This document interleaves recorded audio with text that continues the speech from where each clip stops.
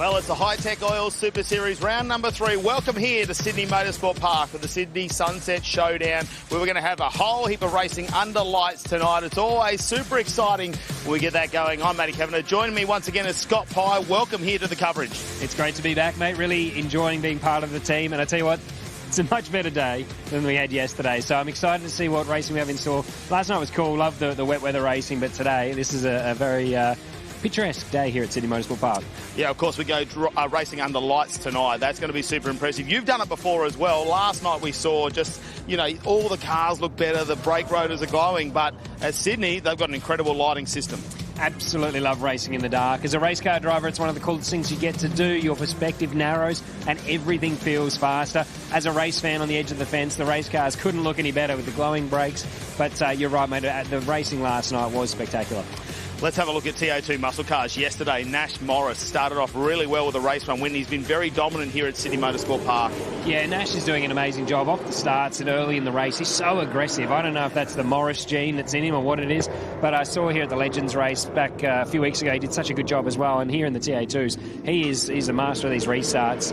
And yeah, very excited to see what he's got in store for us today too. Well, we kick off today's action here on the live stream with the Australian Endurance Championship. 3 hours to get through. Let's head up to Dan McCarthy in commentary. Thank you very much, guys, as we go green for the first race of the day, the Game Over Australian Endurance Championship Enduro. And it's the pole sitter Jake Camilleri, who's pulled quite a margin going down towards turn number 1. Luke King has moved up into position number 2, overtaking his teammate Nikolovsky, who's been hung out to dry on the outside of the hairpin. So through goes the BMW production car of Dukes. He shares the car with Carl Begg as they come over the brow of the hill. All of these drivers this weekend, 2 driver combinations. So we will see many driver changes, many pit stops. Lots of strategy is going to play out over the next 3 hours of racing. And Nikolovsky is certainly going in the wrong direction at the moment. The Ginetta of Levitt has also gone through. And now the Anthony Sewell Grant Denyer McLaren GT4 car is looking to line him up as well.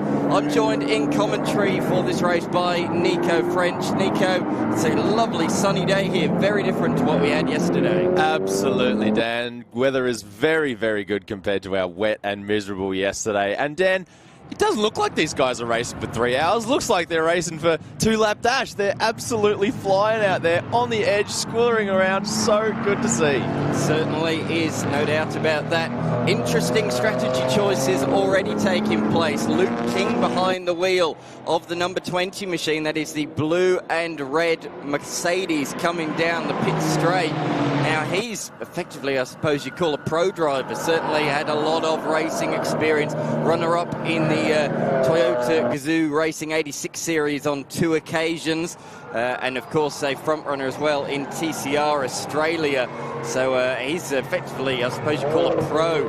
Whereas a couple of the others, Nikolovsky for example, his co-driver is Fabian Coulthard. So he's going to save his effectively pro driver until a little bit later on in the race. So although the 12's moving down now, the 20's moving forward, that will switch around over the course of the race. As we can see, the Ginetta, a late addition to the field. Happy to have the Ginetta. Great to see. Of course, Ginetta's a very popular one-make series in particularly the UK, as up the inside comes Levitt. Certainly had to think about it, didn't he?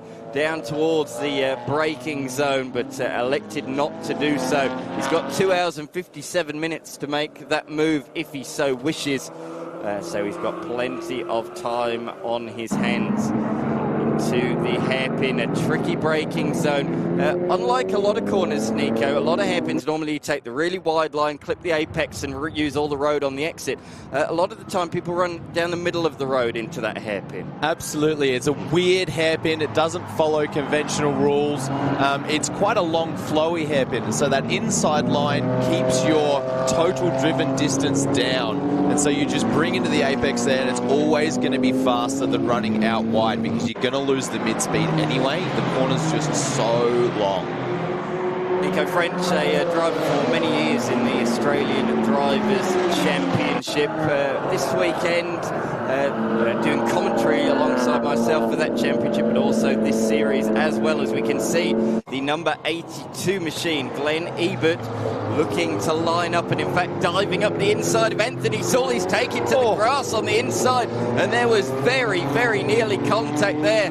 The McLaren, I think, had to open up the door to avoid any contact, but boy oh boy, you said that they were fighting fierce on the opening lap. That's not stopped on lap number 3 of the race. That was very ambitious and great work from the McLaren to just say, nope, this is my corner, mate. You absolutely cannot do this. Running off the inside of the track, we see the replay here. He's looking for it. He's trying late on the brakes, can't quite get there. He's halfway up, but the McLaren says no. He's off on the inside on the dirt, and the McLaren keeps the place. There was a hairy little moment there. I thought there was going to be contact for sure. Now, we saw contact with these teammates a couple of times in the first race. There's 3 of the Mercedes in this motor race, and these 2 are nose to tail at the moment in position number 7 and 8 out there. Right, Daniel watching on. He'll be jumping behind the wheel of that number 4 McLaren, the gorgeous looking GT4, the 570S. I think that's my favourite looking car of all of the GT4s. I agree, Dan. It is a stunning looking car, and so is the GT3 cars. I mean, McLaren just make some of the most beautiful looking racing cars. But the Mercedes, mate, the AMGs, you just can't compete with them. They seem to be winning everything at the moment. Absolutely right. Here we go, though, down the straight line speed on that production car isn't too shabby, is it? Ebert moves up the inside in towards the far, sweeping the notorious turn number 1. We've seen a few people get it wrong there. You can see the wheel marks from yesterday where people have run off the road and clouted the barrier through there, but a nice move from the production car, and Luke Vanner's going to get behind the wheel of that machine in the coming laps. Luke Vanner, of course, a front runner as well in the 86 series. There's quite a few 86 graduates in this series this year, and it's great to see that they've made that stepping stone up into the Australian Endurance Championship. Of course, Game Over jumping on board as the title sponsor of the series this year. The rule changes. Last year it was all about how fast you could go. This year, if you're in a faster class, if you're in Class 1, you have to serve a bit more compulsory pit stop time. What do you think of that, Nico? It means that not necessarily the fastest car's going to win, but a strategy comes in, get your pro drivers in, and it really does shake things up a little bit. I'm all for it. I mean, anything that helps keep the pack condensed and keep the racing tight, keep the cars on the same lap, in the same frame, is good, because it adds to the racing, it adds to the drama, it makes things more interesting and challenging for drivers. There's nothing more boring than being out there on the track totally on your own. You can't see cars in front of you or behind you just lapping around. I mean, look, who can complain at Sydney Motorsport Park in a GT4 car or a production car? You're certainly not living the worst of lives, but when there's other cars around you and you're battling and you're pressing and you're trying to catch and you're trying to defend, it's always so much more fun to drive, but also so much more fun for us to watch. Absolutely. So the top 4 cars are all in Class 1, and so is the Saul McLaren and the 2 Mercedes that we were just looking at fighting away. They're in Class 1. They all must do at least 3 compulsory pit stops of 3 minutes and 45 seconds. Class 2, there's a couple of cars in Class 2. The Ebert BMW that we just saw. We've also got the Grimsley number 71 machine. That is the BMW 240iX, and also the car at the tail end of the field as well. The Holden VF R8 Club Sport. They're in Class 2. They only need to serve 2 3-minute pit stops, so they save a lot of time in the pits. And then the classes lower than that, Class 3, is the sole remaining class. They just have 1 solitary 4-minute stop to complete. As Matty Cav joins us in the commentary box. Matty, good morning to you. Mate, great to be back in here, and we know this one's going to be a game of strategy. Isn't it fantastic that they've changed, I suppose, the makeup of this series so that ideally when we come to the final few laps after those final pit stop strategies play out, that hopefully we've got a group of cars together, because if you're super fast, you've got to stop an extra time, right? So you still need to get those pit stops absolutely on point. You've got to put some fuel in there now. They've changed things up a bit. They use fuel churns instead of, I mean, technically you can go down with a jerry can and tip it in if you've got all the safety equipment down there with you. So it's really starting to minimise the crews they have to bring down here and just go back to some more organic racing, so that we're not bringing 20 people just to go in some production car racing. You can come along with your mates and have a good weekend here at the track. Absolutely right. That's what it's all about, the Game Over Australian Endurance Championship. And you can't complain, Nico, that you're not short of track time either. Absolutely. These guys are going to sleep well tonight. This is a lot of track time. And just looking at Grimsley there in the 71 BMW, that car is flying. He will be working hard in there, keeping up with the GT4 cars in front of him. That thing has got some pace. No doubt about that. Camilleri, fastest lap of the race, 1 minute 39.011. We've got 3 commentators in the box. We've also got a couple of pit lane reporters as well. Melinda Price, good morning. Good morning to you guys. Grant Denyer, good morning to you. Only a couple of minutes into this 3-hour race and your co-driver is game on. Yeah, it's kind of spicy early, which is what we like around here. Yeah, there's a couple of different approaches out there by several of the teams. We haven't done any dry running, so everyone's just taking a big guess at what the setup should be. So Anthony Sewell's a bit of a wily old production car racer who's done he's dragged many a race car around this track.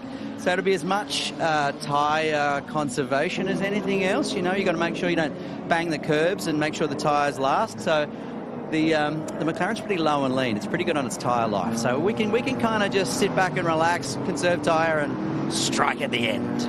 Well, I was going to say playing the long game, but it doesn't look like it yet. When can we expect to see you get in? Yeah, about 45 minutes in or so, I'll jump in and have a stint. It's a beautiful car to drive around here. We're really loving this championship. The 3-hour races are so much fun, and to sit in a McLaren and and do fast laps around Eastern Creek is a pretty good day in anyone's life. So we're lucky to do it. Not a bad offer, is it? Have a brilliant stint, and we will talk to you after that. Thank you. We led the last race. Hopefully we could win this one. We'll give it a go. Good luck. It was a bit of late rate heartbreak, wasn't there, for the Grant Denyer and Anthony Sewell combination late in the Queensland 3-hour. Yeah, caught them unaware, I think, a bit of the tyre dig up there, and they ended up delaminating one tyre, and then on the opposite side it delaminated but actually damaged some of the wiring where the computer sits just behind the wheel arch. So they've tried to rectify that for this weekend, but I think he's got a lot of data here, Anthony Sewell. He's done a lot of laps here at Sydney Motorsport Park. So today they'll know what the tyres are going to do. They'll have a strategy set out for that. And that might be, like they say, just sit back a little bit knowing that we're going to look after the tyres. He's a stalwart of production car racing and endurance racing. If you watch the Bathurst 6-hour, you'll often see him right up the point end, sharing a car with Anton Di Pasquale. Nico's getting a little bit nervous in the commentary box. There's a bit of a fight out there on the racetrack. Absolutely. I'm just watching Grimsley just constantly, every single corner, he's filling the mirrors of that AMG, just looking for a way past. And normally, Dan, when a car is sitting this close behind lap after lap, it generally means they've got the pace. They just can't find the window. So I would expect to see a move here at some point. But as you say, this is a 3-hour race, so there's no need for him to go dive bombing down, taking massive risk, as we saw a little bit with the McLaren earlier on. Just settle in, don't worry about it. The pit stops will come. As long as he can get into a flow and keep the lap time solid, he'll be in for a good result. Sydney Motorsport Park looks lovely today, doesn't it? It's like a completely different city we're in. It looks absolutely fantastic. Of course, we will be racing well into this evening. 10:30, the final race here at Sydney Motorsport Park. So if you're around the area, you've still got 10 hours of racing. Just pop down, come and join us here at Sydney Motorsport Park. We've got the TA2 Muscle Car Series. We've got Legend Cars. We've got the Yokohama AASA Australian Formula Ford Championship, the Hankook Australian Drivers Championship, and so much more. Still got the Innovation Race Cars for their 50-minute race after this. So it's an endurance afternoon for us, really, here. Before we head into some of our more sprint races tonight from 5 p.m. as well. But, yeah, what a comparison to yesterday. Even this morning when we came into the track, there was a light shower out there. So we haven't seen... And the Grant Denyer touched on it. They had no dry driving yesterday. It was all wet weather, and they expected today was going to be dry, so you throw all that out the window as we get a little bit sideways here, and Grimsley really steps to 71. Allen Tech, oh no, He holds on to it, though. That's a great little battle at the back. And, you know, that car was actually brand new up in Queensland too. That was the first time it had been out in an endurance race. So it's a brand new build for them, and looks like they're starting to get their head around it. Yeah, it certainly does. That's for sure. Over the brow of the hill through Corporate Hill. With 15 minutes nearly gone in this race. Defensive move being made. Grimsley looking for a nice exit. Puts the power down. Seeing a lot of sideways action from that BMW. If I was that team, I'd be very worried about the life of those rear tyres. He is sideways a lot, pushing hard. There's still got a long way to go, boys. Absolutely. It just looks to me like he loses a bit of ground in this this final sector and the first sector of the lap, but in the tight technical stuff, I think he just seems that little bit braver at the moment. Absolutely. You can still see the patches out there too, where there's still a bit of moisture. Like yesterday it rained so much and it just couldn't absorb any more water into the track. And once the sun went down, it didn't go anywhere. It just stayed there. So there still might be a couple of, I suppose, slightly greasy patches. And if you're committed like it's a dry track and you just go on one of those, you might find yourself unaware. I think as well it's going to be a case of if you go off the track, you can see, look at those wheel marks on the inside of turn number 2. If you get off track, I think it's going to be hard to get back on. Yeah, it's a mud pile out there. You're going to struggle, one, to get the traction on the rear tyres to drive out of it. Two, anyone with a low splitter on the front of the car, especially some of these these GT style cars, if they've got a big splitter on the front, they're going to dig that up, and that's going to really make that hard for them. Then they're in the pits a bit longer than they really want to be. Although they've got a generous pit allocated time, which is another part of the series, is when we've got them filling up and people in the lanes, you know, they've given them a generous amount of time to travel down pit lane at the speed limit, then get in there, plenty of time to put the fuel in. It's not a big rush. It's not really going to affect them. As long as they time that pit stop perfectly, everything else, you know, is pretty cruisy down there, I should say. You know, you just got to go through the motions and just be reliable. This is a fine addition to the entry list this weekend. Leading the way, Jake Camilleri, well known for racing his little Mazda, and boy oh boy did he always punch well above his weight in that Mazda over the years. Of course, we saw him make a few appearances in the Australian Championship last year, in the Endurance Championship, and then this year as well, back for round number 2. A series in qualifying dominated by Mercedes, but this race is already looking a little bit different, isn't it, with the BMW up to position number 3. That's the number 26 entry of Steve Dukes and Carl Begg as well in their F82 M5, and as well Levitt in the Ginetta as well. So lots of variety inside of the top 5. The Ebert, that's a brand new BMW out there, the number 82. They had a few issues with that in the opening round of the season, unfortunately, or leading into the race anyway. A few mechanical dramas, just a few teething issues that you often get with new race cars, Nico. Absolutely, and as Matty Gav's talking about a generous amount of time in the pits, we've obviously got a big moment.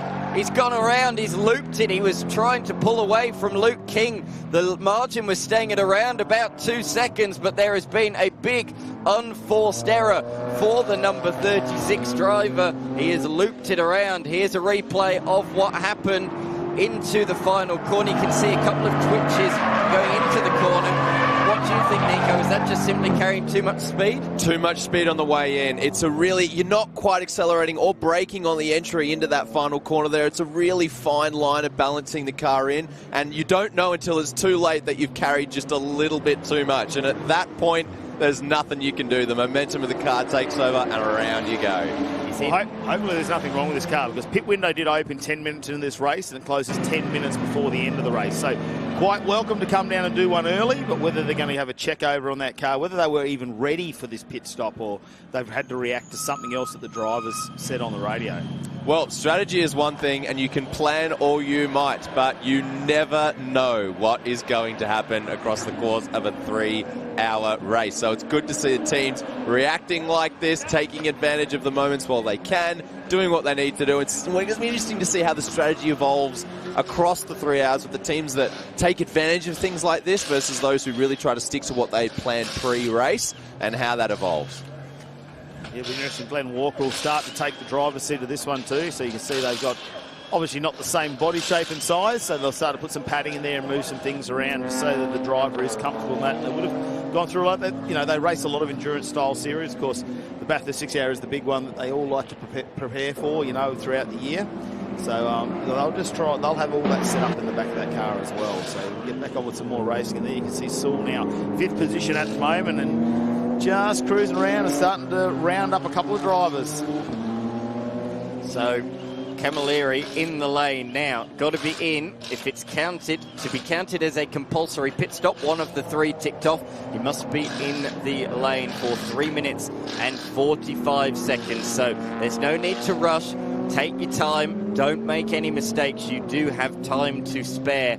And it's going to be interesting to see how the strategy plays out. We saw at Queensland Raceway, didn't we, Madicap? Safety cars or pace cars played a huge factor in determining the outcome of the race. Oh, Sewell putting 2 wheels in the grass there. That's not what you want to do in the braking zone. Very good job to keep hold of that. Well, it started with 1 wheel. It ended up with 2. It doesn't like being out on the dirt. So he'll be coming around, and this should be to put a lap, is it, on Oates Ebbett just out in front. So Ebbett there, and Sewell getting into a nice little battle there for 4th position. And this will continue on as the race goes on too. 2 different classes as well, so whether they're going to try and block a little bit or go for an outright win potentially, or whether they're going to let that class player go through knowing that you've got an extra pit stop coming up, so you get that time back eventually over the 3-hour period of racing. Now, something I want to quickly just pick up on here is seeing that AMG sitting in the pits there. As an avid GT fan myself, long-time sim racer in GT3 categories, it's very weird to see a GT car with AO50s on it. So can we talk a little bit about the tyre rules here this weekend? So tyre rules are effectively open. You can drive whatever you so wish. So there's different people. Carl Begg I spoke to, he's going, oh yeah, today we're going to try, this was when I spoke to him yesterday, he's going, yeah, just for the final practice we're going to try a different set, a different manufacturer of tyres, see how it goes. So it really is choose what you wish, which, as you say, is very rare in GT racing. Of course, it's so tightly formulated normally. GT3 and GT4, of course, it's all a parity category. It's all about making sure the cars are equal, they all have the same tyres, so yeah, it is a little bit more open in that sense. And that's one of the great things about this series as well. In years gone by with production car racing, you've been very limited on what you can do. With the Australian Endurance Championship, they have opened the parameters a little bit, and they're allowing for a few tweaks. If you want to change, maybe do your engine up just a little bit, give it a little bit more poke in a straight line, you are able to do that. That's one of the great things about this series. It's not a spec series. As we can see them head into turn 2. Other pit lane reporters, Scott Pye, what have you got for us, mate? Yeah, guys, I've got Jake Camilleri down here. It's clearly a little bit warmer than it was yesterday. Looks like a pretty tough work out there. Talk us through your first stint and then the little mistake just at the last corner. What happened there? Yeah, no, we got a good start. It was all part of the plan, just trying to get a run, just run that tyre. Like, we haven't had a dry run on this tyre yet, so it goes away pretty quick, and she's pretty squirmish out there. But we knew we were pitting, and I was just pushing a little bit, and it just snapped the throttle and just did this massive slide, and I just let it sort of go around it. So I'm pretty annoyed with myself because we had a nice little buffer there, and I don't know, I didn't really have to push at all. But I don't know, just one of those things. It just snapped away on me. But yeah, we'll just keep going. We're all right. We're there. We're driving race cars out there. It's what you do. But stint length, I'm kind of curious about what your strategy is there. You were saying you're on your in-lap then. How long do you predict you'll be out of the car for now before you're looking to get back in? Well, we'll probably run Glenn now through the centre with another stop, because we'd have 3 4-minute stops. So then we'll run to make sure that I'm at the end for that whole stint at the end, and get a good run. Make sure we're just one tyre stop and fuel, and we're ready to go. Nice one, mate. Look forward to keeping track of you during the day. Good luck.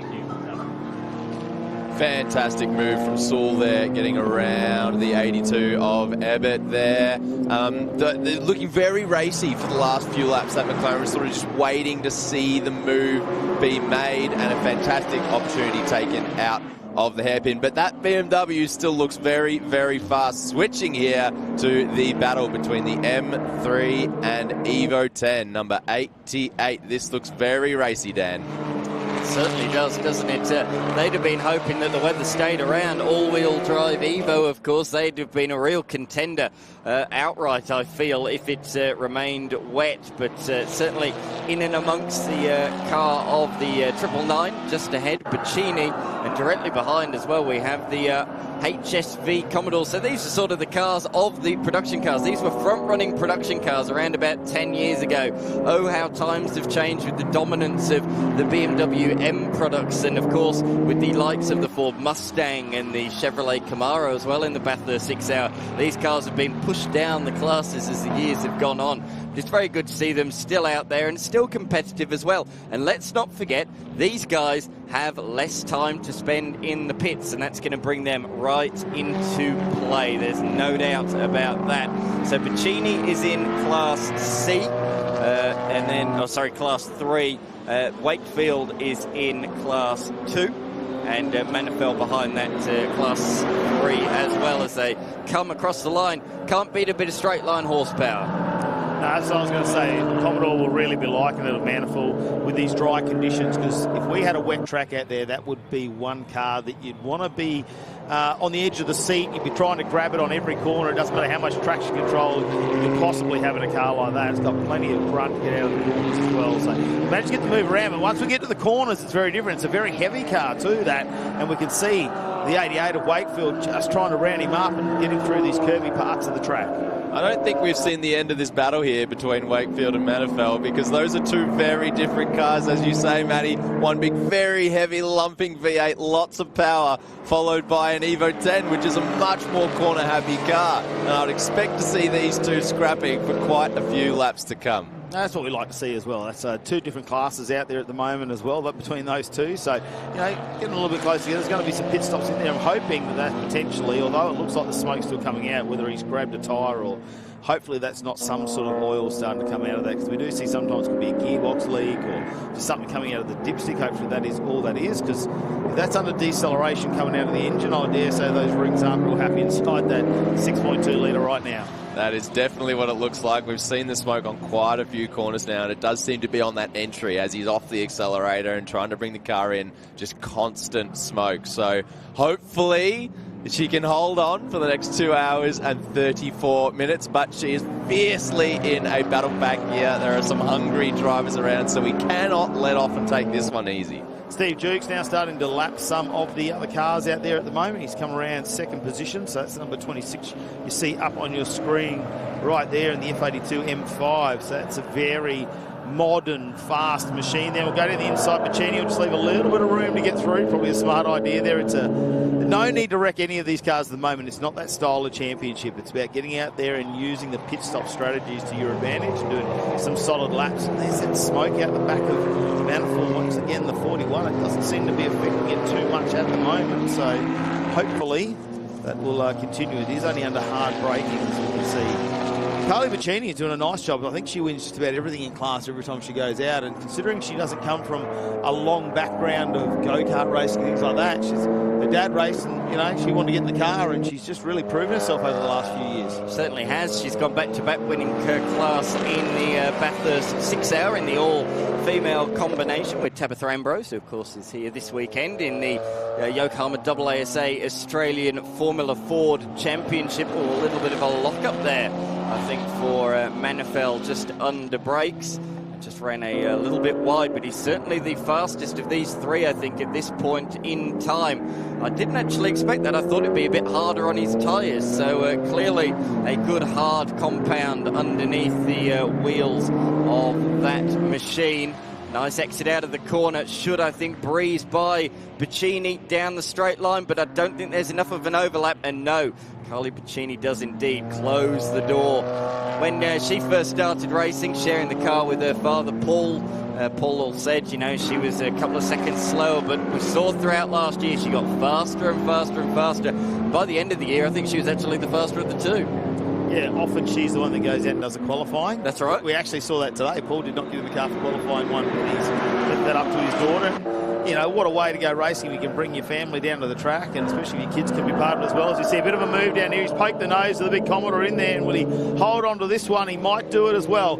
Plenty of speed, and they're doing well over 200 kilometres an hour, and that is a big braking zone coming into it, as well as the Evo's going to have a look and slide down the inside, and Wakefield gets position.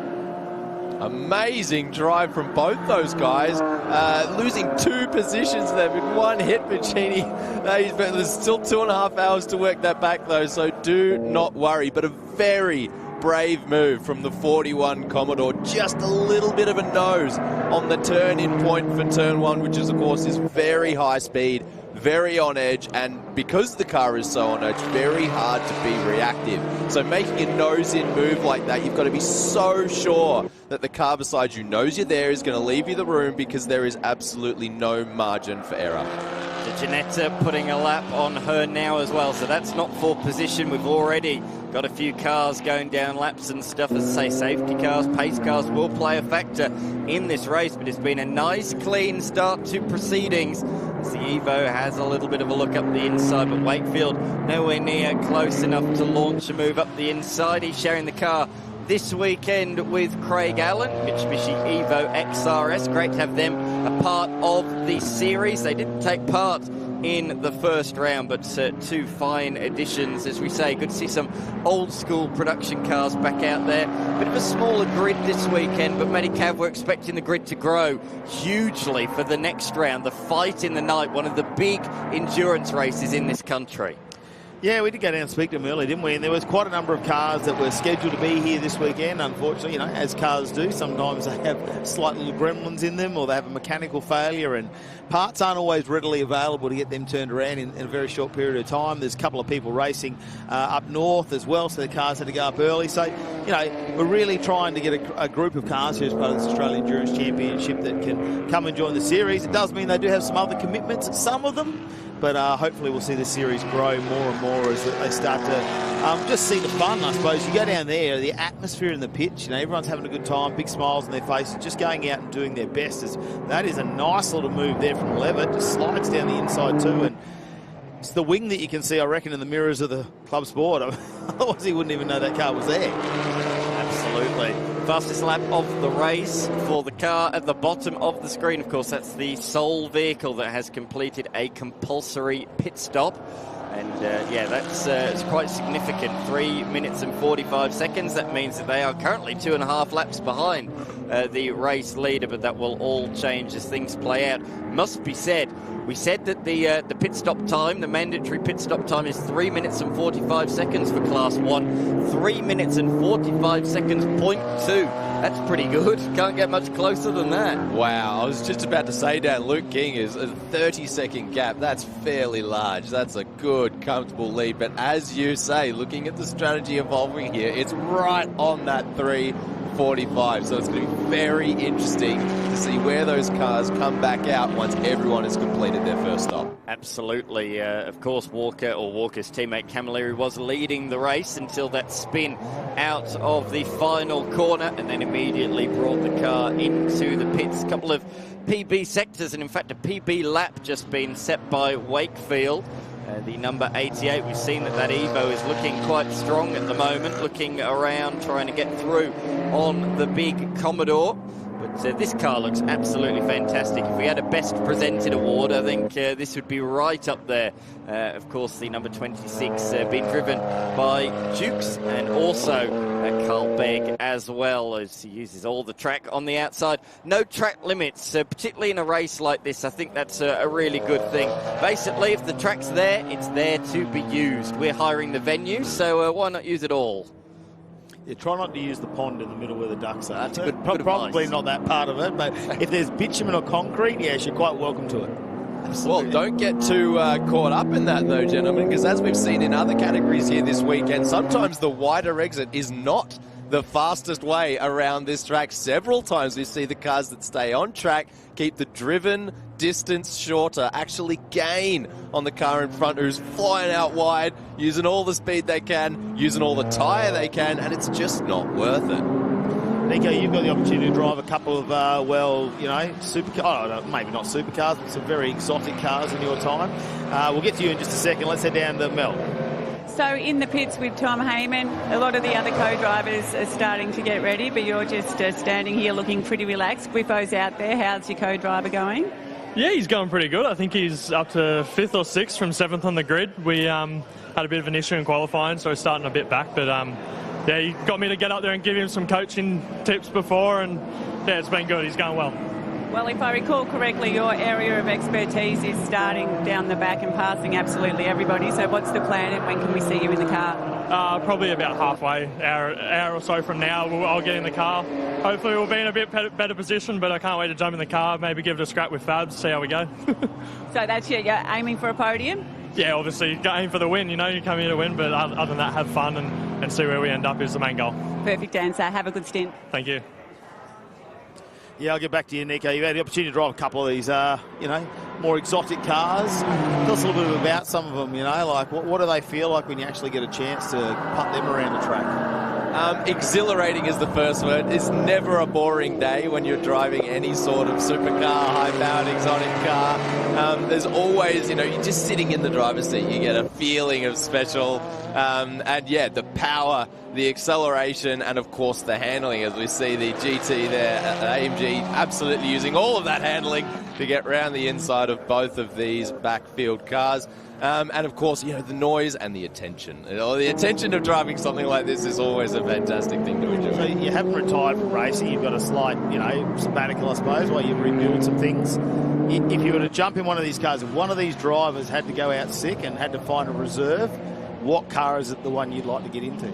I think the McLaren, as we were saying before about how beautiful the McLaren is, I think that'd also be probably the most enjoyable car to drive. That mid-engine really giving it that mid-corner ability to rotate on its own axis, much like the hyper racers do that I've been racing for the last 3 years.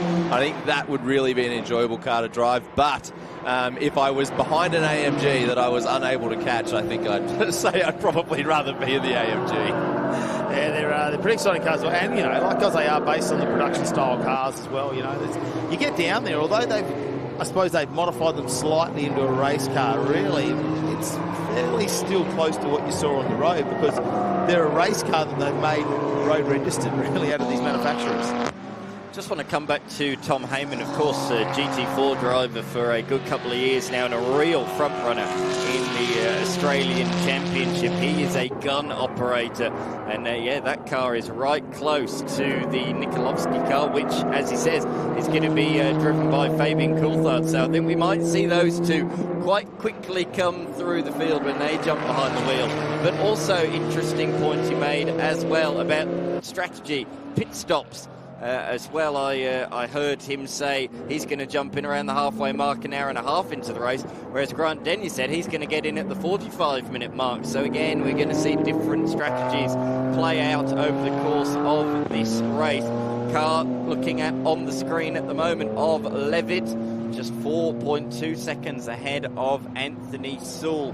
How are they trading times at the moment? Well, I can tell you that Sewell is catching him at quite a rate of knots at the moment. And that's why, look, the margins just come down in that sector alone. Look, it's now down to 2.5 seconds on our timing screen in front of me. We'll see as they come across the line. That is a ever-decreasing gap between Levitt and Sewell. There's no doubt about it as they go across the line to complete lap number 21 of the race. Look at that. That is a small margin now. Sewell ranging in on the back. I was going to say, Dan, looking at the Ginetta in the last couple of laps, it is looking very, very racy. But the McLaren of Sewell is absolutely reeling him in. Grant Denyer will be sitting in the pits, rubbing his hands together, knowing that the fight for a podium, but potentially a race win, could be on. Absolutely, it is. Of course, McLaren, well renowned not only in GT4 competition, but GT3 competition. And let's not forget last weekend at the Goodwood Festival of Speed, the McLaren Hypercar. Yes, they are going to Le Mans next year. At the Goodwood Festival of Speed, the McLaren Hypercar cut its first public run up the hill climb, its public debut. And boy, oh boy, did that look and sound fantastic. Our race leader, Luke King, is in the lane.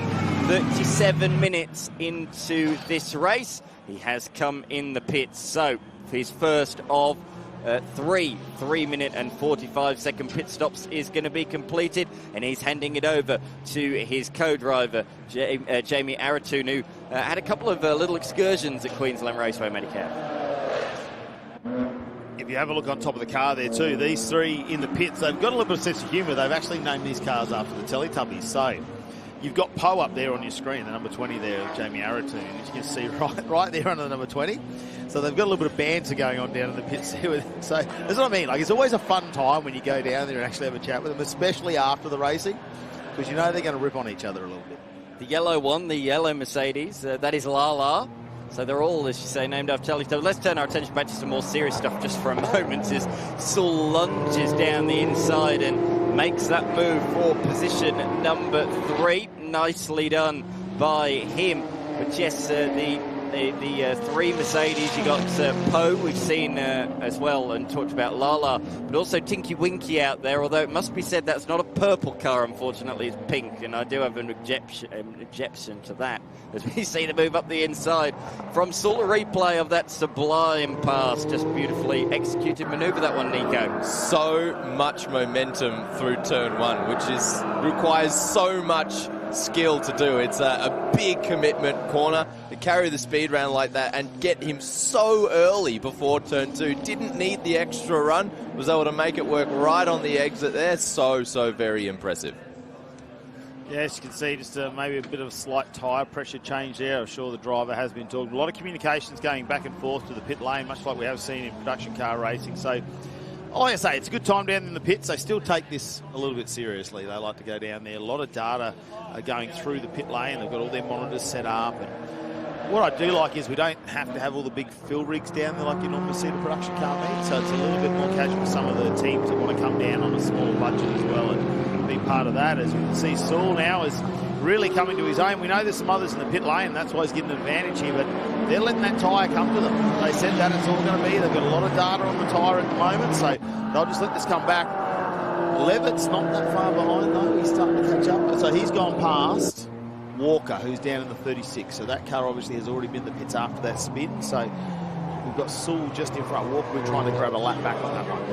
A massive gap that he's pulled in just a single lap there. Massive pace on that McLaren as we see Grant Denyer with the super cheap auto, deal or no deal. Pink helmet getting ready to get in the car. He said 45 minutes. And we are just 4 minutes away from that 45-minute mark, so I think we're going to see this car into the pits in the next few laps.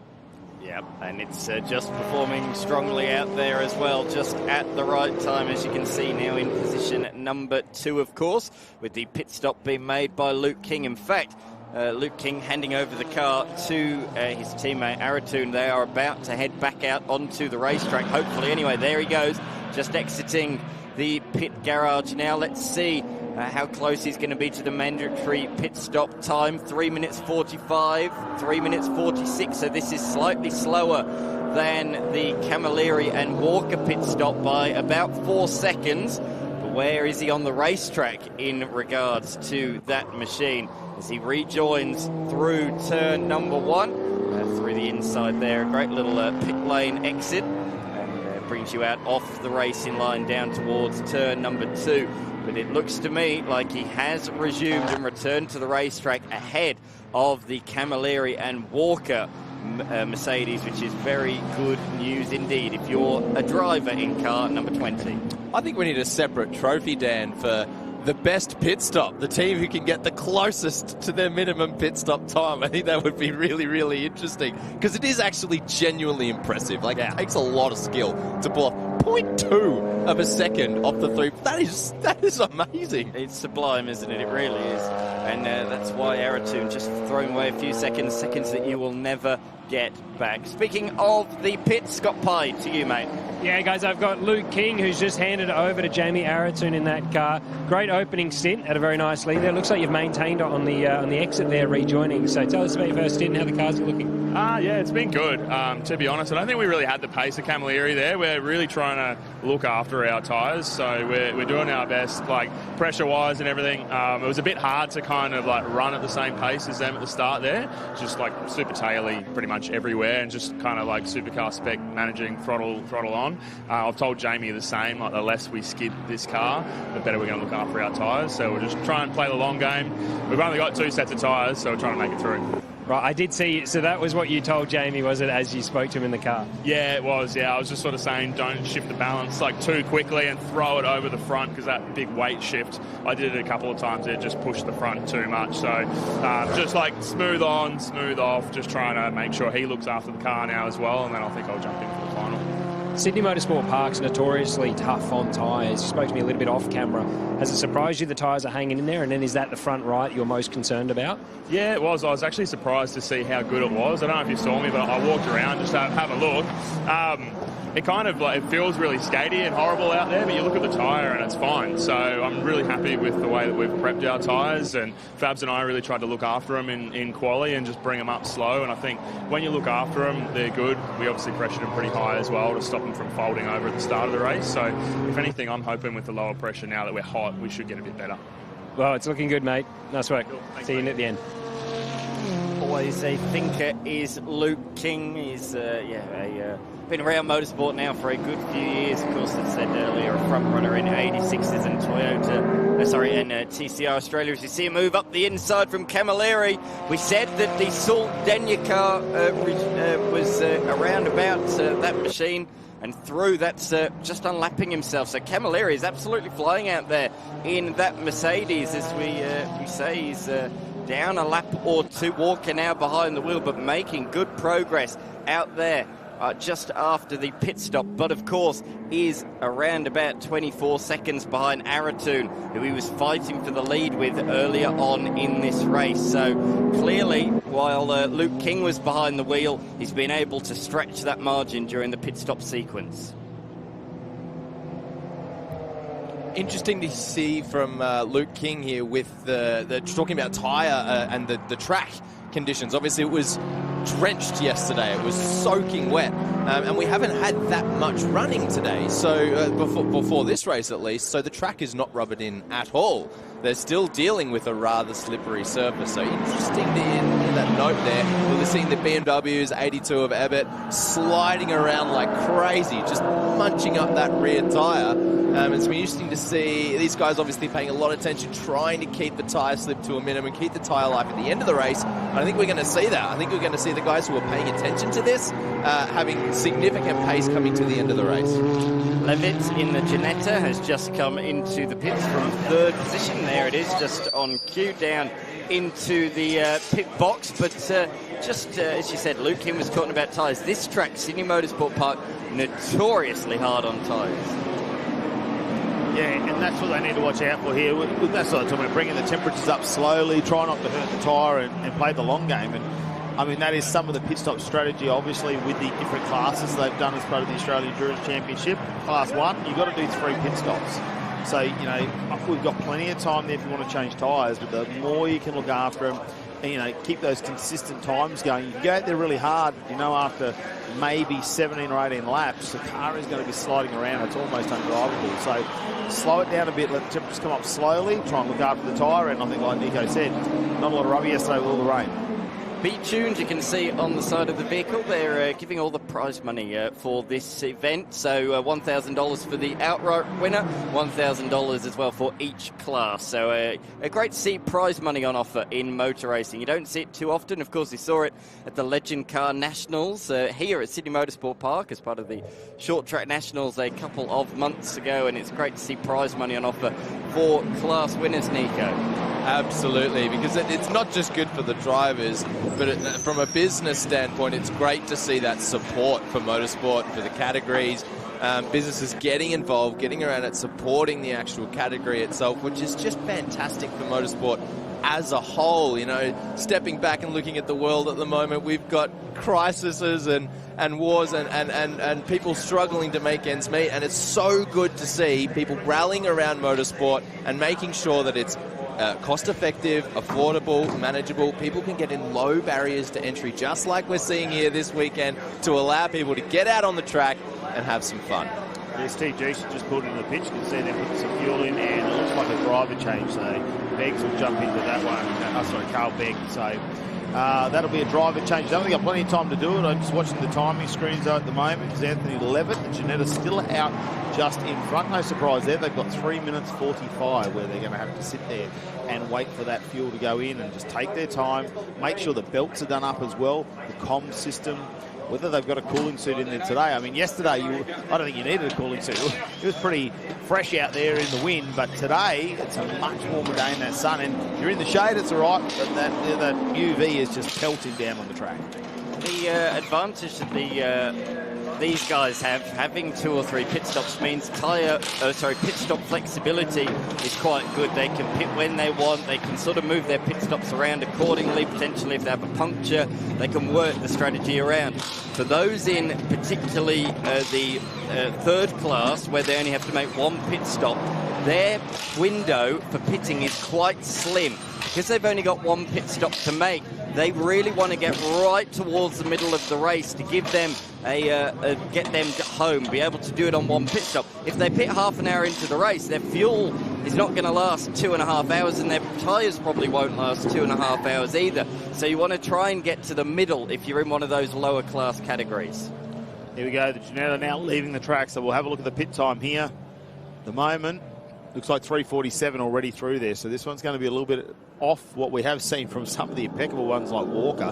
That was amazing, that number 36, the pit stop they did there. So a 3 minute 50.87, so a little bit behind there, but there's going to still a fair bit of time to go in this race, still over 2 hours remaining. Doesn't seem like much, 45 seconds, 49 seconds, 50 seconds. You're only talking about a handful of seconds here.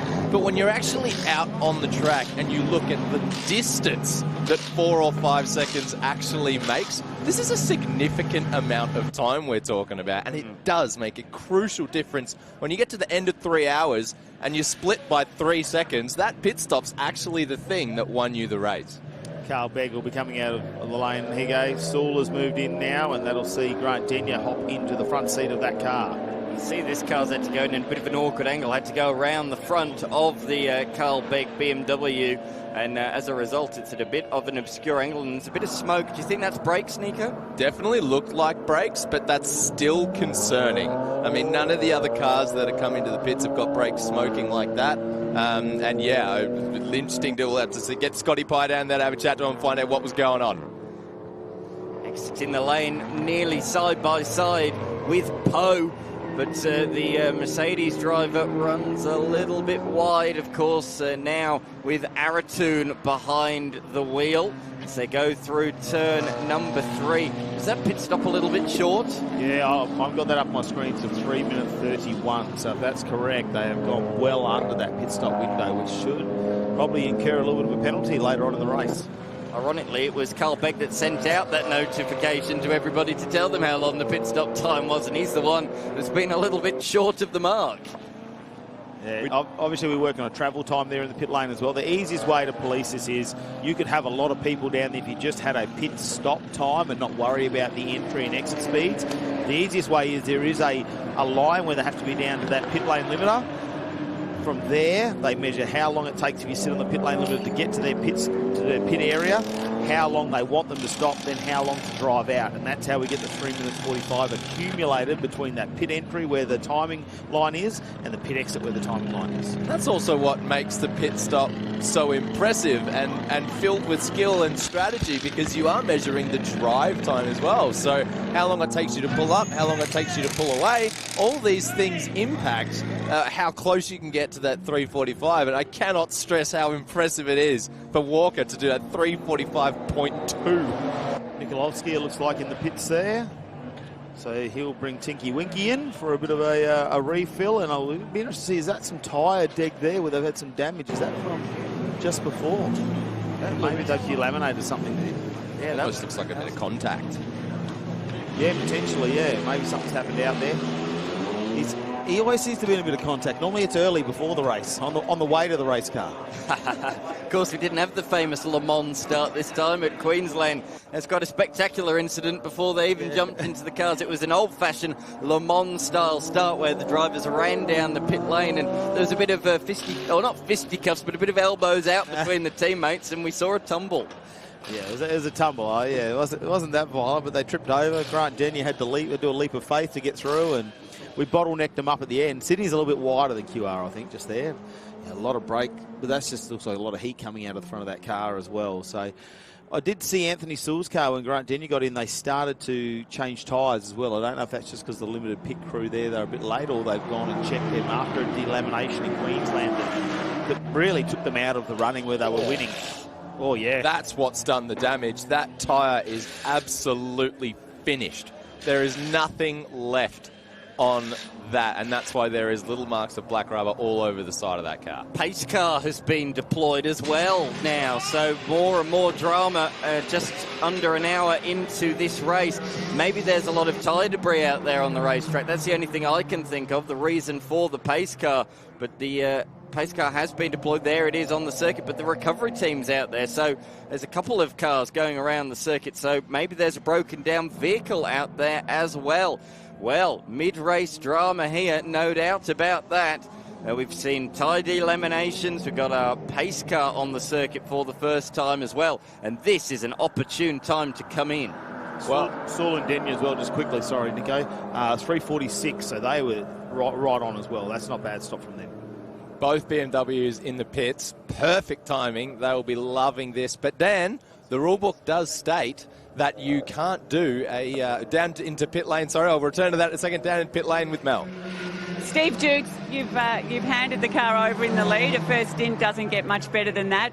Tell us about all the action, particularly at the start there. Yeah, thanks, Mel. It was a pretty wild start, actually, but testament to the guys. Great clean racing into turn 1, turn 2, and then obviously into the combo in the back. So real credit to all the guys. We've been chasing a bit of setup this weekend. Obviously, like every team's been going through, being the wet practice and even the wet practice yesterday and this morning. Setup was moving around a bit, so we were comfortable with our qualifying pace. Wasn't necessarily representative of our race pace. So I think in this first stint, it's looking that way. And I think with Carl behind the wheel now, hopefully we can just keep that momentum going. Yeah, I was about to ask you, Carl's obviously just jumped in the car, so what are you expecting of your co-driver? Oh, well, Carl's the sort of guy that you can just set a lap time and he'll drive to it. And I think that's one of the things we're going to see from him as well. So, yeah, Carl's solid. We've been racing together for a long time now, against and then with each other for the last 4 or 5 years. So, yeah, we trust each other, and we'll just go out there, build hopefully gap, and just make sure we stay in those top 3 spots and push through for the 3 hours. And we've just saw a manufacturer tyre brand change. We'll talk about that a little bit later, but watch this space, eh? Oh, you see everything that's going on here. So, yeah, let's see how that plays out. But, yeah, we're just trying to work out where the season's going to go. So, yeah, good spotting. All right, well done. Thank you. Awesome. Thanks, Mel. Over to you, Scotty. Yeah, guys, I'm just down here in the lane and I've had a look at the tyres that came off Anthony Sewell's car. They got a rear right tyre has actually started to blister, so it's not quite delaminating like what we saw come off of John Nikolovsky's car, but it is starting to blister. Even the unloaded tyre on the inside, interestingly. So I got one of the crew members to come out and give me a track temperature update. It's 25 degrees here in the lane, but the tarmac's a little bit darker on the racetrack. So 27, 28 degrees is probably what you expect to see out there, which isn't crazy, but it is a circuit that's very tough on tyres. So Queensland Raceway, we saw some strange delamination. That's what I think we saw on John Nikolovsky's car, but the blistering I saw on Anthony Sewell's car, that looks a little bit different to me. Very, very interesting what is occurring out there. We saw the number 12 Mercedes overtake as soon as he exited the pit lane under the control of the pace car. Realised it was pace car, let the BMW back through, but then all of a sudden the BMW was travelling slowly, and under the stewards, basically you're allowed to, if the car ahead of you has a mechanical issue, you are allowed to overtake on the safety car. Whether or not that's the case, or whether they were just slowly catching up to the safety car, remains to be seen as we see tyre change on the all-wheel drive Mitsubishi as well.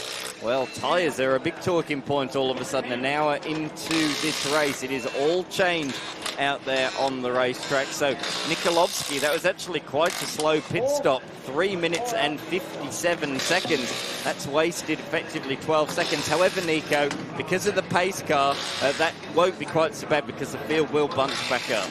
Absolutely. We're definitely going to see all of those very, very large gaps back down to zero. It's once again anyone's game, everyone taking advantage of the pace car here as we see the tyres going back on the yellow Mercedes there. Which Teletubby is this, gentlemen?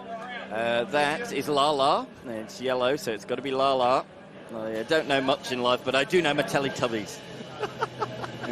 As we can see, I'm just looking at some of these pit stop times. 3 minutes 46.3, a nice stop for the Sewell and Grant Denyer combination. We now know that Denyer is behind the wheel of that one. And as well, we're just seeing Griffiths has come into the lane, been in for about 2 minutes. He was the race leader, so that may change because our Class 3 drivers or combinations have not pitted. So that is Mantefel and Bacchini. Our 2 Class 3 cars have not pitted yet. So that's an interesting point. And there we can see them right at the head of this safety car queue. It looks to me like Griffith will lose the lead, but this is crucial. Those that pitted under green flag conditions have lost out badly. Definitely pitting under the safety car is always the way to go. But we're about to go back to green. The tyre debris has been quickly picked up on pit straight by our AASA officials and marshals. Great job from those guys. We don't have all of the cars in this race out there on the racetrack. There's quite a few cars still in the pits performing a mandatory pit stop. So as we go racing, the race leader is in the pits as they go across the line to complete lap number 31. Griffiths only has 45 seconds left to serve in the pit stop, so he's going to come out still in the lead of this race. Oh, he's just tumbling down now. As they've crossed the line, they have now overtaken him, and there's all change down at the hairpin. Up the inside is the number 20 machine of Aratoon, who's made up a couple of places there. He's got Denyer directly behind him, and Luke Vanner has jumped behind the wheel of that brand new BMW production car as well, and in fact he looks like he might go and try and attack Grant Denyer around the outside at the 90-degree right-hander, but no, not able to do so. The Ginetta directly behind, they're all on the same lap. Here, rejoining the race is Mark Griffith. That was actually quite good for him. Most of his pit stop was done under the control of the pace car, so he's not lost out too badly at all. But look at this. This is so congested. Up the inside goes Luke Vanner, who probably feels that he was squeezed by Aratoon, unaware that Aratoon himself ahead was trying to make a move on the Holden. So that is just class racing, isn't it, Nico? These things happen. Did someone say this was an endurance race? Because I think I'm watching a sprint race here. This is absolutely madness. Interesting to see. These obviously very different cars with very different straight line and cornering speeds. We saw on the restart, the Commodore there, which has now dropped several positions, just walked away on the straight. So much power. But as we come through the middle stage of the lap there, all of the cornering is done, and he's just picked off one by one. But obviously that's happening with all of these cars. They're all great in their own ways, and you can see that battle pack just constantly shifting around, everyone trying to take advantage of their own specific strong points to make the most through the middle section of the lap there. Look at the Commodore just right on the suspension all the way around turn one. These BMWs though, they are so impressively fast.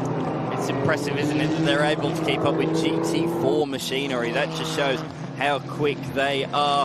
The Ginetta moves on through now on the Commodore. Just let's not forget, led the restart a lap ago. It was the Commodore leading the way ahead of the Bacchini BMW, and they've all been shuffled to the tail end now of this queue. But just to give you a little bit of an update on where we are at, the Walker machine is back at the front of the field. Let's not forget that was the car that spun early on in this race from the race lead, came straight into the pits in the hands of Camilleri. With all of the pit stops shaking out, they have now found themselves back at the front of the field with some nice aggressive moves on that restart. They've moved their way back to the front. Grant Denyer's at the wheel of the number 4 car. As up the inside comes Luke Vanner. Big dive up the inside on Aratoon. Nicely done from the youngster. That's why he is a talent. Just touching on those pit stops, while you guys were busy with the race restart, I did notice that Begg actually came in for a second pit stop, which he's gone to 3 minute 48 because he was 3 minute 31 on his first one. So I don't know whether he's coming a second time to make the second pit stop official first pit stop, or whether that's something else that's happened there. I think that's very smart. I think so too. Just get the second one out the way, and then that means you've only got one more to serve. Well, their first pit stop wasn't long enough. So have they null and void that pit stop, and will they try and do an extra one? So will we see 4 pit stops? And because of safety car, they've decided to come in and do their regulated time. Let me check the rules on that. Yeah, I'll get you busy reading, Dan. I thought you were so busy with the race restart there. I'm thinking, why are they in there again? But they were short in that first one by almost 15 seconds. So there'll be a couple of things going on in the background of that one, and yeah, we'll wait and find out. I'm sure they've got a team of strategists back at the factory doing the maths, trying to work out whether they can kill 3.5 minutes of that first pit stop, that invalid pit stop, and make a 4th, or whether they're just going to have to ride out whatever the penalty is that's going to be served for that one. But the battling is on track here. The Ginetta looking to find a way around the AMG. These guys all very hungry to keep that track position. As we say, the pit stops are very important, getting as close to that limited minimum time, that 3:45 or that 3.5 minute stop, but track position is crucial at the end of the day. Looking for a dive down the inside here, can't quite get the nose up to the mirror to take the position. The AMG is going to hold on around the outside, but this Ginetta, Matty, he's looking very, very hungry. Yeah, and Levitt's doing a solo drive this weekend too, which could be a little bit different from some of the other drivers. You know, sometimes you get into a bit of a groove out there. It's advantageous, I suppose, to stay in the car, but 3 hours is a long time to be in a race to maintain that concentration. It takes a lot of energy out of you to be that concentrated for that long. So we might find towards the back of this race, maybe in the final hour, let's hope, you know, whether there's some mistakes creep in or whether he's able to maintain the pace that he's got right now. So watch that car as well. It could be very fast now. Will he maintain that pace for the entire 3 hours? That's what we'll have to wait and find out. Let's head out of the pits with Mel. Saul, great first stint by you. A little bit of action very early on in this long race. Yeah, it was a bit of fun out there.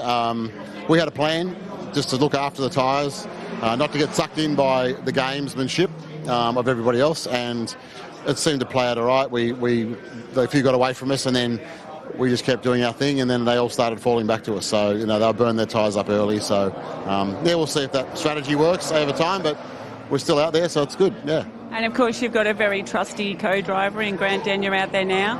Yeah, no, Grant's great, doing a good job, currently in second place. So we'll just see how that pans out. But, yeah, look, we're doing our best to just look after the tyres. That's the main thing. The tyres are very fragile, so we're just looking after those. It's definitely the topic of the day, but I'm sure we'll be seeing you right up there at the very end. Well, hopefully. We've got an extra 5 minutes and 15 seconds worth of pit stop time to make up.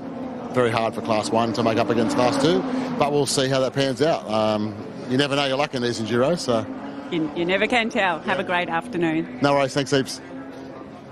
Yeah, great to have him smiling down there, isn't he, for Anthony Sewell, and being part of this series as well. He spoke to him at Queensland Raceway, and he said, yeah, you know, he's got one of the older GT4s now. It's not really an old car, I suppose, but in terms of racecraft, he said it's nice to be able to come and fit in with the Australian Endurance Championship here because, you know, to stay up as a front runner in GT4, just how much more they've got to keep updating the car and things like that. So, see Fab's down there now. He's a cheeky little wink as well. He's always got his hair done, though, for these race meets.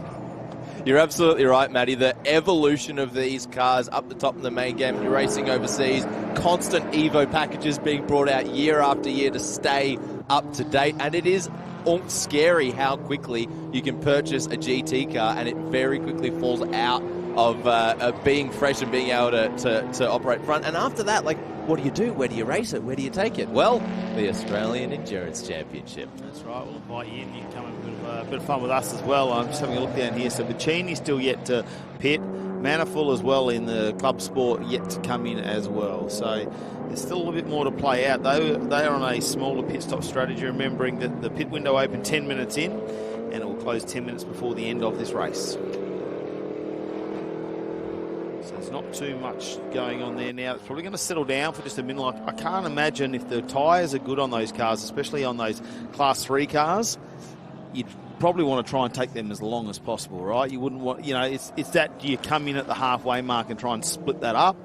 Or do you leave the driver in there if the tyres are holding on, if they're doing those lap times there, you know, being very, I suppose, consistent out there and not putting the car into danger? Do you just keep them out there right until the tyre's at the edge of its life? Absolutely. Just looking at the attitude of the AMG here, it's looking very calm and collected. Those guys are looking after the tyres, not pushing too hard as we go to the race highlights. Yeah, let's have a look at this in the start of the race. Well, you always know something's going to happen here, don't you? Especially down to turn 1. He got away from us, though, pretty quickly, didn't they? The 36 Walker, he just tried to move away there. Well, it wasn't Walker in the car at that stage, but they got down there with Camilleri. This is a little bit later on, though, as the fight continued on. There was a big moment here, though. This was only about 17 laps in, and Camilleri managed to just unload the car there on the final corner and spun out, which he went back a few positions and went straight into pit lane. Yeah, there was nearly a hairy moment as well for Anthony Sewell, but just around about half an hour, 45 minutes into the race, we saw some regular green flag pit stops, didn't we, for the first time, and there was lots of changing. A great battle further down the field between these three that's been going on all race long, and it's certainly playing out to be very, very interesting between those three at the moment. This is a great pass up the inside into turn number 2, the heavy braking zone into the hairpin.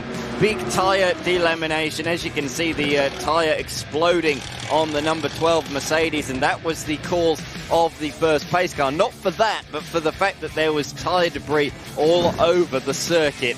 There was quite a few pit stops during that pace car period. Despite that, pretty much the entire field is all on the lead lap. The only cars that aren't are the Dukes BMW, the Dukes and Begg car, which has completed 2 compulsory pit stops, and also the Wakefield Lancer as well. That's also just gone down a lap. But other than that, we are all on the lead lap, which is exciting for this stage of the race. It's very much all to play for.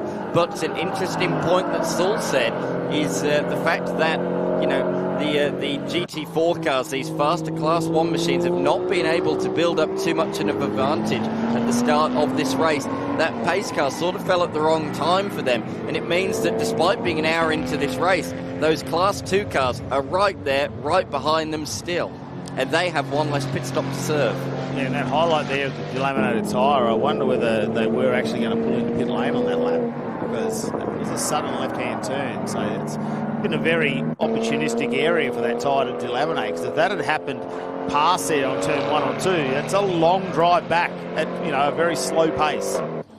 And Nikolovsky remains at the wheel as well. We saw Fabian Coulthard, you were remarking on his haircut, but he's got, the gun driver, of course, many times Supercars race winner, raced for DJR, Team Penske, and won many, many races for them. Of course, won races as well for Brad Jones Racing. So he's going to jump behind the wheel, the gun operator for the second half of this race. So look out, although that car is currently in position number 9, we saw that it is a fast GT4 machine right at the pointy end in qualifying. Look for that car to move forwards late on in this race.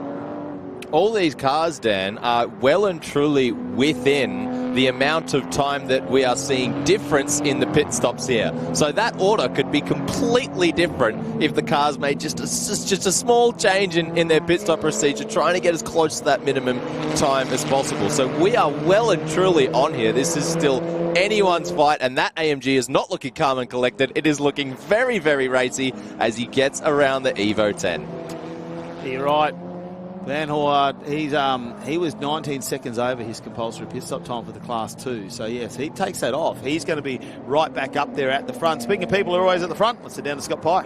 Yeah, maybe I don't know about that, always at the front, but I am down here with Fabian Coulthard right now. He's on the cans as well to John, but I spoke to your sister car driver, Luke King, when he got out. He said the tyres were looking great. About 5 minutes after that, your car was in with John with the tyre delaminating. What is John saying on the radio now? How is he handling it there? Well, that's the big thing with these tyres is they fail, but they don't give you any warning. So obviously John's limited amount of driving, and he says, look, it just sort of went. So it's been a bit of a story of the weekend. There's been other endurance races here with the similar tyre, so we kind of expected to see some failures.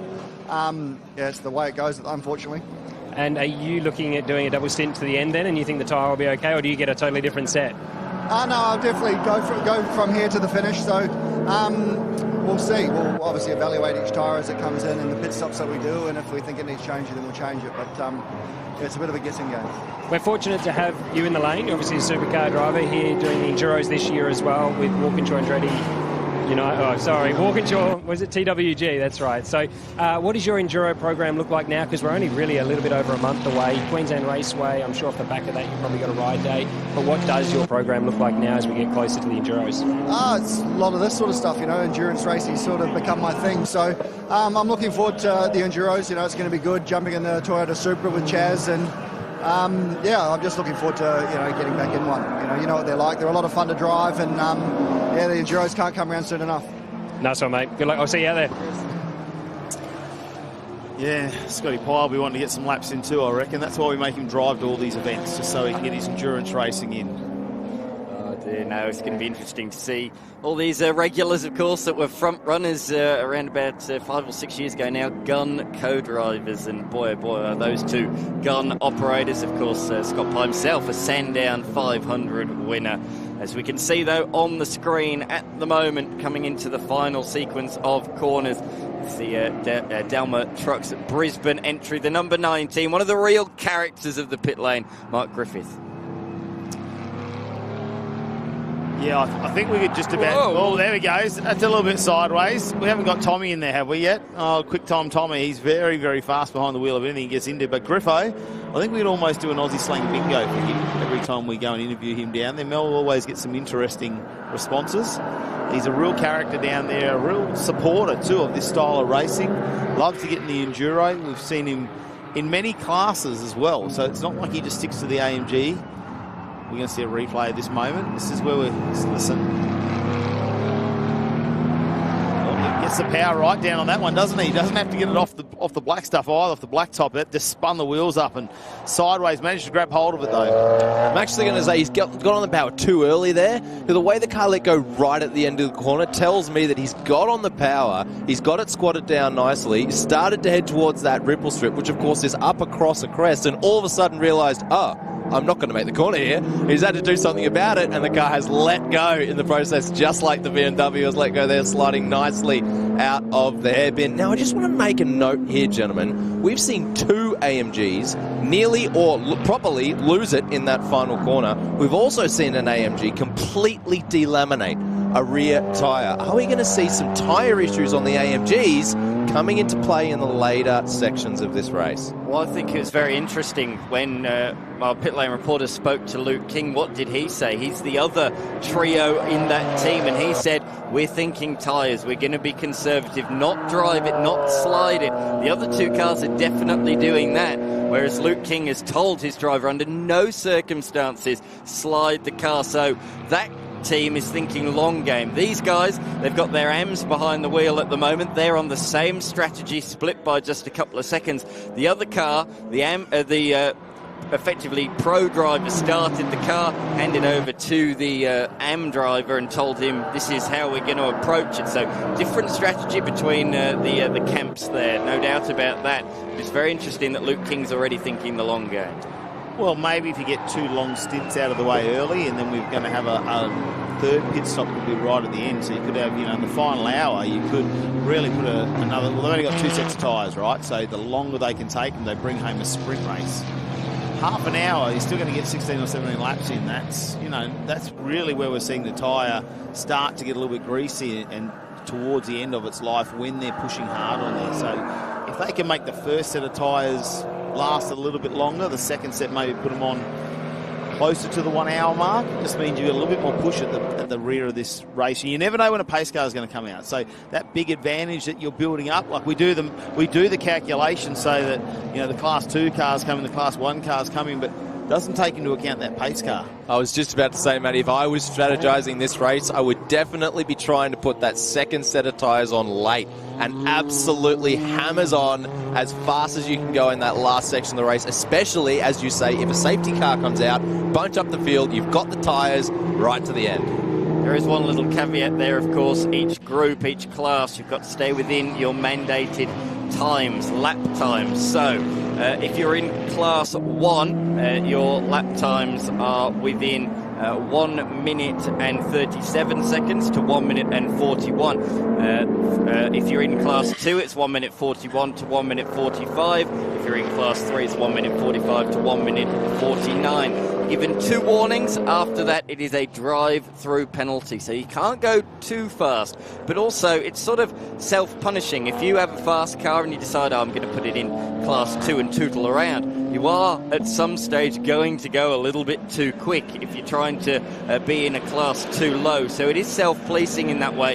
You'll be coming down the pit lane more often than you want to, and that will cost you time come the end of the race, as we notably see the number 12 machine of Nikolovsky enter the pits. I imagine with 1 hour and 42 minutes to go, that Coulthard will jump behind the wheel. No, that was just a drive-through, straight through and straight out the other side. That was absolutely a drive-through. I wonder what that was for, Matty. Yeah, that's what I was thinking. Maybe he's copped some sort of penalty. We haven't seen. I didn't see the board come in. Obviously, with our new system there, a bit like what you see in football or something like that. We've got the yellow card, red card system. So he may have copped a penalty at some stage for that and get a drive-through for that. They've got the boards out. It's been a bit of an addition to the 2026 season with the master brain Marcus Ambrose there coming up with some, I suppose, easier ways to try and judiciarise the system there a little bit, so we can get them run and done a little bit quicker. And so that's just drive through there. I don't see any other reason they wouldn't, unless they were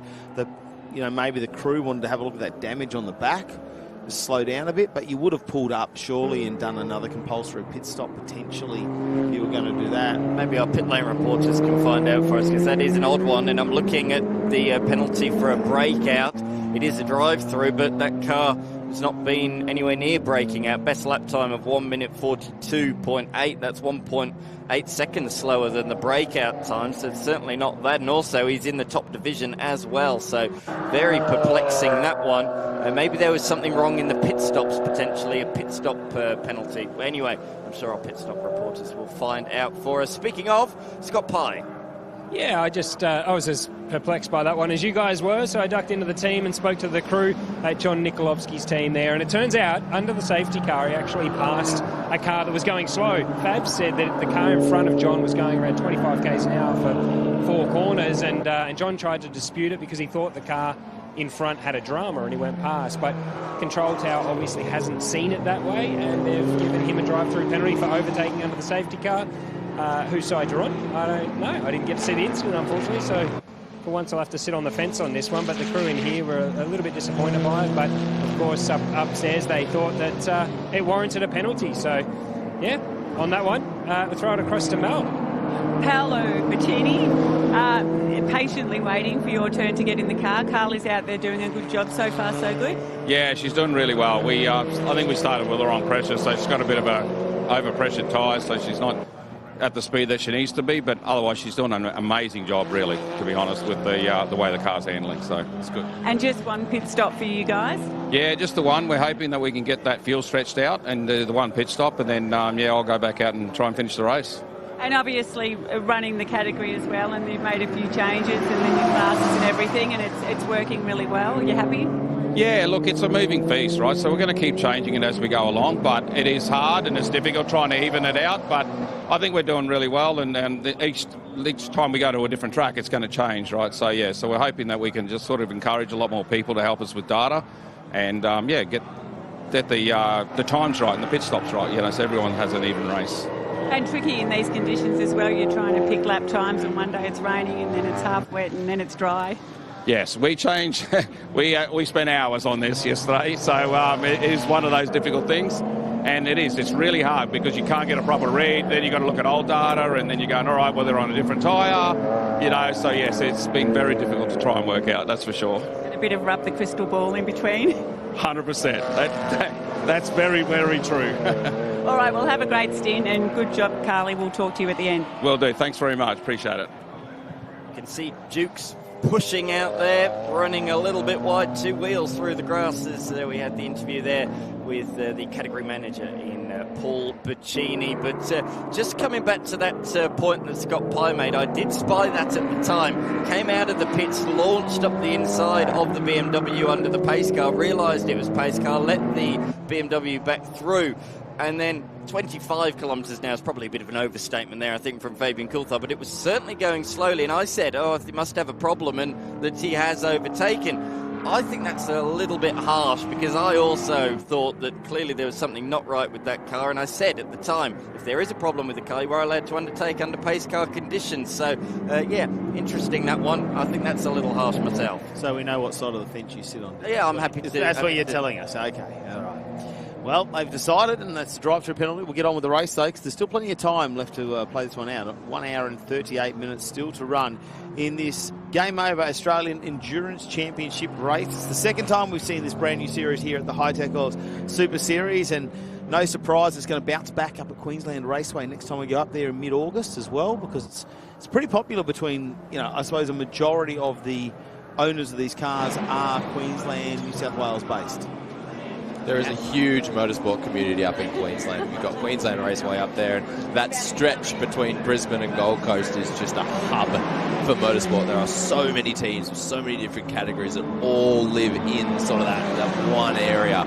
And so, of course, every time we go to Queensland Raceway, it's just massive activity. So great. And, of course, Queensland Raceway, such a great track for racing. So many big braking zones, opportunities for overtaking. Very different track to Sydney Motorsport Park here this weekend, which is quite high speed and flowing, which, of course, is a favourite for the drivers. It's a very enjoyable track to drive. High-speed corners, really leaning the car over, as we're seeing with the McLaren here, right on the edge of the suspension.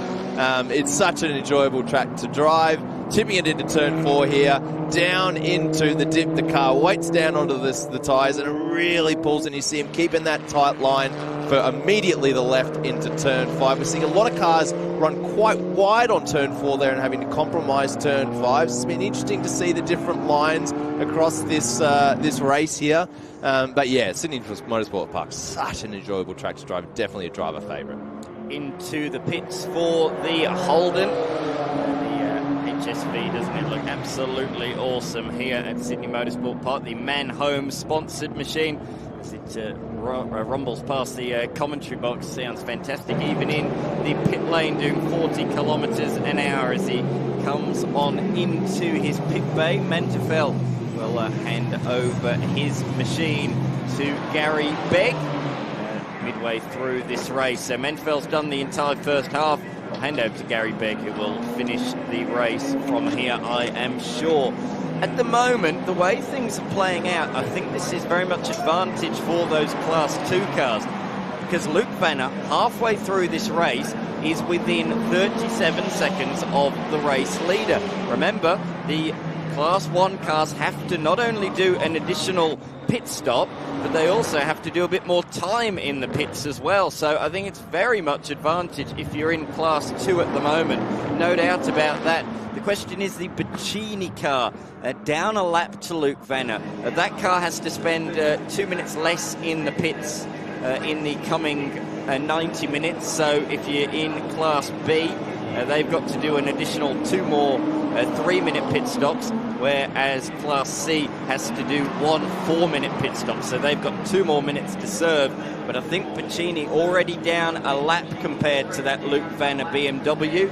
I do still think it's advantage the B-class cars. I think already Baccini's a little bit too far back. And I think a pace car brings the Class 2 into that as well. If we didn't have a pace car, potentially we'd see they'd be reasonably close out there, but I think having that pace car come out is what changes that up. And the same thing is going to happen if you've got a Class 1 car and we get to the last half an hour and everyone's just done their pit stops and they've got fuel and tyres to the end. If we get a pace car in that last half an hour, 45 minutes, and everyone's driving to the checkered flag now, there's a Class 2 cars with disadvantage by that. So it's an advantage to Class 2 at the moment. Could turn around. Trying to get that fuel rig in as well. Still pushing that. Well, hopefully they can keep that going. So they look like they're having a little bit of trouble filling that. There's a little bit of spill there, but have a look at Sydney Motorsport Park. What a fantastic venue. Of course, we go racing under lights tonight. It was a $16 million LED lighting installation a few years ago here, which goes all the way around the Gardner GP track, which we're on this weekend, the 3.93 kilometres. I mean, have a look at this. This is total opposite to yesterday. The sun is shining. We're in a beautiful part of Australia here, just 40 minutes from the airport as well. People that come and race here here and fly in and do all that. It's a circuit that can be broken up into several other configurations as well. We can basically have 2 race meets on at once if we want to go short track on the north side and use the south side track at the same time. They put a safety wall up there and we can use both sides of that as well. We've got the figure 8 skid and we've got the wet skid pan as well. Like, it's really a multi-purpose venue for so much motorsport. And it's only going to get even better because, of course, Sydney is building a new international airport out in the west. So very soon, this is just going to be a quick hop, skip and a jump from the international Sydney airport down here to Sydney Motorsport Park. I actually saw that one of the first, wasn't a commercial flight, but there have been a couple of planes landing as a test in the last week or so. We saw that Holden have problems with the fuel, and that car is still in the lane, well past its 3 minutes. In Division B, it's 3 minutes that you need to be in the lane for. It's been 3 minutes and 40 seconds now, so this is a very, very slow stop for that machine. Well, we'll get back out there now. Let's have a look at this time. This is the beauty about this pit stop strategy, right, when it comes to the Australian Endurance Championship, is that they do allow enough time to make all that happen. It's not a rush to try and do that. So something like that's probably not going to affect it too much, as we'll have a look at the time as they come out. 4 minutes and 3 seconds now. He is in Class 3.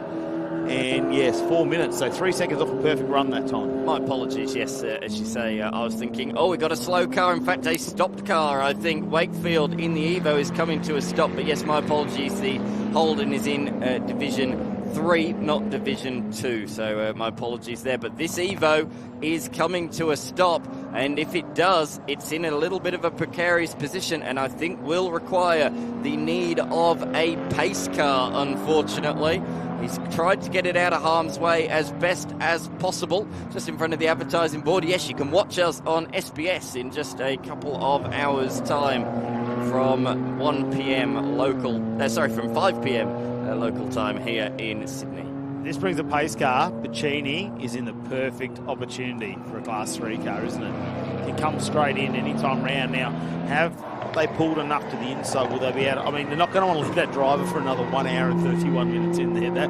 That is going to be the downside to where they are. Whether they can get a safety car or get someone just out there to move that car as they circulate around, where they've spread out to the right areas and potentially pick that up very quickly. They're still rolling, though, which is a good sign. I'm going to assume that maybe that is just some brake there that's very hot, but we might actually limp this car down, because you can see last night we had that instant up against the concrete barrier halfway down. There is actually an opening, so we can just limp that down a little bit further. We might get out of the way, or the downhill could get us into pit lane. I dare say, Matty, he is trying to get it back to pit lane, because, as you say, if it is only a small issue, and they could get it fixed and get back out onto the track. You can see him right over in the background there, just limping along, trying as he might to get back to pit lane to stay in this race. Let's see how we go. And you never know. You see him a lot in the longer races, don't you? It could be a sensor failure. It could be something, it could be something worse. It could be low fuel, maybe. Maybe they just haven't got the fuel levels right. I'm glad it's down to pit lane for an update. Jimmy Mentifel, you've just jumped out of that beautiful Commodore, but maybe for your one pit stop, maybe a lap or two too soon. Yeah, looks like it out there, yeah. Ripper first stint. It was getting pretty hot out there, but really happy with how the HSV is going. But yeah, it looks like we may be a lap or two early with that safety car. Well, you've handed it over to your co-driver now, but you're still looking pretty good in class. Yeah, Ben's at the wheel now, and he's a really good steerer. So I've got full faith in Ben, and the HSV is going well. So hopefully he can bring it home for us. I see this little magic gnome appearing in the background everywhere. What's the story? So the magic gnome is Gary Beggs and I usually drive together, but he couldn't make it this weekend. So Gary couldn't make it this weekend. So we've got a little gnome here to represent him. Okay, as there's obviously a car pulling into the pits, which looks like the end, unfortunately, for this one. Anyway, good luck to you guys for the rest of the race. Cool, thanks guys, cheers. Yes, that's the car that we saw literally rolling down the hill, so it has made it back to the pits. I was just about to say before we went down to Melinda Price, I'm glad it's a downhill slope, because if it was uphill, that car was not getting back. I think gravity was on his side there and managed to get back to the pit lane. But out there on the racetrack at the moment, Walker leads the way. The Walker and Camilleri combination out leading by over half a minute from Sewell and Denyer. But there's compulsory pit stops. We're just over the halfway mark in this race. The Sewell and Denyer cars in. The Griffith and the Griffith machine is also in the lane. Nikolovsky's in as well. So these two Mercedes have literally been mirroring each other on strategy, haven't they? But the gun drivers are about to jump behind the wheel. We're going to see Fabian Coulthard. We can see him in his Mobil 1 Optus overalls, of course. He'll be racing as part of the Supercars Championship at the Bend and at Bathurst in a couple of months' time. And in the other car, Gun GT4 driver Tom Heyman, who we've also seen very fast in a TA2 car as well. Yeah, quick time Tommy, and he went overseas actually to do some GT. I think he went over to like some Ferrari training, or was it McLaren over there? GT4. Yeah, but he's so he's had a bit of a taste over there as well, and trying to get over to Europe, do a bit more racing. He'll get on board, and he did say earlier he's looking to him and Fabs having some laps out there against each other. So I think there's probably a bit more than just strategy going on. They're working together to line that up and create a bit of excitement down there. And is that Grant Denyer getting out and Anthony Sewell getting back into that car as well? McLaren, I think that's going to be a changeover for them too. So with with 3 pit stops, it does mean, and with the time, it does mean you can do that short 45 minutes sort of sit in the... I say short, it seems like that over 3 hours, doesn't it? But 45 minutes, Nico, sitting in a race suit in a car out there, that's got to take a lot of energy out of you. It's a massive amount of time. Driving these cars requires full mental concentration. You cannot rest a second, and just the drain on your body from having to stay that concentrated for that long. Do not underestimate how much that just wears away at your energy, and 45 minutes is massive. I mean, in the open wheels that I drive, we do 15 minutes and I get out of the car and I'm ruined. So 45 minutes is a very, very, very long time. And as you say, the drivers that are doing this race alone, over the length of 3 hours, you can see 1, 2, 3 seconds a lap of drop-off just from fatigue, driver fatigue. But the Evo is back out on track, Matty. Yeah, Wakefield. That's rolling again too. It sounds healthy. Maybe it's an intercooler pipe or something came off. Potentially something very simple like that. I was going to say, when it pulled in, it was still running and it's still revved happily. So very good to hear that was still running. And obviously something simple, something's just popped off and they've got it sorted and they're back out on track. But more cars into the pit lane, Dan. Yes, notably, one of our Class 3 runners is in the pits, Bacchini. So that is their sole compulsory pit stop of 4 minutes. And the other one is back in for a third time. This is the 26 of course, Carl Begg, and also his co-driver, the number 26 of Steve Dukes. Now, nobody's touching this car, are there? Or is there a bit of fuel going in the back? There was, just at the tail end, a bit of fuel going in as Tom Heyman heads back out onto the racetrack. Has a little bit of a buffer over Tom Heyman as we see the fuel going in this car, and another driver change. So Carl Begg jumps back out. Dukes jumps back in. He started the race and looks like we'll probably finish the race as well. They've been doing driver changes at nearly every opportunity, those two. But we see the other car. Fabian Coulthard is about to head out onto the racetrack right on the tail of the Sewell machine, who stopped. He stopped on pit lane exit. I think Sewell's jumped back behind the wheel, but it's not been out there for long. He's come to a stop just over the pit lane exit line. So he's no longer in the pits, but he's pulled over to the left-hand side of the circuit with some sort of an issue. Has a tyre maybe not been attached properly? We have no idea. And then the car looks fine at the moment, but he's definitely pulled up. You see it just rolling a little bit there. Maybe it could be something as simple as a belt has not quite attached right. And you cannot head out onto track without your belts on. And there we go. I was right. He is pulling away now. Something simple inside the car. He's got it sorted and he's away. Thank goodness Grant Denyer can wipe the sweat off his brow. Close call, but they're back out on track. That's cost them a lot of time, though. A lot of time. They pitted. It was a 3-minute 49-second pit stop, so that was pretty much perfect. But I reckon it was at least there for half a minute. Do you reckon? It was a long time, sitting there for a very, very long time. But Dan, one pace car, and all of that time is wiped away. So it's still anyone's game here today. Puccini. Now Paul behind the wheel, taking over from his daughter. This is their sole pit stop, as we say. The other Class C machine has, or Class 3 or C, has also pitted several laps ago. That was the Mantefel machine. We saw Melinda Price talking to them. So that pit stop has been completed. That was 4 minutes and 3 seconds. So that's a legal stop. Their stops are 4 minutes in duration, or their stop, I should say. As we see, the Camilleri car is also in the pit. So Walker is handing back over to Jake Camilleri for the remaining 1 minute and 1 hour and 23 seconds of this race. Walker's first pit stop, of course, just 0.2 of a second off the minimum pit time, and we will be watching closely here at the Pit Time Olympics to see how close he can get once again to that minimum pit stop time. We've got the 999 of Puccini just waiting for that timer to run out, back out into pit lane, trying to get that time as close as possible. Of course, all these teams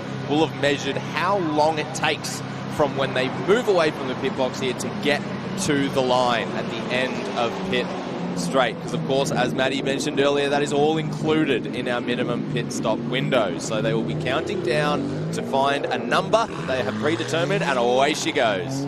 Flying lap number 1 for Tom Heyman and Fabian Coulthard, and they're already lighting up the timing screens. So these two, we said, look out for them. They are on a charge. However, they are 2.5 laps down on the race leader, Luke Vanner, behind the wheel of his BMW production car. It's certainly shaping up to be a good day if you are in Group B or Group 2. There's no doubt about that. But Puccini heads out onto the racetrack. 4 minutes and 6 seconds, 0.5. That's a perfectly legal pit stop. And the same can be said as well for the Carl Begg and Steve Jukes machine as well. In fact, that was quite a slow stop for them. Could have done it in 3 minutes 45. That was 4 minutes and 4 seconds. Better to err on the side of caution, though, after what happened earlier on in the day.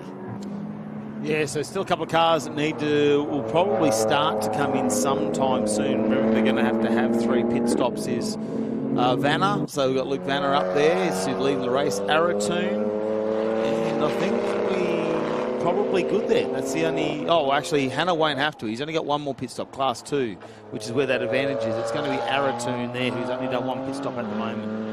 It must be said, let's just look at the fact that the Begg car has pitted 4 times. So 3 legal pit stops and 1 illegal pit stop. So that's the reason why there's been 4 pit stops for the number 26 machine. However, they are miles down as a result. Here we go, though. This up the inside, that is the recovering number 4 machine of Sewell, or is it Denyer now behind the wheel? I think that's back Sewell in the car once again. And yes, you're right, Dan. A very, very committed move.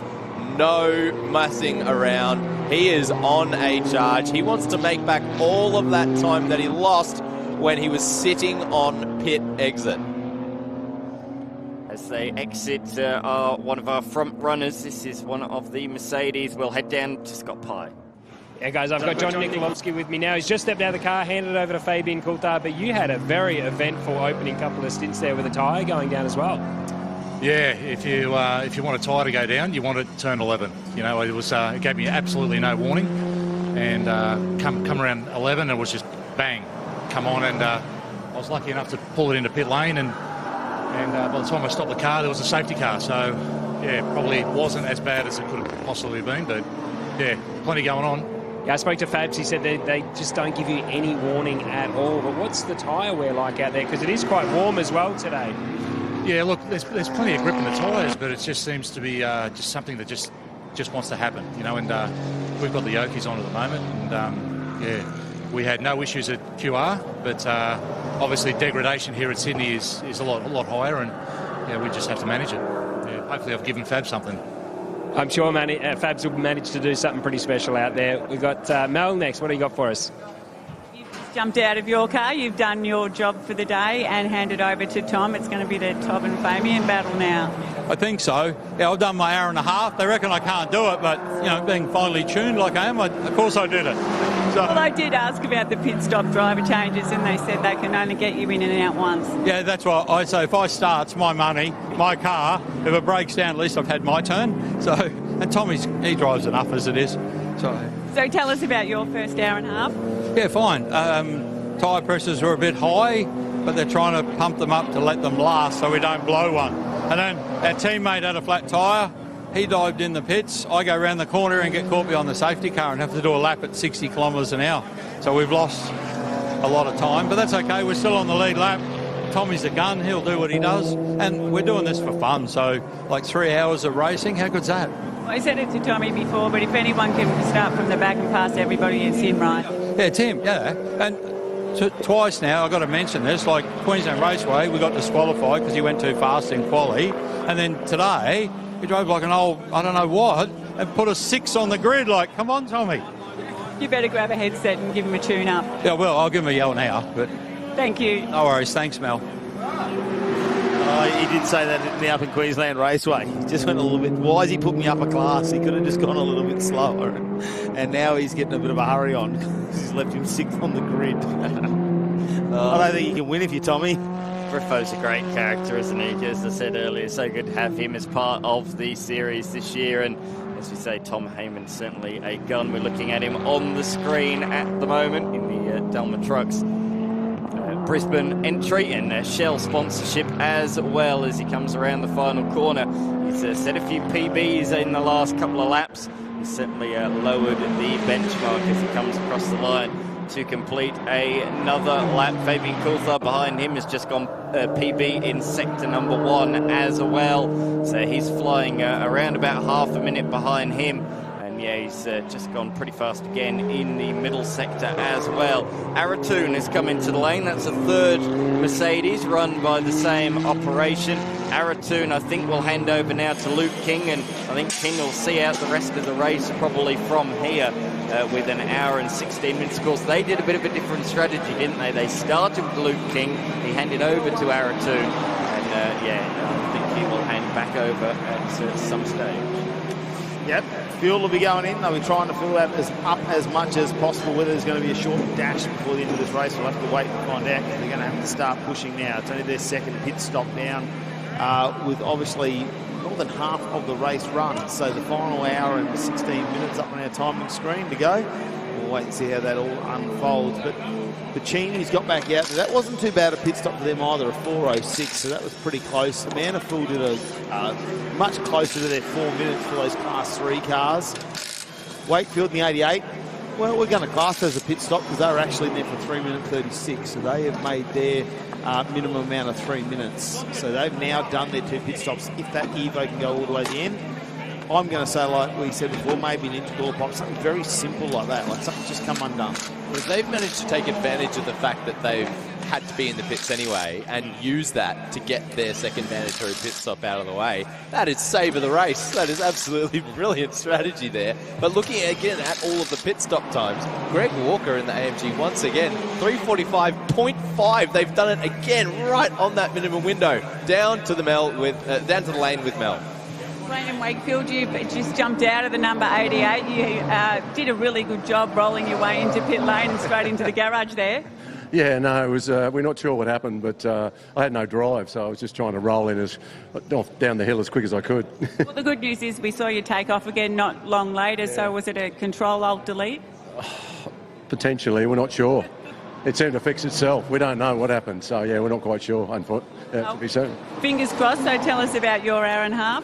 Sorry? Tell us about your hour and a half. Yeah, it was good. The car was good. I destroyed a tyre, front right tyre, which the car's pretty hard on, but the car was good. And it was. It's tough out there. The track's really hard on tyres, so you just got to try and nurse it the best you can. But no, I was pretty happy with the stint. Yeah, it seems to be the theme for the day. Well, let's hope whatever that gremlin was is gone for good now. Yeah, I hope so. So yeah, no, I'm sure Craig will bring it home. He won't leave anything on the table, so I'm sure he'll have a lot of fun and bring it home. Awesome, good stuff. Thanks. Thank you. Late move up the inside from the Ginetta. Good heads-up driving there from the Commodore steerer. But that is the number 29 machine of Levitt, who is now in position number 4, just overtaken Aratoon, who remains in the pits for the second time in this race. There is that car on the screen at the moment. the bright red and blue machine. That's Poe. I love that they've named the cars after the Teletubbies. That is just the best. The best. It's always those little things. In motorsport, there's a lot of serious. Everyone's taking it seriously. Everyone wants to win. There's a lot of straight faces. But it's good to see a little bit of fun in the pit lane, enjoying it. Again, wow, look, how many people on this planet get to do something as cool as this? And it's so good to see these guys taking the opportunity to enjoy it, have a little bit of fun, throw a joke around. You see a lot of little pink unicorn stickers on cars. That is, of course, the universal sign of good luck. And yeah, it's just so good to see. Bit of a defensive line down there, very much to the right-hand side going into the hairpin, but it's clearly working for Levitt, as we say. Certainly running nicely out there. Ginetta have been involved in motorsport now for a good number of years. There's a very successful one-make series over in the United Kingdom. The Ginetta Juniors, a lot of young kids have gone out of that and gone into British Touring Car Championship, but most notably a bloke called Lando Norris won one of the first championships, so he's gone on to do a couple of things, hasn't he? Might have got himself a couple of wins and some notable motor races, I suppose, around the world, hasn't he, Mr. Norris? Yes, and we also had young Ruben Danwin over the Ginetta Cup as well, who's racing our Legends this weekend, and he's done a bit of ute racing as well here in Australia. He just come back from the Fun Cup, so, you know, they're a great little series to get involved in over there in Europe. Been a lot of people in the paddock this weekend that went over to Spa a couple of weeks ago. We had a couple of IRC drivers doing it, Danny Studdard, and several of his mates as well. And then, as you say, the Thomas brothers, Dylan Thomas as well, and also, just a change of position between the teammates. Flash of the lights, Fabian Coulthard not very happy about that one as the teammate closes the door, but Fabs moves up the inside, and that is actually for position on the racetrack. So the AMS starting off in that car, handing over to Fabian Coulthard, the pro, has caught the effective AM in the number 20 machine. So Luke King is going to have his work cut out when he jumps back behind the wheel of that machine to try and catch up to Fabian Coulthard and Tom Heyman, his teammates, ahead of him. Here's a replay of what happened down towards the final couple of corners. A defensive move there from the 20, and then Coulthard slipped up the inside into the final corner.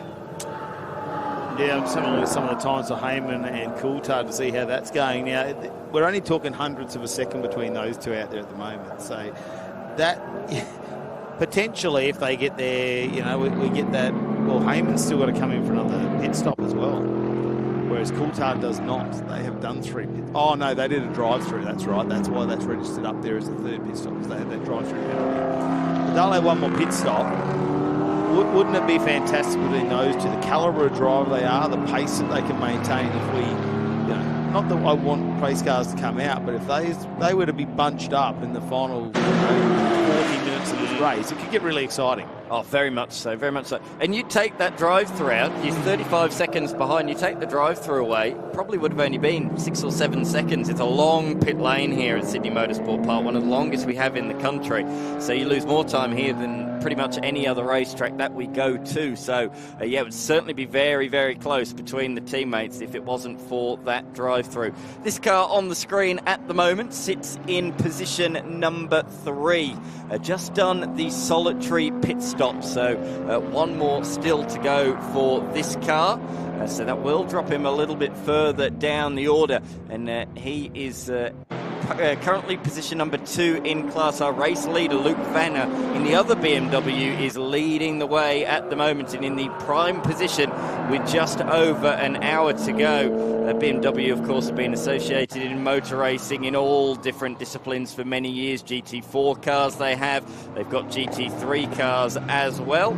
And, of course, as well in hypercars and the top tier of endurance racing, and they're having a bit of a purple patch at the moment. Had a good couple of victories in the World Endurance Championship already this year. As we turn our attention to the Mercedes, just going down the hill of Aratoon, that was not a move for position. That was just unlapping himself. Luke Vanner currently, by the way, is a lap ahead of the entire field, but as we say, they've still got one pit stop to make. Well, the Control-Alt-Delete seemed to work the first time, but unfortunately the 88 is back in there in Wakefield.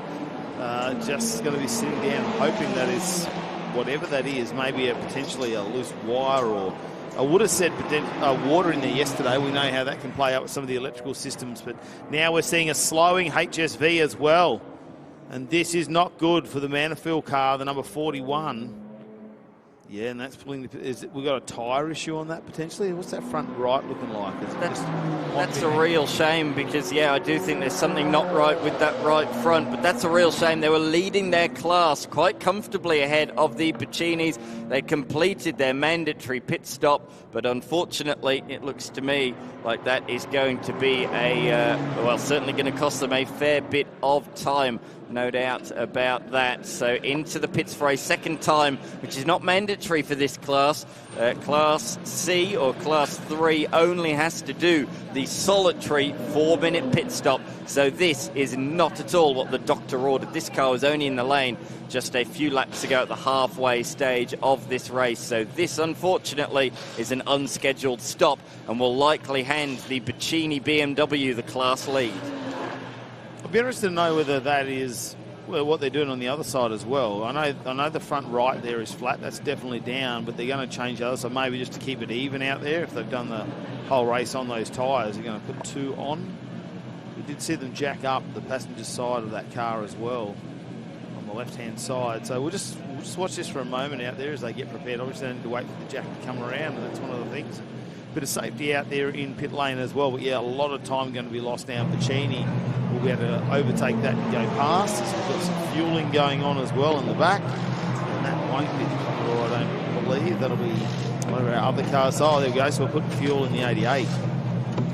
So I'm not quite sure if we're putting fuel in the 88 just because we're in pit lane and we've got over an hour to go, so we may try and extend this, or whether that's had something to do with the problems on that car. So I don't think they've used, when the car came into the lane before with a problem, I don't think they've used that stop as one of their mandatory stops.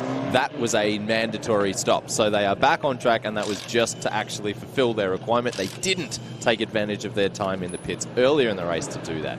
My understanding is the mandatory pit stop must be served in the pit lane. Yeah. So when it came into the garage, you said it was an opportunistic moment. I think, unfortunately, got to be in the lane to serve that one.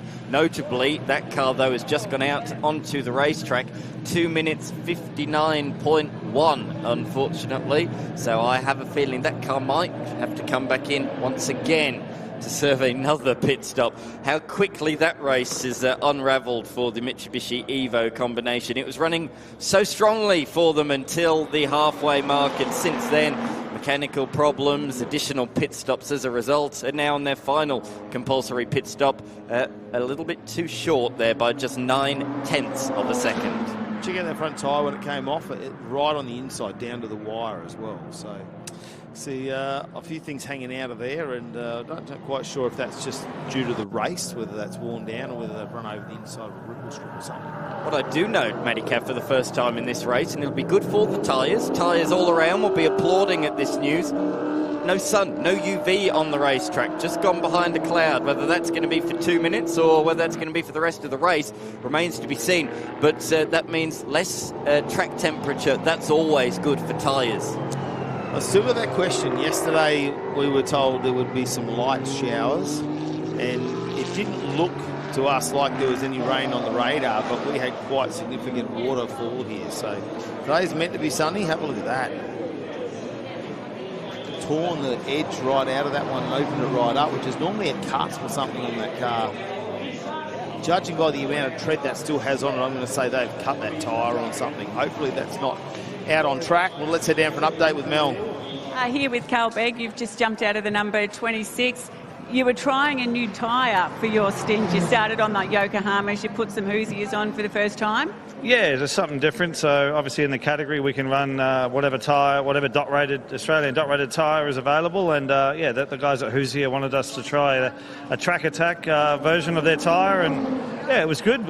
We started on the Yokohama just because Steve knew that tyre and we didn't get a lot of dry running yesterday. So yeah, he started on that tyre. We came in, we put the Hoosiers on, and yeah, they were really good. Probably started them a bit high, so at the end they were up around 35, so it was a bit greasy, but yeah, a good tyre, and hopefully we can get a few more of the cars running those. So, yeah. Well, you said you've left them on, so that's got to be a good sign. Yeah, I mean, they were wearing well. The time will tell. We'll see if we can get to the end of the race, and they're a bit lighter and a bit more newer technology, and we'll just see how they go. So, yeah. So how's the rest of your afternoon looking? You're just saying you stopped early for the first safety car, and what does that mean for the rest of the day? Yeah, I mean, we took advantage of the safety car and stopped. I got in the car and did about 3 laps, and the safety car came out, and we dove in for another stop to tick off one of the 3, and then we got a drive through. So we sort of lost that advantage because in that stop in the first stop we were too short in the time. So because it's 3 minute 45 for us end to end. So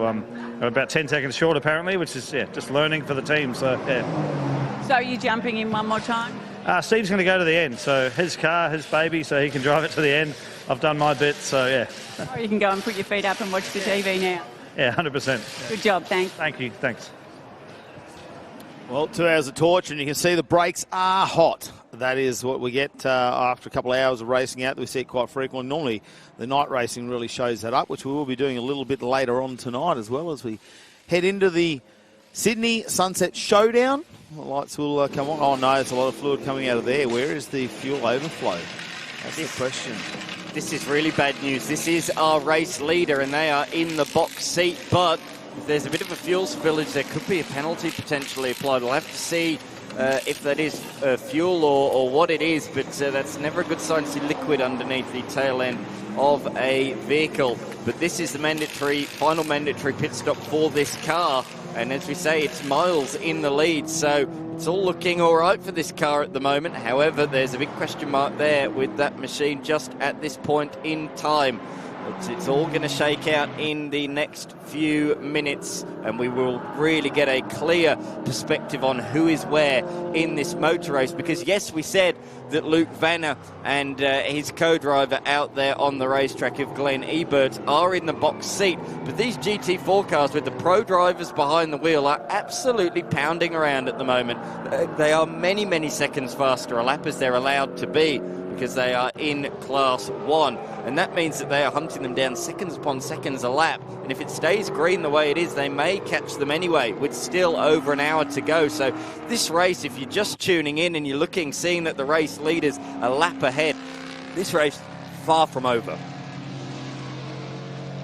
Yeah, still a lot more strategy to play out in this one. I'd love to go back to that fluid that's coming out the back, because if that's the filler's on the side of that car, so if that's leaking out from somewhere in the boot, I'd be surprised that keep going. Now, this is looking a lot slower from Twinkie Winky out there. That's Fabian Coulthard, and that's slowed right down. Twinkie Winky? Tinky Winky? Oh, Tinky Winky. How dare you? I don't watch the Teletubbies. It's not in my past. No, let's more serious. There is actually a fundamental problem with this car, and he was really hammering around, really catching up to those cars ahead. They had to serve that drive-through penalty for an issue earlier on in the race, but they were really playing themselves into contention. There was no doubt about that. Only just over a lap off the race lead, but this is cruel. This is really cruel with an hour to go. You look at Tom Heyman, he was catching the leaders at the same rate Tom Heyman was, and he's not far away now from that lead fight. Of course, Tom Heyman has done all 3 of those pit stops. Has done 2 of those pit stops. So still one more to go for that GT4 car, but these guys are definitely playing themselves into contention with an hour to go. They did need a pace car, I think, to really help them out. But there's no doubt that these cars with the pros behind the wheel were flying, but not in the case of Fabian Coulthard. I think this car is about to come into the lane. As a driver, Dan, I cannot tell you how much it hurts when you have to limp around with a broken car. You've just been going so fast lap after lap, and now you've got something wrong. You don't know what's wrong. You don't know whether driving the car is continuing to damage it. And just as a racing driver, driving around slowly, it hurts the soul.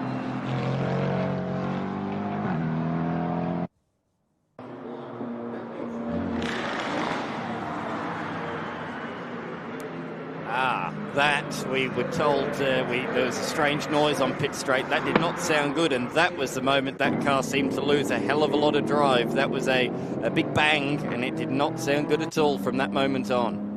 Yeah, I can't see a tyre flapping around at the back like it's delaminated or anything, so potentially that is something up in the engine bay. It might tell us a little bit more. I know the boys will be down there. Let's head down to Mel quickly. I can confirm that it was fuel leaking out of the number 82. It was just coming out of the breather, and nobody's upset about that down here, and it's all but evaporated. So all good. Oh, well, that's good news for them. I'm a little bit more interested in this number 12 now, just to see what sort of issue they've got. Maybe they... Is the bonnet going to go up here? I'd be interested if that's a low. Interested to see this tyre now. There's a little bit of tyre mark on the back. Now, it doesn't look... We didn't see anything flapping around, but I'm just having a look. I'm not sure if he's run out of fuel. They only put a touch of fuel in there. I don't think they would have filled that up that quickly. So I think that's a bit of a delamination again. But this time it's on the right-hand side. Hasn't done as much damage, and that's let go compared to last time. I wonder if this car's running a slightly more taily setup and is using the rear tyres. Let's find out. Scott, what do you got? Yeah, same time when I got out. This is the one that blew on me. Yeah, guys, I'm in the lane. Sorry, I was just speaking to John Nikolovsky there, and you would have heard him in the background, just getting some clarity on this. So it was a fresh rear right, but it's actually delaminated the outside tyre now. So Johnny had the issue with the inside left, and now the rear right has actually gone as well on Fabian. And again, absolutely no warning. I guess the fortunate thing that's happening out there is the tyres aren't losing pressure. That's when you will likely see a car backwards off the track. But I mean, if you can say there's any positives, that's one, I guess. But yeah, this tyre issue they're facing here, which they had at Queensland Raceway, is not a good one, guys. And there's no real solution for it at the moment. We said in the first pit stop, didn't we, that the fact that it happened literally out to the final corner and he could come straight in the pits, that was a great advantage. This time it's happened literally metres after the pit lane entry. So he's had to do 4 kilometres or 3.93 kilometres back around to get back to the pit lane. So that is really cruel. One sort of work for them. That one is just a nightmare. What I would like to find out down there, if Scotty's still down there, is that what is the difference between him and Tom Heyman in terms of, are they using the same tyre and are they running the same tyre pressure? So is there a slightly different driving style, a suspension setup? You know, what is the difference between those two cars out there on the track at the moment, and will Tommy potentially come into the same sort of problems? Got quite a good battle going on here. Up the inside, that is 4th position. Tom Heyman takes 3rd outright in this race. A nice move up the inside into the turn 4 right-hander down the hill. Really falls away from you there, the racetrack. But a nice clinical pass. But also not too far behind as well. Just 2 seconds behind is that Ginetta, who's moving up the inside of Piccini. So that car is in position number 5. And Anthony Sewell as well is just 5 seconds behind that. So we've got a really good fight. Ebert's not too far ahead either. We've got these sort of 4 or 5 cars within a dozen seconds at this stage of the race. There's still a couple more pit stops to play out as well. Scott.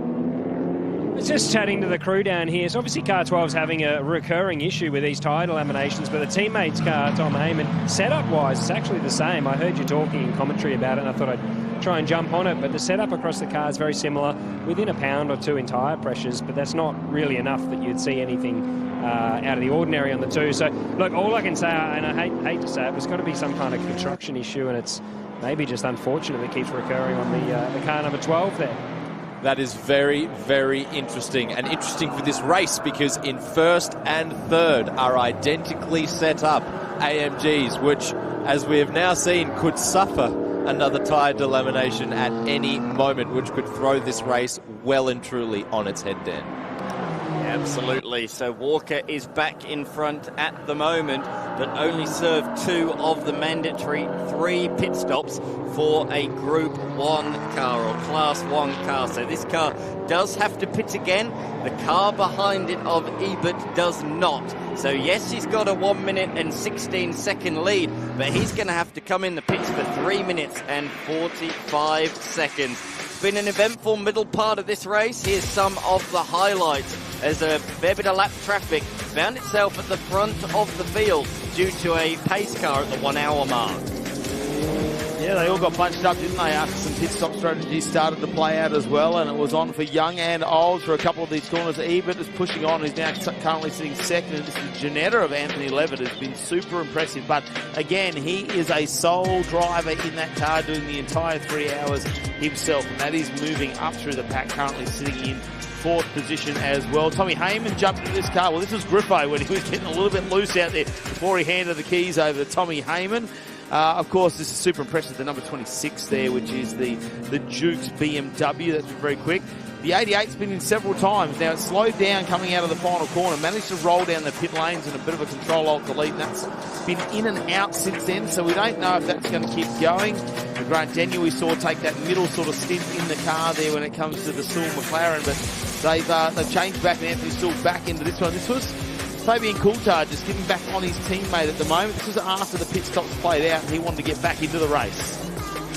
While we're looking at the highlights, I've noticed that Ebert has come back into the lane for a third time, so we'll come on to that in a few moments. But there is some drama out there on the racetrack. This car is in the lane for its final compulsory pit stop. But why has Ebert come through the pits? Half a minute. That was a simple drive-through. That might be maybe for that little fuel spillage, I think. Yeah, I know that Mel said it didn't seem to be a drama, but we normally don't see that much come out on both sides of the car. That was the problem, both sides of the car. It wasn't just run down the guard. So, yeah, he might have copped a penalty for that one, potentially down there. But that's right, we'll wait and find out that as the race goes on. Still 1 hour or 52 minutes remaining in this race. So there's quite a bit of time. And the question will be for those that have just put tyres on is, are they going to last? Because it's now a tyre game out there. Everyone seems to be able to carry enough fuel on board in that final pit stop. So we'll see the 26 go by, and it looks like it's doing comfortably, doesn't it? As Jukes just rolls in, nice on the brakes down there. I mean, they have say they are trying a new tyre out there. They are, absolutely. Melinda Price has wandered out of the pit lane. She's wandered into race control. Mel, show us around. I thought I'd show you something different. We're up here in race control, where all the magic happens, where the whole event's run from. You can see, if you have a look around, we're up quite high, have a view of most of the track. There's cameras and screens here showing all the data, all the cars, all the areas of the circuit. We have this circuit here. Every car has a transponder on it, so you can see where any car is on the track at any given point in time. There's recovery vehicles are all marked there, the green and blue boxes, so you can see where all of the rescue cars and everything else is. I will just hand over to our race director, Stephen White. Tell us a little bit more about what happens up here. Linda, yes, thank you for coming to our home base. Event Director, AASA has the terminology of event director for somebody that looks after the event.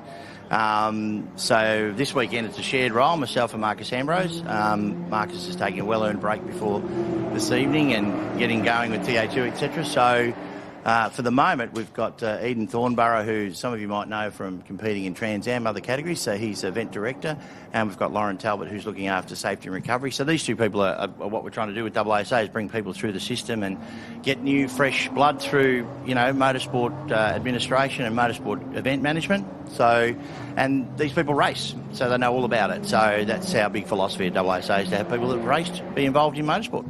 And we have the judiciary side here for the people that end up in the naughty corner. Some of those people that have watched it might see Cameron McLean. They might know him from the days gone by. Mark Fullerlove, who's was based in, British Touring Car, and Adam Conway, who's administration at AASA, and we've got medical on the end. So we've got a lot of people here that obviously help us run the event. The best part about Sydney Motorsport Park is that it has all the technology that we would all love to have at racetracks, which is mile-lapse transponders for the vehicles themselves, and as well as timing.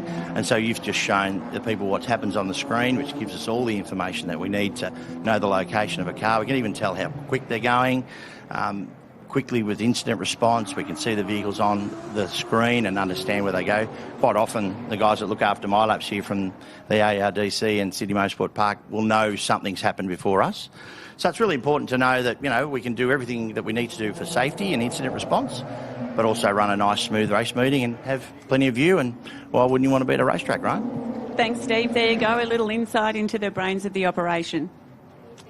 Yep, it's busy up there, isn't it, in race control? And you know, we've got to a bit of a lull here. Well, it's going to come to a head after these final pit stops when it comes to the Game Over Australian Endurance Championship. But we saw some fairly good action yesterday between some of the categories, Formula Ford, TO2 muscle cars, even the RX-8s had a little bit of action going on as well. The ADC as well, your Australian Drivers' Championship is very close to your heart. So it gets a lot busier in there, I can tell you, when the sprint races are on, because they've got a very short period to try and decide the fate of a driver who has potentially done something wrong. Absolutely, and we saw some real heroes in the wet yesterday. Obviously, torrential rain here at Sydney Motorsport Park yesterday, and that brought out some competitors with some proper dog in them. In the ADC, we had Caelan Jin, who was 1.5 seconds a lap faster than anyone else in race 2. And the RX-8s, we had Stian Krill, who just 30 seconds across 10 laps. Just absolute display of skill. And across all our categories, you know, Formula Ford's cars coming out of corners completely sideways, right on the edge of the tyre. It's so much fun to watch, and it must be, I mean, fun but also terrifying to be out there in the soaking wet driving around this track. It is, of course, a very high-speed circuit, lots of mid to high-speed corners, which in the rain can be a little bit scary. Oh, the Ginetta's in, and this should be the final one for Levitt, as they come in. Already had 3 pit stops out there, so this one could just be get some fuel and check the tyres. The driver's not going to get out. I'm hoping he's got a cool suit on, because if I've been in there for over 2 hours, I definitely want something cool running around me just to keep that head collected there and hopefully make some good decisions in the final part of this race. So cars will start to come in and do their final pit stops, we hope, with 48 minutes remaining, or just shy of 48 minutes. There you go, 36. Walker's come in. Now, will we see a driver change there? Does look like Camilleri will probably get him for the final stint on this one as well, which is no surprise. He was very quick in those opening laps. Unfortunately, the tyres went off a little bit quicker than he expected, made a slight mistake just before what they had planned to do as their, I suppose, their A game, as their A plan. So he did bring that car in quite early, and they've managed to get around this. So there's going to be a little bit of a bleed on the tyre pressures by the looks of that as well. So for those at home, if you haven't ever sort of thought about it with a racetrack, as the tyres heat up and the air heats up inside, and a lot of them, you know, being a race car, will probably have nitrogen in there too. It won't be the normal oxygen. The tyre actually gets more pressure inside. So as that tyre starts to warm up, they like to bleed a little bit of that off. They're not allowed to run the auto bleeders in here like you do see in like sprint cars and other forms of motorsport. So you basically got to wait for a pit stop. So if you get the tyre pressures wrong going out there, whether you go too low and you don't get enough tyre pressure, or you go a little bit high and you need to take a little bit out, you got to wait till a pit stop comes up. Absolutely. 3 hours is a very, very, very long time. And even something just as basic as the track surface itself can change so much over that period of time. And so these guys will be constantly checking what's the ground temperature, what's the car doing, what does it feel like to the driver, and obviously as it comes in for the stop, checking those pressures to make sure that they're still in the ideal window. Now, the way a tyre works, it's designed to have an operating temperature and an operating pressure, and you want to try and get as close as you can to both of those at once. And when they come into the pits is a perfect opportunity, and some of the rare opportunities that these guys get to actually check, are the tyres in the window. Yeah, that's exactly right. And we did speak to a couple of them earlier where they said we've run a little bit of extra pressure just to try and take away some of that degradation. So, you know, they will play around with tyre pressure, and we're talking half a pound to a pound, sometimes, like really tiny one, maybe a couple of pounds maximum, just to make the tyre try and survive just a little bit longer, as we see Pacini up on the screens at the moment. That's Paul. Dad's got into the car now, the 999 sitting down in 8th place overall, but leading the Class 3, and by quite a substantial time at the moment after Manifold went in that HSV with an issue with that tyre on the front right that had actually been cut and gone down. So they've now taken over the Class 3. They've had their mandatory pit stop. Judging by that, the advantage is with Class 2 at the moment. Ebert out there in 3rd position overall, but the pit stops are run and done for them. Obviously, we can see Camilleri getting back into this car right on our screen now, the 36, which was in 4th position. So we'll just wait and see. Sewell looks like he might be coming into pits as well, whether that's going to be a splash and dash or a driver change there. Tommy Heyman leading us out there, but he's still got 1 pit stop to go. And as part of that AMG brigade that's out there, the question's going to be tyres. Tyres, tyres have been the name of the game here today. We've seen several cars with big issues, and also what probably we're not noticing as much, but the drivers definitely are, is the performance change as those tyres are dropping off, and the difference in lap time. It might only be 1 or 2 seconds a lap, but when they're having to do 3 hours worth of laps, 1 or 2 seconds a lap adds up to a lot. As we see the number 4 here, it looks like Grant Denyer, I don't think he was supposed to be getting back in the car, but it looks like he is indeed getting back in the car to finish off the race. The final 45 minutes back in the number 4 McLaren. Let's hope they don't have any more issues on pit exit like they did last time round. But I think it'll be all eyes on Walker, the 36 AMG, who has done another 3-minute 45-second pit stop right on the minimum time. Yes, well, tyres are going on the back of this one. They'll be playing that safe after Queensland Raceway. Let's head down to pit lane for an update with Scotty. I'm here with Glenn Walker, and he has just handed the car back over to Jake Camilleri for a beautiful 45-minute stint home. You just had a long sit in the car, though. How was it out there, and what's the car like? Yeah, just did an hour and a half in the car. Car's actually excellent. That's the longest stint I've done. I think I did about 15 laps before coming here this weekend. As I mentioned earlier, just looking after the tyre was key for us, but Matty, my engineer, called for a bit more pace at the end, so I managed to squeeze a little bit more out of it, but keeping the tyres on it was the main goal. We have actually seen quite a few tyres delaminate. You may not be aware because you were in the car, but what is your tyre hanging in there like? Because it's only now a 45-minute stint for Jake, so do you think he's able to push hard the whole way home now? Yeah, I did see a few of the tyres delaminate down the main straight and around.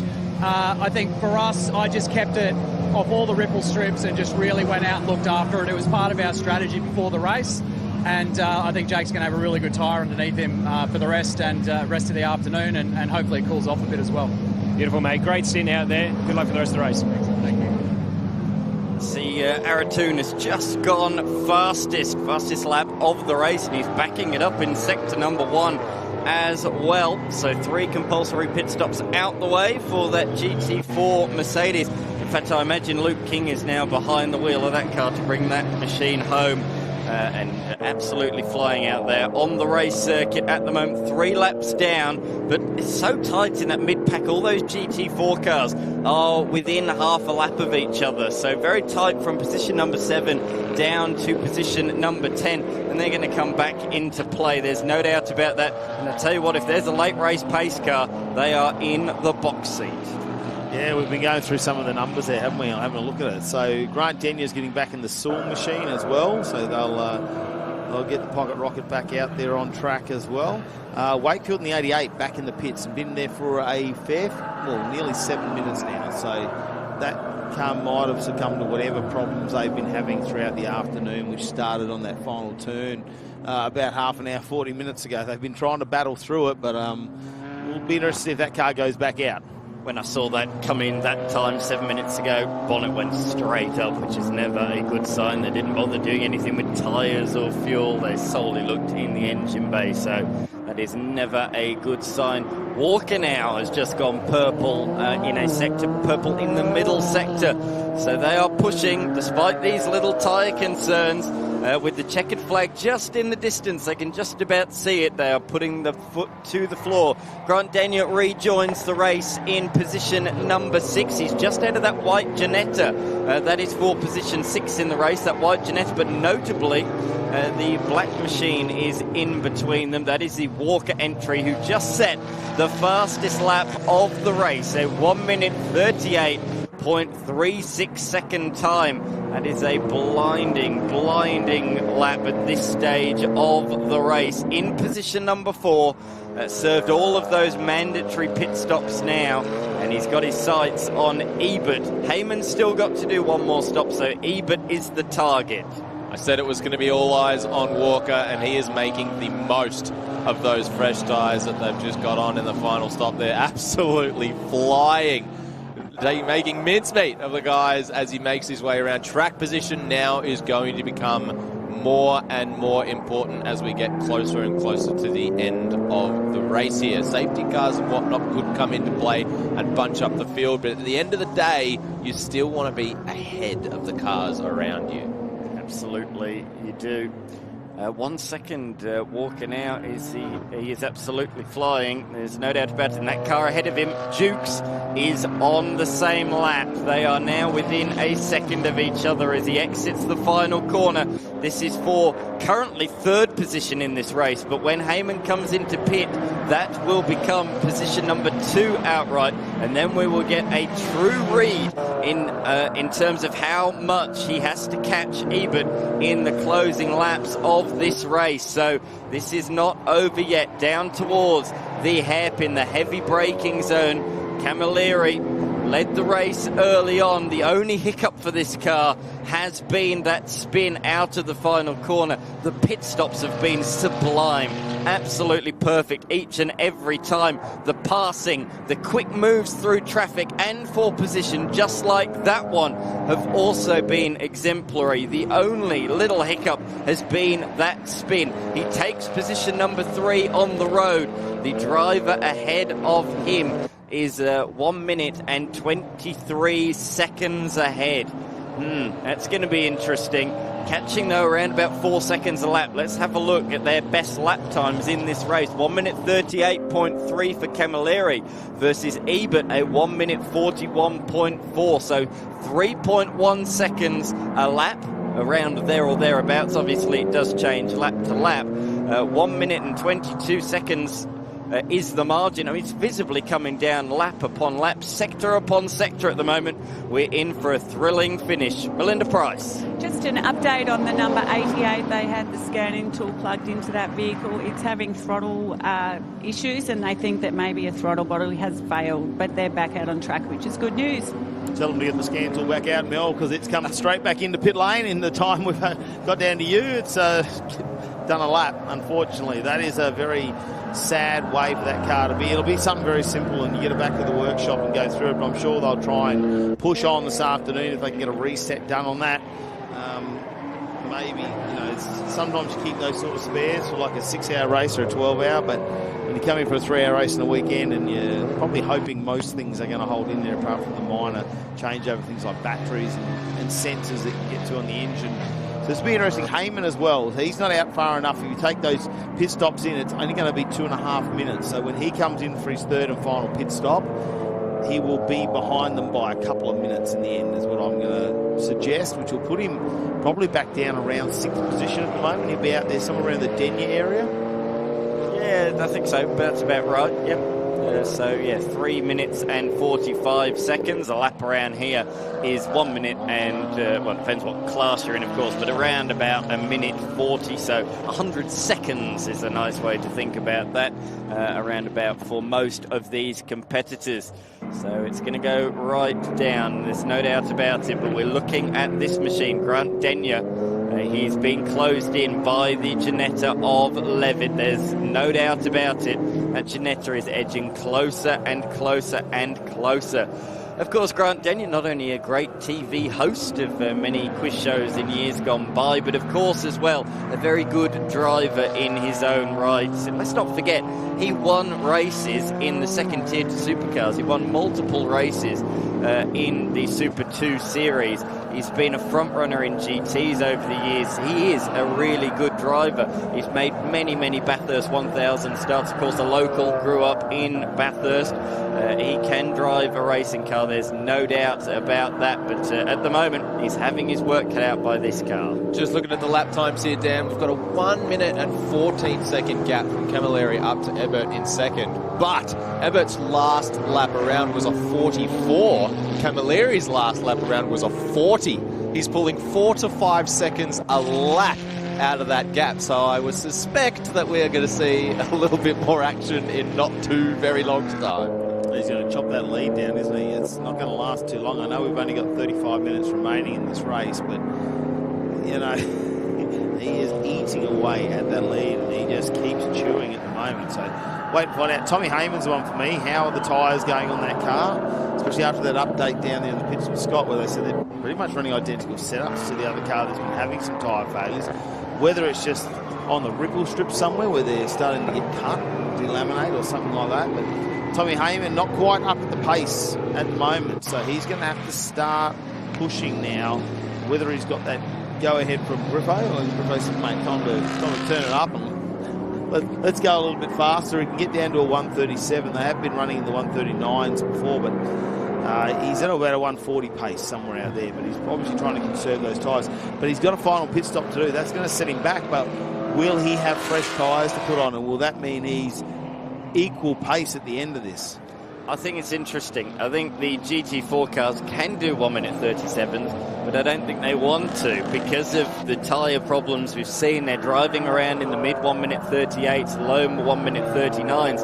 They're already blowing tyres as it is, so if they drive any harder, there's absolutely no doubt they're not going to make it to the end. So, yeah, that's one of the reasons I think, anyway, that those cars aren't quite at the absolute maximum. But currently leading the way for the Mercedes. It's not the trio, not the Teletubby trio. It's very much the Camilleri Mercedes that's the front runner in this one. Yes, he's back in the car as well in the 36. He's the one to watch with there, but they're the two at the moment for the outright win. They've completed all their pit stops, 2 different classes as well. And we said this is where, you know, all that strategy and a bit of luck, a pace car here or there, this is where it all starts to close up now, though. I said, what was it, 3 minutes ago, 4 minutes ago? It was 1 minute and 20 seconds, and it's down to 1 minute and 6 already. That is an incredible rate of knots that he is catching up at the moment. He's gained about 15 seconds in the last 5 minutes, I think, so this really is going to go right down to the wire. I hope we don't get a pace car, actually, because I think we might be set for a real thrilling finale. If there is a pace car, I think that really does hand it to Camilleri on a plate, because we've seen just how much faster that car is on the road out there. But Tom Heyman, what do you think their strategy is, Nico? Do you think the Tom Heyman machine, do you think they're staying out hoping for a late race safety car? I mean, maybe. I mean, look, they've got track position, right? At this stage of the race, track position starts to mean far more. Whoa, right on the edge of the track there for the BMW. Track position starts to mean far more at this stage of the race. And so the longer you can stay there, the better position you are for whatever is going to happen. You just need to be in the right place no matter what's going to come up. And so I think they will try to hold on to that for as long as they can and give themselves the best opportunity to deal with whatever might happen in the late stages of the race. Looking at Camilleri, who, despite flying along, is just being caught behind the 71 of Grimsley, who, to be honest, I'd probably say this is one of the drives of the race. The number 71 combination of Misty Grimsley and co-driver Cody Grimsley in their 240iX BMW.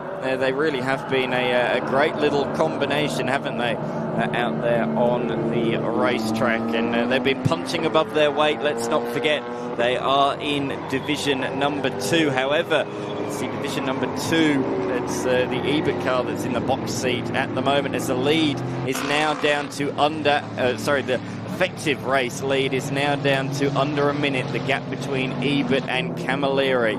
As we see the machine of Lala currently being driven by Tom Heyman. He is also flying along as well out there on this racetrack.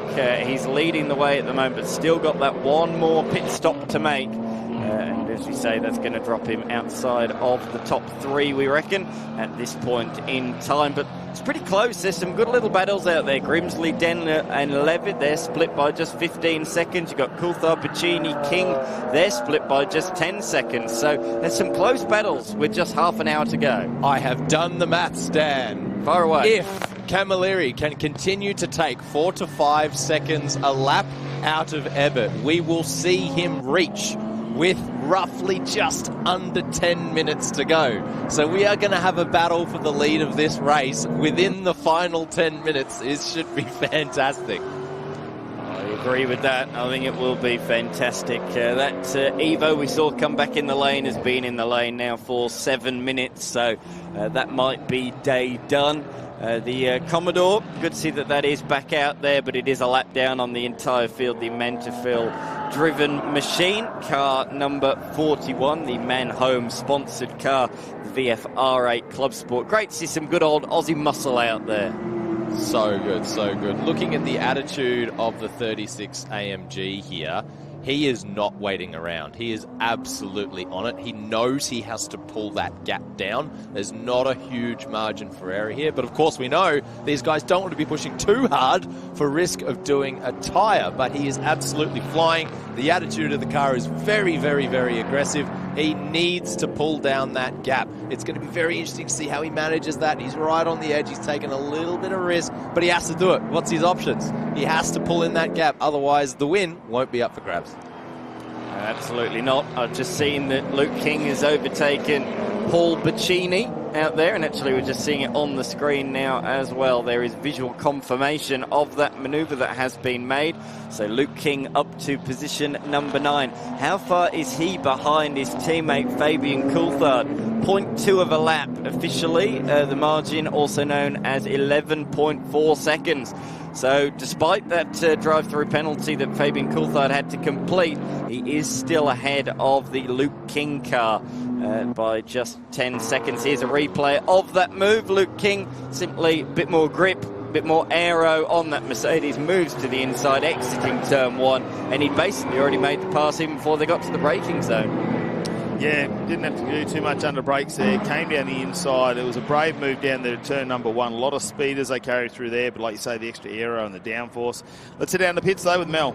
So we have some special guests here at the Super Series today. We have John from Velocity Magazine and some budding photographers, motorsport photographers from Nikon. So Andrew, give us a bit of a rundown about what you guys are all doing. Yeah, so I'm from Nikon Australia. We're out here with a bunch of photographers today. We're just basically John Morris, professional motorsport photographer here, is just teaching everybody how to shoot motorsport, and we're getting to go to some places that we wouldn't usually get to go. Is everyone having a good day? Yeah, awesome day. Yep, plenty of paparazzi here today at the Super Series, thanks to Nikon. Thanks, guys. Yeah, we find them all over the track too, don't we? It's great to have them on board here and recognising that probably a little bit more access to some of the motorsport we got here at Sydney Motorsport Park with a large track and plenty of places to really show their skills. But let's have a look at Camilleri though as he continues on this blistering pace of a 140 lap there as they go around once again. And you know, we know the cars, we've said it before, it's not the fastest lap it's done, but it's got to keep the tyre on it. So it's finding that balance where you can maintain the fastest pace possible while not taking too much out of the tyre, because still 27 minutes and 30 seconds remaining means we've got a bunch of laps to complete out there, and we've seen that they don't give you any indication that they're about to go. When they have done, they just seem to delaminate, and then you're in a world of pain, especially if it's not just before pit entry. Speaking back to Coulthard earlier, remember he's been in the pits one extra time as well with that delaminated tyre again on the right-hand side of the vehicle this time. So I'm just having a look at those times for him. He's still in the 140s as well, so he's running quick. They're obviously going to push that car on and hope that potentially that tyre issue may be something before it went on the car, not during the race.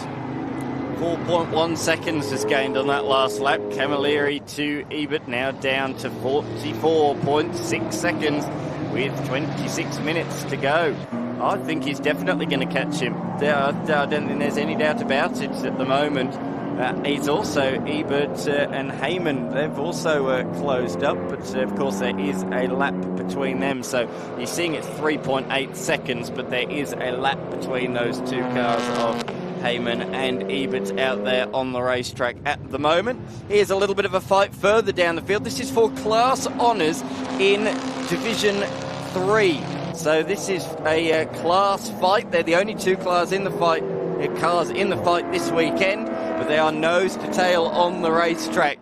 The Commodores certainly had a few issues along the way. The 999 has been ultra consistent and reliable throughout, but unfortunately doesn't have the horsepower out of the turn. Up the inside comes Manifel and moves on through to take the lead in class. A little bit of smoke out the back of that car. I've seen that a few times throughout the course of this race. Doesn't seem to be affecting the performance and moves into position number 10, but more importantly, the leader in class. With thanks to B-Tuned, that move was worth $1,000. We saw on the safety car restart in the first hour of this race, that Commodore might just be the fastest car on track here in a straight line. It is absolutely rapid. I don't know how much horsepower it's got, but it's a lot. And he's using all of it there out of turn 5 and into the treacherous turn 6 to take the lead for the class. Looking ahead, though, it has been an afternoon of battles between BMWs and AMG GT4 cars, and I'm still so impressed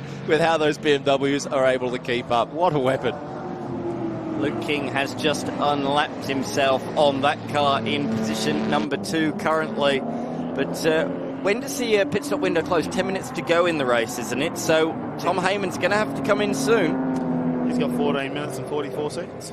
He's got a little bit of time. Look, I'm still surprised. They've obviously, where they're trying some things for later on in the season as well, how far they can go on that tank of fuel and what the tyres potentially going to do. Like we say, the teammates have been having issues. They seem to be running just fine up there for Tommy Heyman. I still think he's going to come in around about the Grant Denyer mark, potentially based on the times once he's come and done a lap. Let's have a look at a replay here.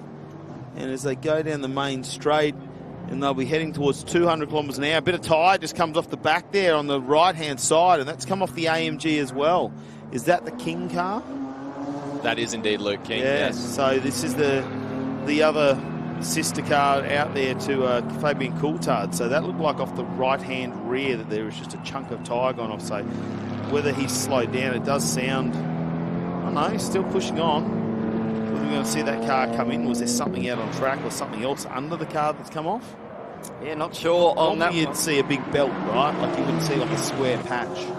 Doesn't seem to be affecting performance in any way, shape or form. Luke King just done a 1 minute 40 flat, which is faster actually than Fabian Coulthard, his teammate, by half a second on that lap. And that margin between the two is now under 10 seconds. Oh, you can see how hard King is pushing. Big snap of oversteer midway through the hairpin there. Had to turn into the slide. That would have definitely cost him a little bit of time. But Luke King just edging slightly closer to his teammate in Fabian Coulthard out there on the track this afternoon. Of course, we are heading on into the sunset this evening as part of the Sydney Sunset Showdown. So much action to come over the course of the day, not too far away from the first TA2 Muscle Car Series race of the day.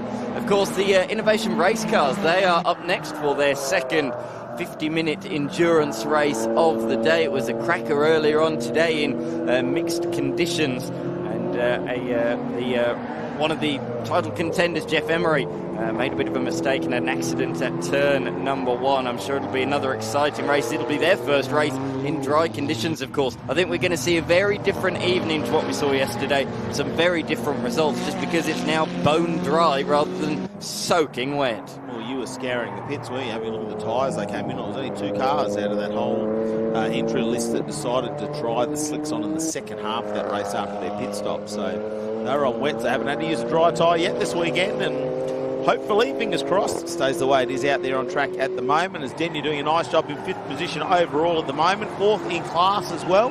Getting around there, 140 that this car has done out there. He's not too far actually off the time. It's only a few tenths of a second off Heyman and Camilleri.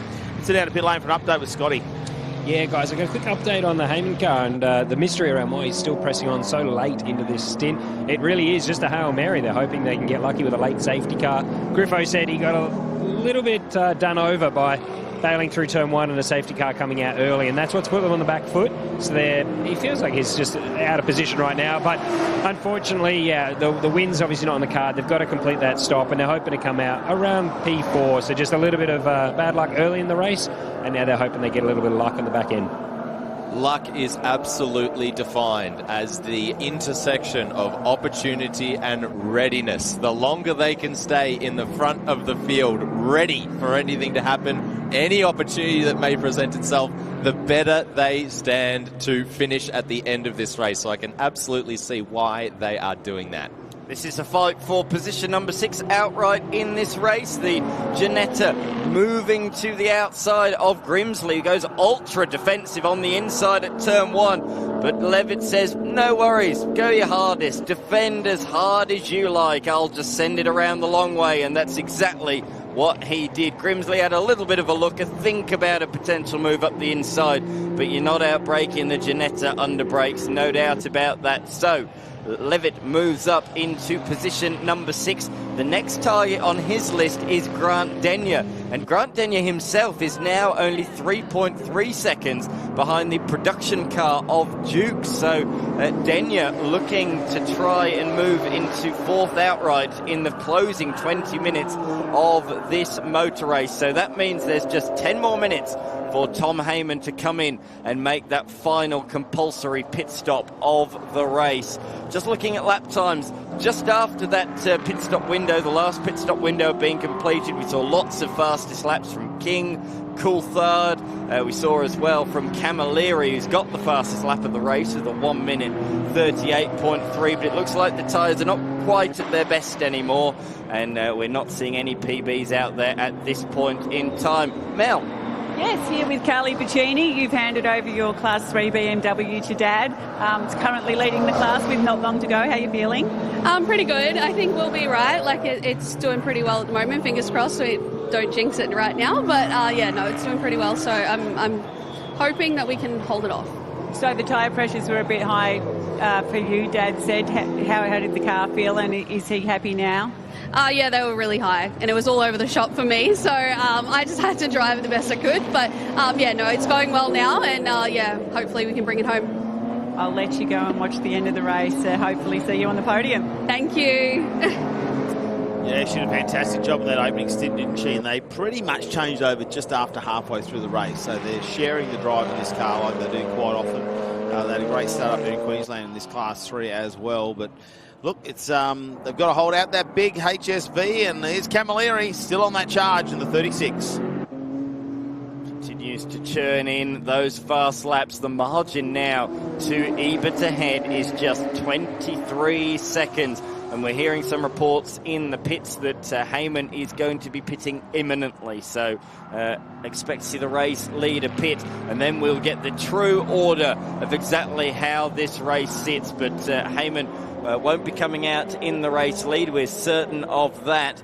But Ebert and Camilleri, 22 seconds the margin as we complete lap number, or this car completes lap number 88 of this race. We're going to be just shy, I think, of, actually, we might be bang on 100 laps. It's going to be pretty close. Just been watching the timings of the last couple of laps, Dan. Camilleri, very consistent, 140 every single lap, pulling as much time out without dropping into the 39s and starting to use too much of the tyre. Ebert, though, he knows he's on for a win, and he has picked up the pace. He's dropping into the 43s, which, look, is still a fair bit longer than Camilleri, but he is picking up the pace. He knows he's got to do something if he wants to hold on to this lead. Absolutely, certainly pushing as hard as he possibly can out there on the racetrack. As we look at Denyer, 1.5 seconds now the margin to that car ahead of him. That is the Dukes and Begg duo in their BMW. Of course, the F82 M5, sponsored by DDS and AMR.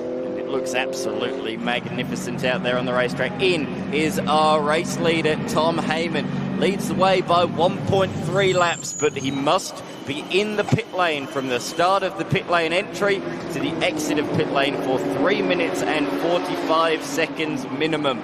So, as they said, they expect to come out around about position number 4, which notably is right around that sort of Grant Denyer Dukes battle that we were just looking at. So it's going to be very interesting to see just about where he emerges out there on the racetrack on this particular section of the race. This is our last compulsory pit stop of the motor race. And no minimum amount of fuel. They'll just put in what they need to get this car to the end of the race. I'm interested to see now they're going to come out. What are they going to do regarding tyre pressures of tyres here? So it looks like we're going to get 2 on the right-hand side. Definitely, and I'll be interested to see the condition of these tyres when they come off as well, because he has done a big stint on here. Absolutely. Quite a few laps since their last pit stop as well. And he's going to be given some freshies with a quarter of an hour remaining. Would you use? I think you'd use potentially a couple of breakouts. Just 2 laps, go absolutely full bore. use those little advantages as much as you possibly can. And he's an absolute pro behind the wheel. There's no doubt about that. So if he's told go for it for 2 laps, go as hard as you like, he probably will. Yeah, well, I think if they got the tyre up, it's only 15 minutes remaining. It'll be definitely by the time we get out there, that'll be down to 14 minutes. It's going to be a sprint race for him now, Tommy Hayman, and I think that's what he likes. He's been a fantastic qualifier. We've seen him here in TA2 when he's taken part in that. His qualifying times have been phenomenal. He's been in the GT4 cars as well overseas, where he's done quite well. And I think if he can just get this out there and they let him off the chain and say, hey, go for it. Why not? You've got a couple of warnings up your sleeve. I just had a look at the rules, and they're aware of a move like that, and it does say if you break out by over half a second, it doesn't matter if you've got any warnings, it's an immediate drive-through penalty. So that isn't allowed in this race. I've called a lot of 300k races where you are allowed to do that, but in the Game Over Australian Endurance Championship, they're across things like that a little bit more. No loopholes, no getting under the system, so he won't be allowed to do that. He can set it a couple of times, though, within 0.2 of a second breaking out. On screen, though, it's the 82 BMW of Ebert, who was 43, almost into the 42s, a 43.3 last time around. He's picking up the pace because Camilleri is into the one that, oh no, just on the 140s, still pulling down the margin, chasing him for the lead. It's just 13 seconds. Not too long ago, it was 1 minute and 16 seconds. It's now just 13 seconds away. We are definitely going to see a battle between these two at the end of the race. I'm just looking at the championship as well. Tony Quinn and McCutcheon, who won at Queensland, unfortunately not here this weekend. We expect them back at Queensland Raceway. The same could be said for Gooley and Oscar Target. We expect them to also be back at round number 3. That means that Coulthard and Nikolovsky, they were 3rd at Queensland. They are looking good at the moment. However, the car that finished 4th was Griffith and Hayman, and they might be right by each other on the road here as Tom Hayman heads towards the pit lane exit. He's done the mandatory 3 minutes and 45 seconds, 3 minutes 48.7 as he exits the pit lane, and he emerges in position number 4, just ahead, I believe, of Grant Denyer and Levitt as well. Yes, I mean, they're not going to be seen up on your screen, but he's definitely got out in front of Denyer, so that's a good result, I think, for them, considering where they were at in that car as well. It's even just behind him, isn't it, in the 82 as well? It is. So that's our race leader, and Hayman's come out, so he's not going to want to let him pass. He does have the faster car being Class 1, so Tommy Hayman should start to drive away, but with 12 minutes and 40 seconds remaining, it's going to be a hard task to try and get a lap up on that without that blue Hyundai inline safety car out there. Do you reckon the engineer's on the radio right now saying, hey, can you hold that BMW up a little bit? We need that. This is for position. Levitt defensive into the final corner. Coulthard taking the traditional line. As a result, has got a lovely run out of the turn, moves to the inside. He's going to leave a car's width, I think, potentially, if he goes through on Paul Pacini. That BMW production car is an absolute rocket ship in a straight line, isn't it? Through goes Coulthard. Nice move into that first corner, the fast sweeping, notorious turn number 1. Nico French, you can see by the tyre marks, if you get turn 1 wrong, it can certainly catch you out. It's caught out the very best in the business. Such a high-speed corner, and then these guys are doing 250 plus down the straight, trying to judge you break, you turn in, how much speed dare I carry through this apex? And then as it starts to wash out to the exit there, you've seen many people carried a few kilometres too much and washed out wide on the exit, which is a scary, scary, scary thing to do. Amazing to watch someone do it to perfection. The number 71 BMW here of Grimsley down in 9th position, Dan. Yeah, but I still think punching above their weight in this car. The two Grimsleys sharing the machine. Great that families can do this. That's one of the great things about this category. You can come with your family, with your friends, share the car, share the costs, and go out, have fun, and try and win a race together, sharing the same car. You don't get that opportunity in many categories around the country. No, it's very hard to find somewhere where someone who's got a car that's a little bit different there, trying to find somewhere to fit that in. There's Denyer up on your screen, though. He's just had Dukes go by, so that'll be a lap down there for him. Denyer might try and get that one back there in the McLaren. to get there in the P1 store entry. Just have a look at some of the lap times. He's just done a 140. That's a personal best there for Denyer as well, a 140.76. So they are starting to get a bit of motor on in the back half of this race. We saw it up in Queensland, that tyre issue there, and they looked fairly worn when they changed them over during the pit stops a little bit earlier. So just be trying to get that car home.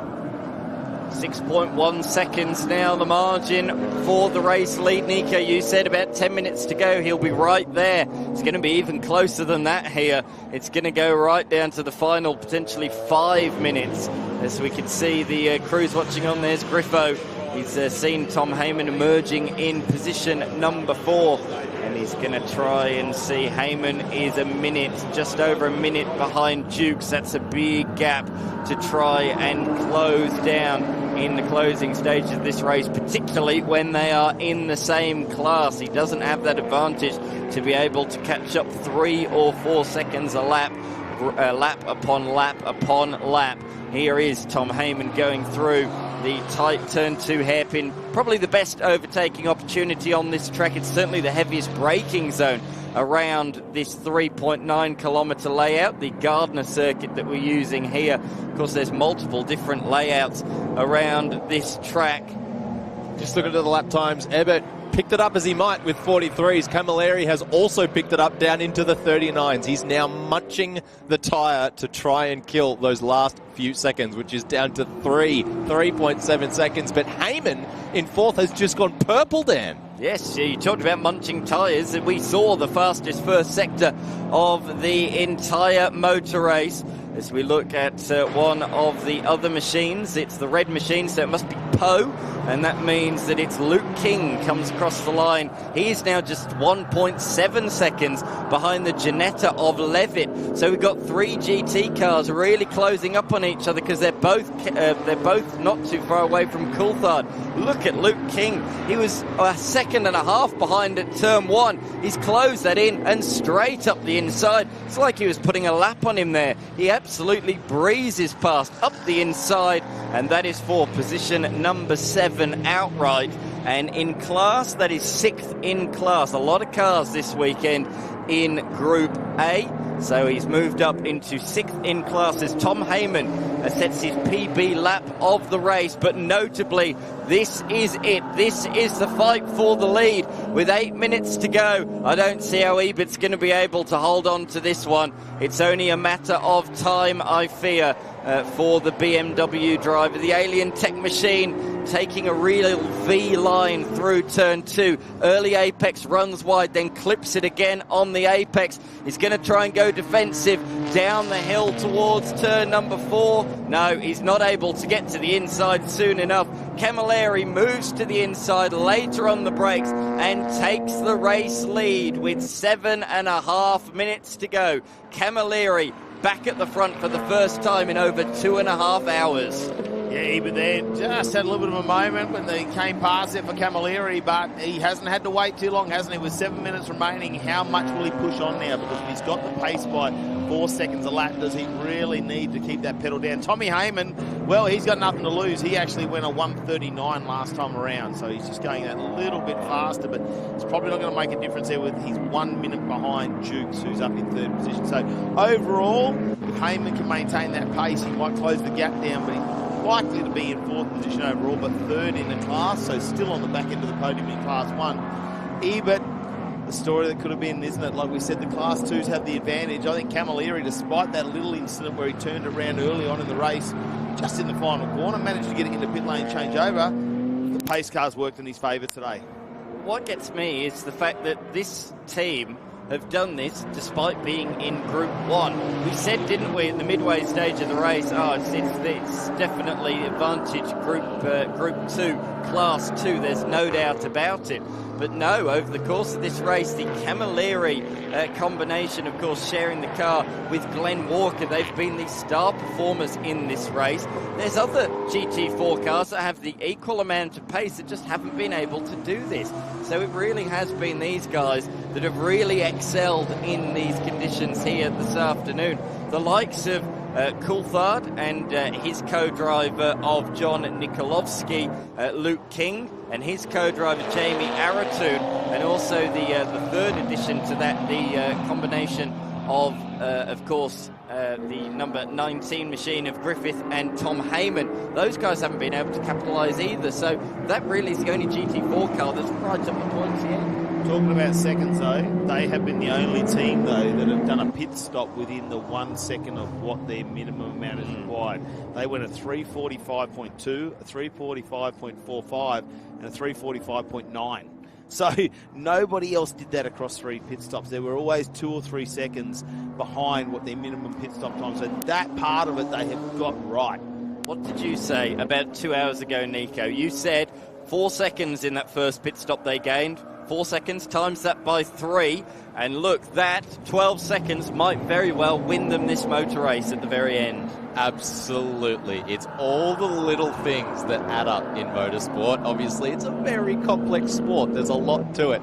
And you only need a 0.1 or a 0.2 here and there, and it all adds up. At the end of 3 hours, it comes down to seconds, and every second is so crucially important. And looking at the way that when they came into the last lap for that fight, Ebbett really struggling with understeer. His tyres are well and truly gone. These two are fighting it out on the racetrack at the moment, but they are actually separated by a lap. Grimsley, he was 1 second ahead, 1 lap ahead of Paul Pacini. Not quite now 1 lap ahead, but those guys are still fighting like it is for position. It is for position, but a lap apart, it must be said. As we see, Denyer is catching up to the tail end of Dukes, but again, this is a fight where they are split by a lap. So we've got Dukes in 3rd, and Grant Denyer is in 5th position, a lap behind Tom Heyman, the car in between those two in position number 4. For reference, he is 41 seconds behind the men we're looking at. He's 41 seconds behind the men we're looking at of Dukes out there at the moment.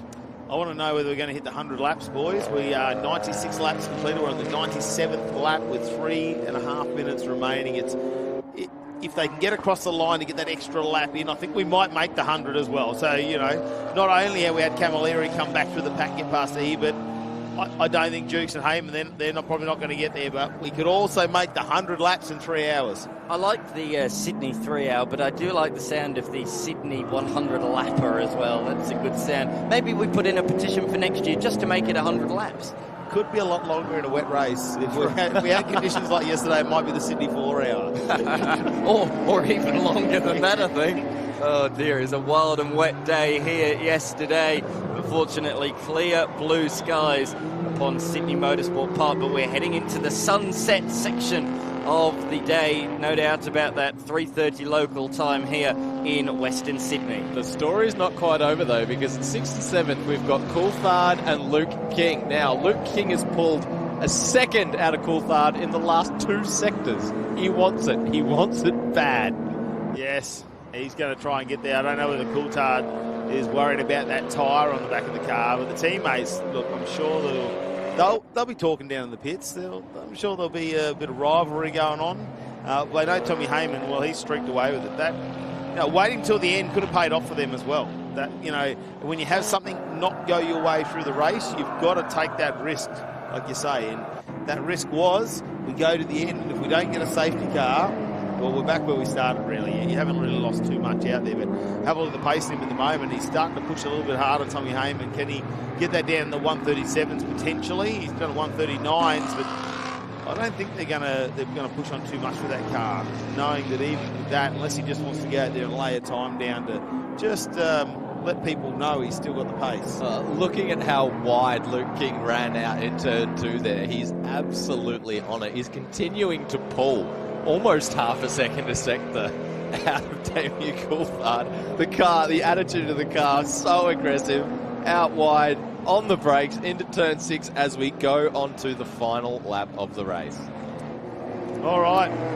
He's probably going to run out of time for that one, unfortunately. Camilleri in the lead of this race as we go to the final corners. Over Ebert, here we go. He's just at the start of it, turn number 2, pulls that up nicely. He just needs to keep composed for these final 9 corners as he gets the Grand Prix AMG to a win. Hopefully, he's almost there. It'll be a overall win here for the Game Over Australian Endurance Championship round number 2 and a Class 1 win as well. What a victorious day it would be. You wouldn't have said that 26 minutes into the race when he was facing backwards at turn number 11 out on the grass and trying to get that car back down. But here they are in the final stages of this lap.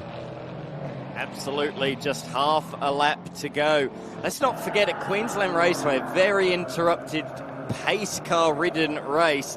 That was won by a couple of top 2 positions were in Class 2. So this makes this performance even more impressive. A Class 1 car with very little pace cars to bring it back into contention. This has been a real strong performance for the debutants in the Australian Endurance Championship with thanks to Game Over.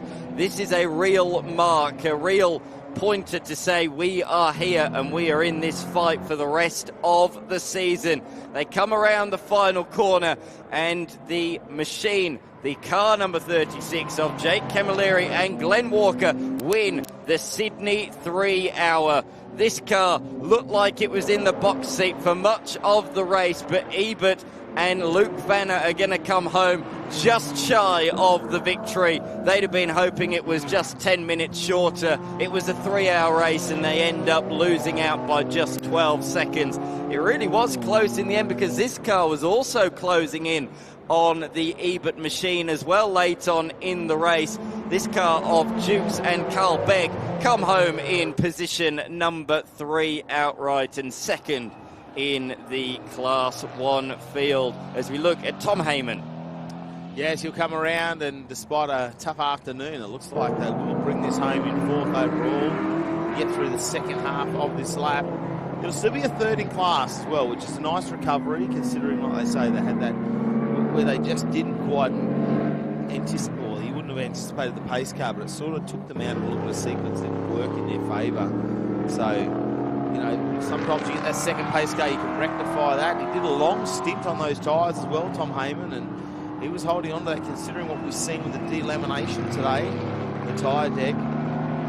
Here he goes, Tommy Heyman down to take the checkered flag. There's a little bit of rubber there still on the track. I thought I heard something going around on the back of that car. Is he slowed down at all? But it sounded like something, but he's run over a little bit of rubber. He will cross the finish. Yeah, he's done a tyre on the last lap of the race. Yeah, just before the final corner.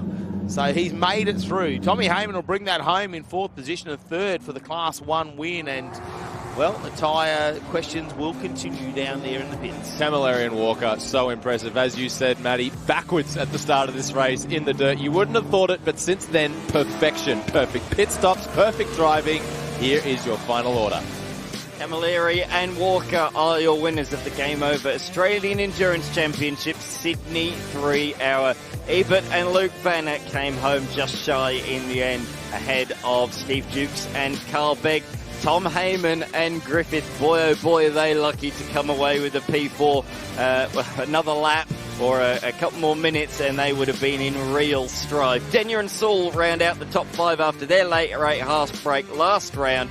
They'll be happy to score a top 5 finish ahead of Coulthard and Nikolovsky. King and Aratune really stormed home late on, but could only recover to position number 7 ahead of Levitt, the sole driver in the Ginetta here today. Grimsley and Grimsley, that combination finished in position number 9 ahead of Pacini's. The 2 Pacini's taking the win in the end in Class 3 because of a late demise, a late faller for the Commodore there, and our sole non-finisher, that Mitsubishi Evo. Here we go, let's have a look at how this race unfolded. Camilleri got away nice and early and he was about making up some time to Ebert.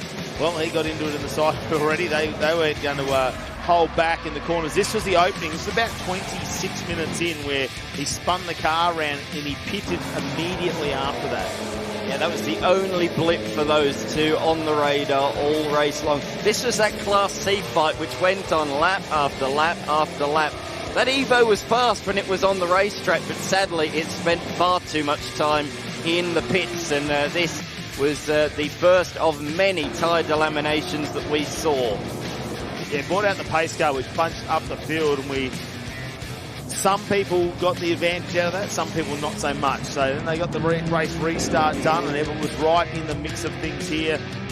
And King was on board for that one, actually. It might have been arrow-tuning the car for that section of the race. Levitt, well, he did his solo.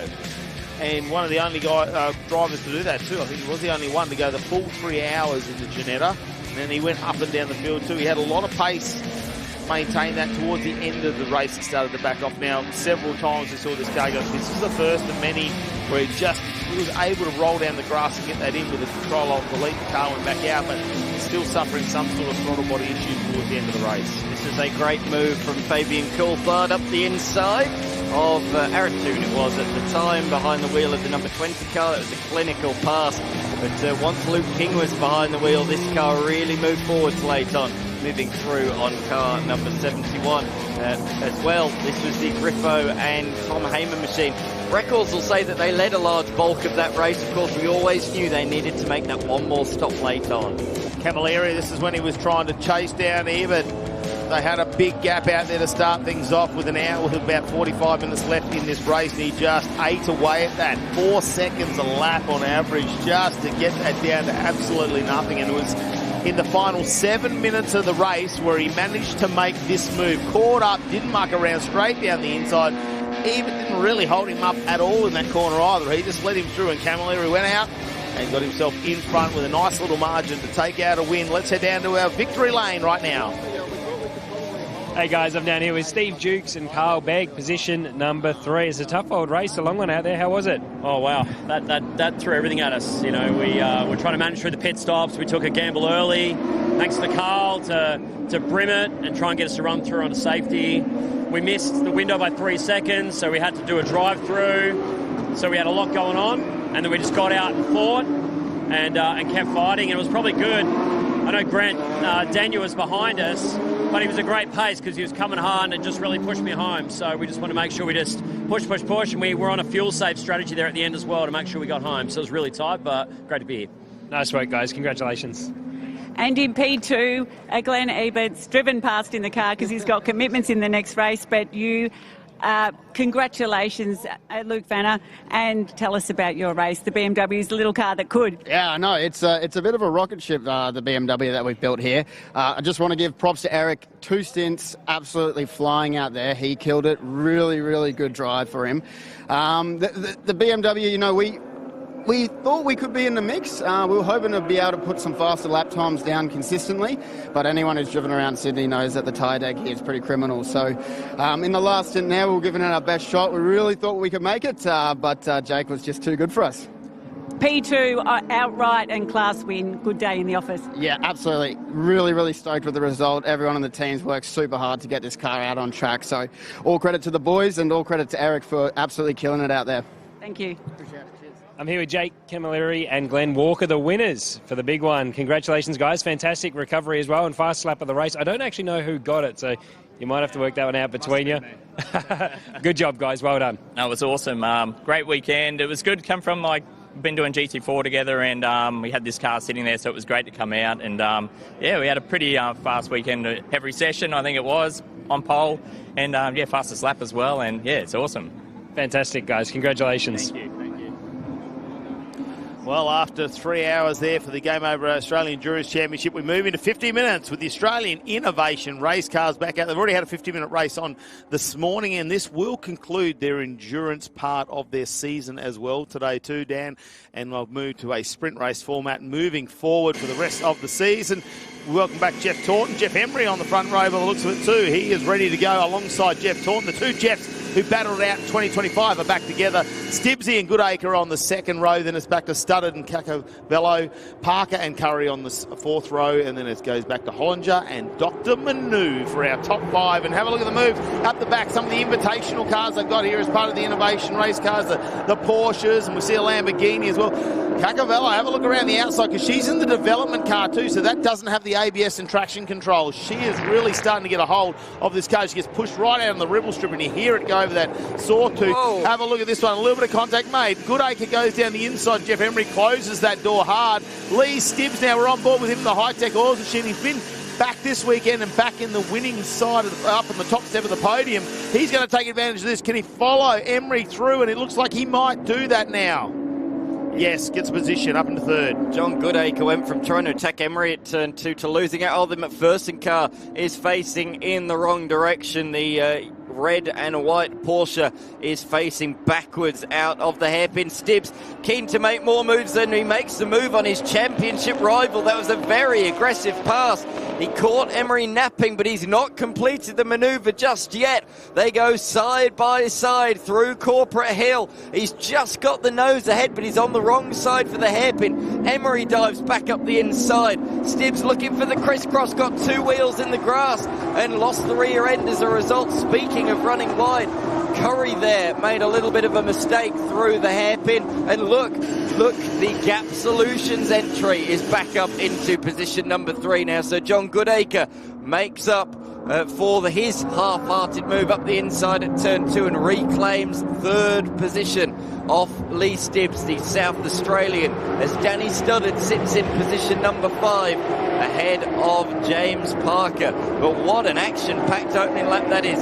Taunton leads the way by just under 1 second at the end of lap number 1. But you mentioned a couple of those Porsches further back in the invited category. I'm certain a couple of them went too early. Well, let's have a look at a replay on board with the Lee Stibbs now. He's got him hard on the brakes. Oh, he locked that up just for a second there. No, he's made that move there. I'm just trying to see. Emery will come around the outside, so he stayed with him, and that's just a testament to the cars to show how much traction is actually available with the downforce and suspension setup. And while we're looking at that replay, another replay we see as Stibbs reclaims that place from Goodacre. So he briefly fell to 4th, but not for long at all. Of course, Emery and Stibbs through much of the year, they've been sharing all of the winning up until this round. They've done all of the winning, but it is so good to see Jeff Taunton back in the category and back at the front of the field. It's Taunton from Emery, Stibbs in position number 3. Looks like Goodacre's struggling on these cold tyres at the moment. He's got a bit of a queue forming behind him at the moment. Studdard, Parker and as well Donaldson not too far behind there. But on this lap, Emery's closed up to our leader. The West Coast Windows entry is looking fast out there. He's got a nice run out of the final corner. He's in the draft, he's in the slipstream, and he can see he's just edging closer and closer. But turn 1 is not really an overtaking opportunity unless you are right alongside. It's so fast, it's so high speed, and the braking is so little that it's hard to make a lunge up the inside there. So we do have Jeff Taunton up on our screen. He is actually sharing the car this weekend with Steve Lacey, who he normally does the national sports sedans, who teams up over there. So Taunton back after an injury last year in August at a different event where he didn't actually get to return to racing. So he's finally making his racing return after several months to get back in a race car. And he did say he's been doing a lot of physio and things like that to get himself out there. He got sick of watching this from the couch. So I've got to try and get back to this. And he did have a couple of attempts to come back early. He wasn't quite ready. So great to see him leading the race at the moment. Stibbs, he sets the fastest lap of the race, though, a 1:31.7. So he really wants to charge on. We know what he's done in the past is he likes to get out in front. He loves the clean air, so he won't want to wait around, because once they start to get to the rhythm and those tyres all pick up that temperature, you're going to find it hard to find the performance that the other drivers don't already have. Let's have a look at this. The two Jeffs, they're pretty aggressive out there in race. Oh, Taunton's actually given that one up reasonably easy for Emery. I'm sure he's not going to see the same. You've got to watch out for the bright light, the bright glare coming off Taunton's wrap on that car as well. You know, the local surge entry, but you can see the glare as it goes through the sunlight. Emery had the high line, effectively had a large majority of his car up alongside, and Taunton on the outside through the kink elected just to slot back in line rather than fire back up the inside into the second to last corner. So that was the reason for that one. It's great to see, you should say, the local surge entry back out on circuit this weekend.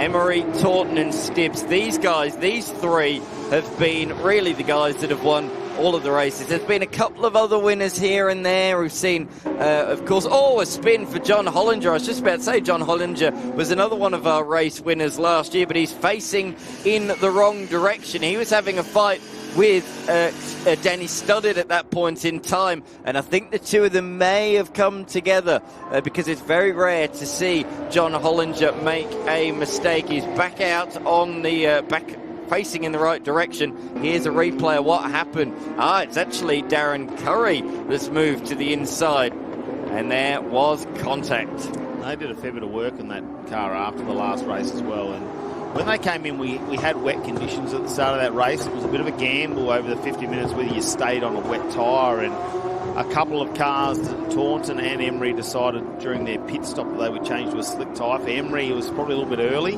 He actually went off the track and picked up a lot of dirt in the front end, so they've had that car completely stripped off the front to try and get all the mud out of it. Taunton took those slick tyres very late in that pit stop window, so that meant it was a drying track by that stage. So this is their first full dry track that they've actually got to race on this weekend. So bit of a stat for you between Lee Stibbs and Jeff Emery in 2026 season. No one else has been on the top step of the podium but those two. So Taunton might be able to try and upset the balance there, but not at the moment with Emery leading by so much. But there's still a pit stop to do.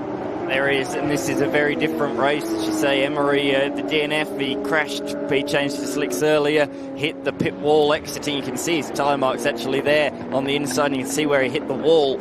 So he recorded his first DNF of the season. Meanwhile, it's been 2 wins for Lee Stibbs, and Stibbs, with that DNF earlier on, leads the championship, and he's moving up the inside and takes second position. So his title rival is now ahead of him on the road. They are 1-2 in the championship. They are 2-1 on the road. Stibbs making really good progress after qualifying a little bit further back than what we're used to seeing. I suspect too, after Queensland Raceway, where we saw the time that he had to actually stay stationary taped on the dash, and they'd written the number on there, they would have practiced that for this round, knowing that that's what let them down in Queensland Raceway. One stop was too short, one stop was too long, which meant he gave the win away there. But this is the move that he did. As we have a little replay, just goes down there into turn number 6, pulls the car up. You got to watch out. Emery decided to try and stay on the outside. Taunton this time has just let that car go by. He has a little bit more pace, especially when we're looking at the lap times. You know that Stibbsy's just a little bit quicker, but can he catch up to Emery, who was shot away at the moment in that last lap? Opened up another half a second gap. Certainly did, but Stibbs has only just taken that place as we see the first of the pit stoppers already in the lane. Darren Curry, the number 4 entry, the MRA Roofing and Construction sponsored car into the pits. Lee Stibbs, purple first sector. I was going to make the point just as Curry came into the pits. This is his first lap without a car directly in front, so this is going to be the first true indication of the speed between Emery and Stibbs. Remind me of the pit stop window for these cars. I thought it was 10 minutes. Well, we haven't done 10 minutes, so I don't think, unless he's got a little bit of a drive-through for being naughty, no, they're going to be changing something in the front end of that car. So that might have been that contact. See, you can see the damage there on the front guard. Some of that carbon fibre works has had a little bit to do this. So whether they're going to try and get that out, or whether that's actually with a new tyre, they're going to say maybe they've damaged the tyre. I'm sure they'll be able to find out in just a second. Bit of race tape. They did have the entire front end of this car off after that last race, and there was probably only 2 cars in the entire pit lane that were not covered in mud. Yeah. Including all of our invitational vehicles as well. Speaking of invitational vehicles, the Lamborghini's back out there. We didn't see that car earlier on this morning. A little bit of sleep in from that driver, I think. Maybe missed the alarm for the first race of the day, but good to see him back out there on the racetrack. It is, of course, Richard Gartner in the safety stop Lamborghini, and is currently in position number 2 in class. Currently, the invitational category is being led by the Porsche 9911 machine of Jake Donaldson in position number 6. Then we've got a couple more IRC cars before we have the fantastic V10 Lamborghini heading down in towards turn number 1. Of course, this is many iterations old now, the Gallardo. We've moved on many iterations. Now, of course, in international motorsport, they've recently moved on from the Huracan, and they are now using the Temerario as the GT3 weapon of choice. So this is really quite an old machine compared to some of those. But that's what this category is all about. This is 4 GT3 cars, older than 5 years old, effectively the previous generation, so earlier than 2020, which remarkably that McLaren closing in on them is the 650 is closing in. The 650S GT3 car is honing into view. That is, of course, the well-known McLaren driver of Cameron Rees, the Victorian driver, making the trip up in the Cook's Bodyworks entry. He's flying at the moment, catching up to this fight. But it's hard to believe that that McLaren 650 is over 6 years old. They've still got a modern look to them. They age quite well, actually. It's not like we see some of the other cars where you can tell they're out of date in the first 10 years of their life. Just like the Porsches do as well. I think they age very well with those cars. Car sidestepped there, moved over to the side of the circuit and allowed through the McLaren that we were just talking about. Bradley Carr currently behind the wheel of the number 8 machine, the Car Mods Australia entry, sharing the car with Lindsay Kearns. Jeff Taunton still holding out. John Goodacre, they've settled into a bit of a rhythm now there. Danny Studdett's been on both the podiums so far today. He's just outside, though, at the moment, back in 5th position. Whether he can do something about that is not good for Curry. They have put that car up on its jack stands. And that's Stibbs. Stibbs is off the road and he's parked in the gravel trap. He's lucky not to make contact with the wall. But Lee Stibbs, we said he's taken the championship lead here today. Well, it looks to me like he's going to lose it in this one. He was catching up to Jeff Emery in front of him, but he's off. He's in the gravel and he is beached at turn number 6. Yeah, that's unfortunate for him too. That's a big runoff area there at 6. He's pulled himself up there. It's whether he can get out now. There's a couple of questions here. He just needs to circulate and get some points, especially with Emery with the DNF earlier. If he gets a DNF, that really puts the title fight back in there. If he can get the car out and at least circulate, it means he'll take something home. There's still a pit stop to be played out here as well, but he's going back down the field.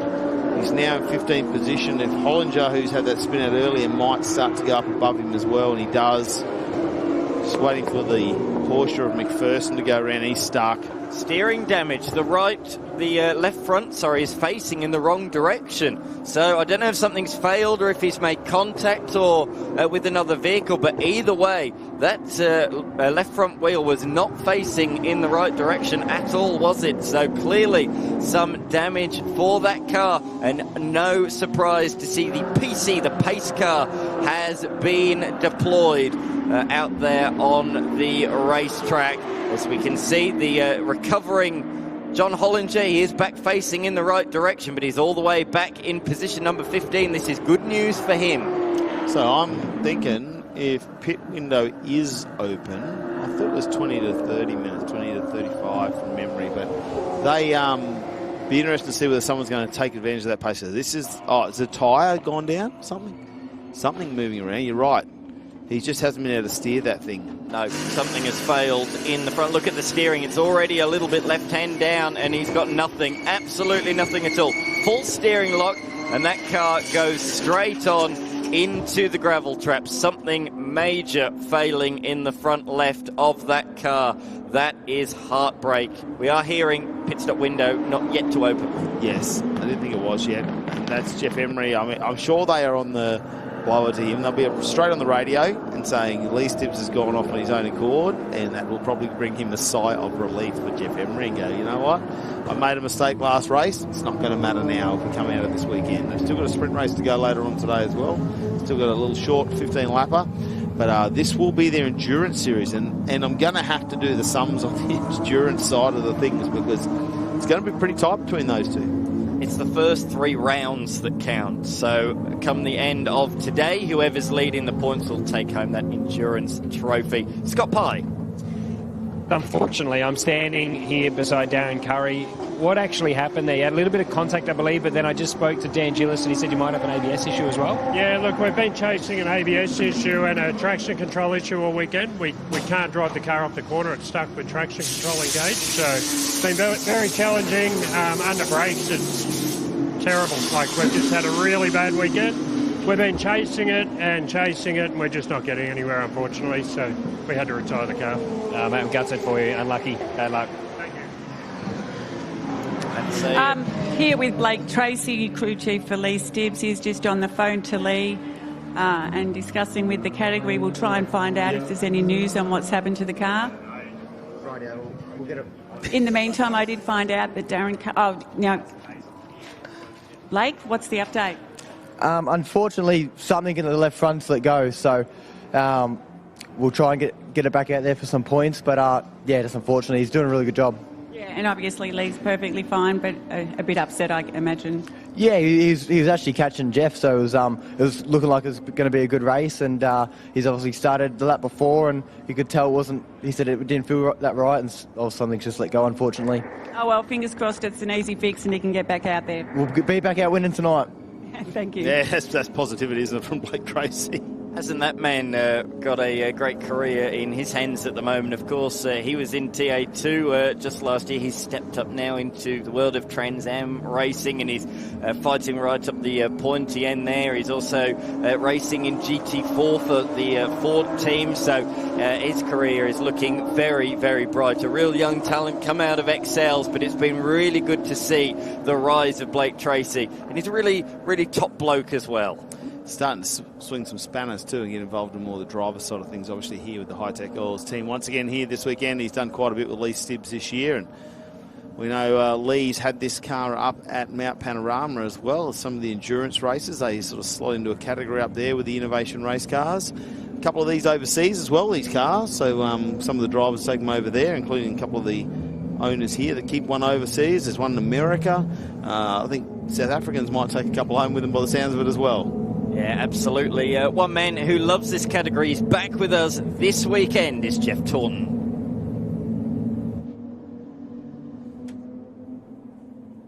The man who's been missing for quite a few months, missing the end of last season as well, Jeff Taunton. A return back to racing after a big incident last year in August. How are you feeling? Yeah, good. The physio's got me on a pretty high intensity program. But yeah, I've got a lot of unresolved issues, so yeah, we're back. There's always a lot of smiles when we come and see you in the pits. Has there already been a bit of banter going between you and Jeff Emery to kick things off for the weekend? Not with Jeff Emery, but my big mate DC, Darren Curry. Axel's there as well, but yeah, I've got to sneak up on them. But yeah, DC certainly gives me a hard time. We've got a great rivalry between us. But yeah, it's good to have everyone back. We're getting the A-team back together again, so it's good. This time at home, just watching the racing, obviously, have you had a chance to reflect and see what exactly might give you a bit of an advantage here at Sydney this weekend? No, there's not advantage. It's just annoying sitting in the lounge chair, certainly watching all the other boys race. But it comes back to, like anything, you have to do it a lot. I think before my accident, I was racing every 3 weeks. So you're on it. There's no doubt about it. Whether it be these cars or anyone else's cars, you must be racing all the time. To be on the money, but having a great car to do it in and a great series, yeah, it was painful watching. It's great to have you back at the track. I'm sure it's going to be a barrel of laughs this weekend having you as part of the IRC crew, and we can't wait to see how you go. Yeah, thank you very much. Really is great to have him back. He took quite a few race victories last year and is right in the title fight before that unfortunate incident that he had. It wasn't in the Innovation Race Car Series, another race series, had an accident at Sandown, had to sit out the rest of the year. So we really are pleased to have him back. And what I'm really pleased about, Matty Cav, we both said coming into the weekend, it'd be interesting to see how competitive he is. He's as competitive as he always was. Hasn't lost the hunger, has he? He's still very hungry to go out there and take some wins. And he was second in qualifying as well, so he's still putting the runs on the board. He's still putting the runs on the board, and we changed it up today. So obviously with the Innovation Race Cars, they have 2 qualifying sessions. They have a driver A, driver B, because we've got the endurance cars, and some of these cars have 2 different drivers. I do believe this is the driver A qualifying session. That's how we started out the race today. Hence, that's why we saw Lee Stibbs just a couple of cars back. He did a little bit better in that later session, and the changing conditions out there. So they'll try and keep a little bit of temperature in the tyres at the moment for these Innovation Race Cars as they sit out behind the pace car. Hopefully, Lee Stibbs' car can be pulled out. If there's a lot of damage to that front left suspension, they will need to try and get that back into the pits on a tilt tray. And if we go by what Blake Tracy's saying, they will try and repair that just to circulate out there and keep the points going. We do see cars starting to come in, and I think the pit window has opened. So, pit window open. I don't know if that's going to be a regulation stop for them out there. It's a 2-minute minimum stop as they go through. We won't see tyres go on these for a 50-minute race. And I doubt we're going to see fuel go in either, but we may do on some of the cars. They'll put in, probably do a bleed on the tyres if they need to take some pressure out of those, and it'll just be a bit of a check over and sit down and wait for this race to get away. As John Holland just pulled in, oh no, that's probably not a regulated pit stop, I'd say, for John. He has been chasing some issues. They had a brake line failure in the back. That was leaking brake fluid out the back of that car earlier on today, and so he retired from the endurance race this morning. They seem to be working on that car. They've been chasing down a little gremlin in it, which they think they've got fixed, and now with that brake fluid leak at the back, that caused him some heartache this morning. So hopefully that's nothing too bad under the front. That looks like some adjustment maybe, whether there's something got caught under there. Tyre doesn't look like it's delaminated or anything like that. So just a quick look and they're back to go. Last year, he was so consistent throughout the course of the season. I don't know if he's run over a black cat or something in the off-season, but he's been fighting brake gremlins all season. Firstly, in the first 2 rounds, there was some shuddering issue. Earlier on today, the issue, as you say, with the brake line. So breakages are costing him dearly here this year, but looks like that car is being pushed back into the lane. So he might not lose a lap here. I think he'll be on the lead lap, but it looks to me like the Lee Stibbs car is about to be cleared off the racetrack, so I'm not sure whether he'll have enough time to catch up to the pack. But the good news is he remains on the lead lap. He remains in the fight. Especially if they can resolve that problem as well. Yeah, last year was super consistent, and he was leading coming into the final round as well, the championship. He didn't really have a win on the board. It's not like he'd been on the top step of the podium. He'd just been sitting back there in 3rd and 4th place and just accumulating those points. Hadn't had any big moments where we saw some of the other drivers there that had a few DNFs and a bad round, and that's what had held them back. Let's go down to pit lane, though, for an update. Yeah, guys, I just spoke to James Spangler, who was the mechanic in the front right wheel arch of John Hollinger's car there. The issue is it's got left hand down. They actually just wanted to make sure it didn't have a broken clevis, because if that does let go, that's something that can end with a race car in the wall pretty quickly. So it was more a precautionary check. It does have damage, but they just want to make sure that it's not going to fail while he's on the racetrack. Yep, smart to bring that in under pace car at the moment, because it looks like they might do another lap as well. So, oh no, we've gone off, so we are going to get this race back underway.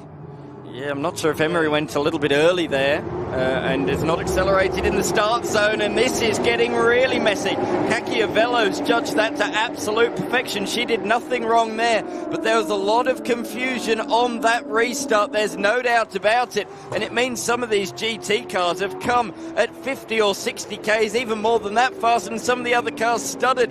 Dives back to the inside on Cachiavello, who finds herself with a McLaren in the door. She, without the ABS in the SD class of IRC machine, isn't able to brake as late as those other cars, and she found herself a sitting duck down there into the hairpin. That's unfortunate for her, but she's just about been able to stave off the McLaren, but she has dropped to position number 7 as a result of that. That's a real shame, as she had both Studdard and Parker dive through. Those cars with the yellow rear wings and the yellow strip on the windscreen, those are the IRC GT cars. They have ABS and traction control.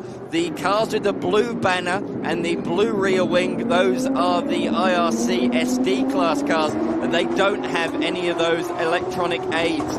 Aids that would have come in handy there for Danny Studdard, although I think he was just in a day late and $1 short. No matter what he did there, the ABS wasn't going to save him. No, he wasn't able to pull that up. But it's good. He hasn't got out of the race. It's just cost him a little bit of time there, and he will have to watch that Porsche just streak away from him for just a moment. And that's real fast too. They've kept that car going, but he's pulling in the pits. This is in the window though. Like a good opportunity to come in if they want to throughout this 50-minute race.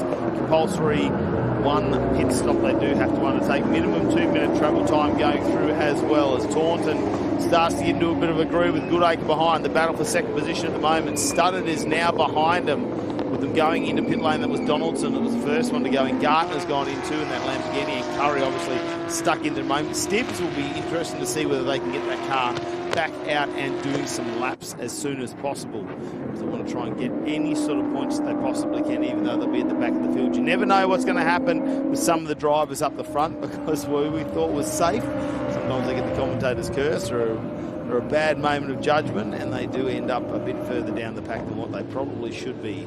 The safety stop, though, Lamborghini is sitting in there just with a bit of a bleed on the tyres now, as they've got a fair bit of time to wait. We'll watch this there, but it's got to be a minimum 2-minute stop as they come in. Speaking of coming in, John Hollinger is back. Hopefully this is for the compulsory pit stop this time. It looks a little bit less of an issue.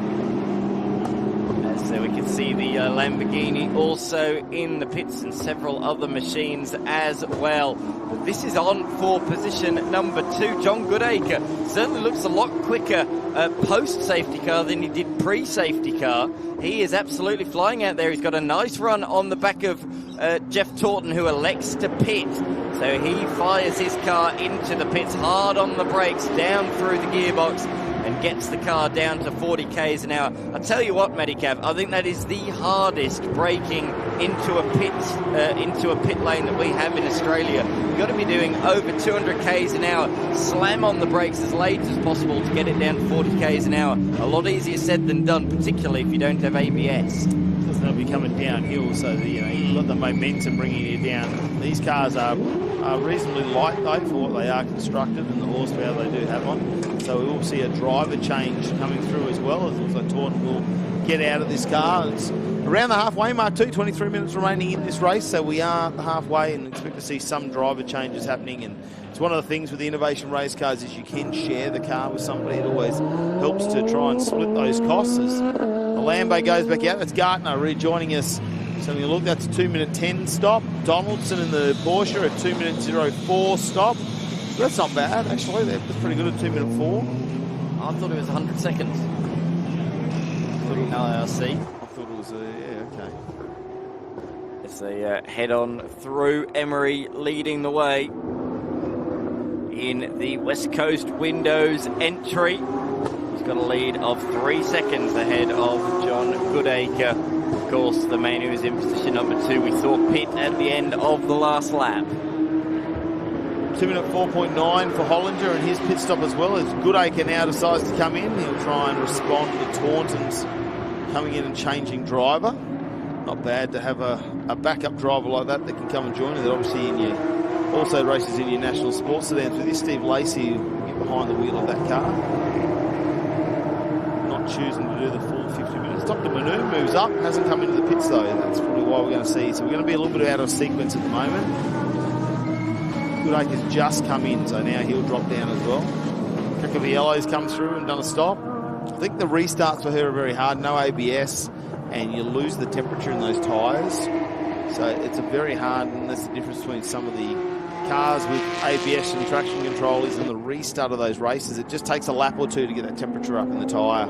Very slow stop from Taunton. It is a 2-minute compulsory pit stop, but his is 2 minutes and 10 seconds. That was 10 seconds slower than what Parker did, and Parker has emerged out of the pits ahead of him.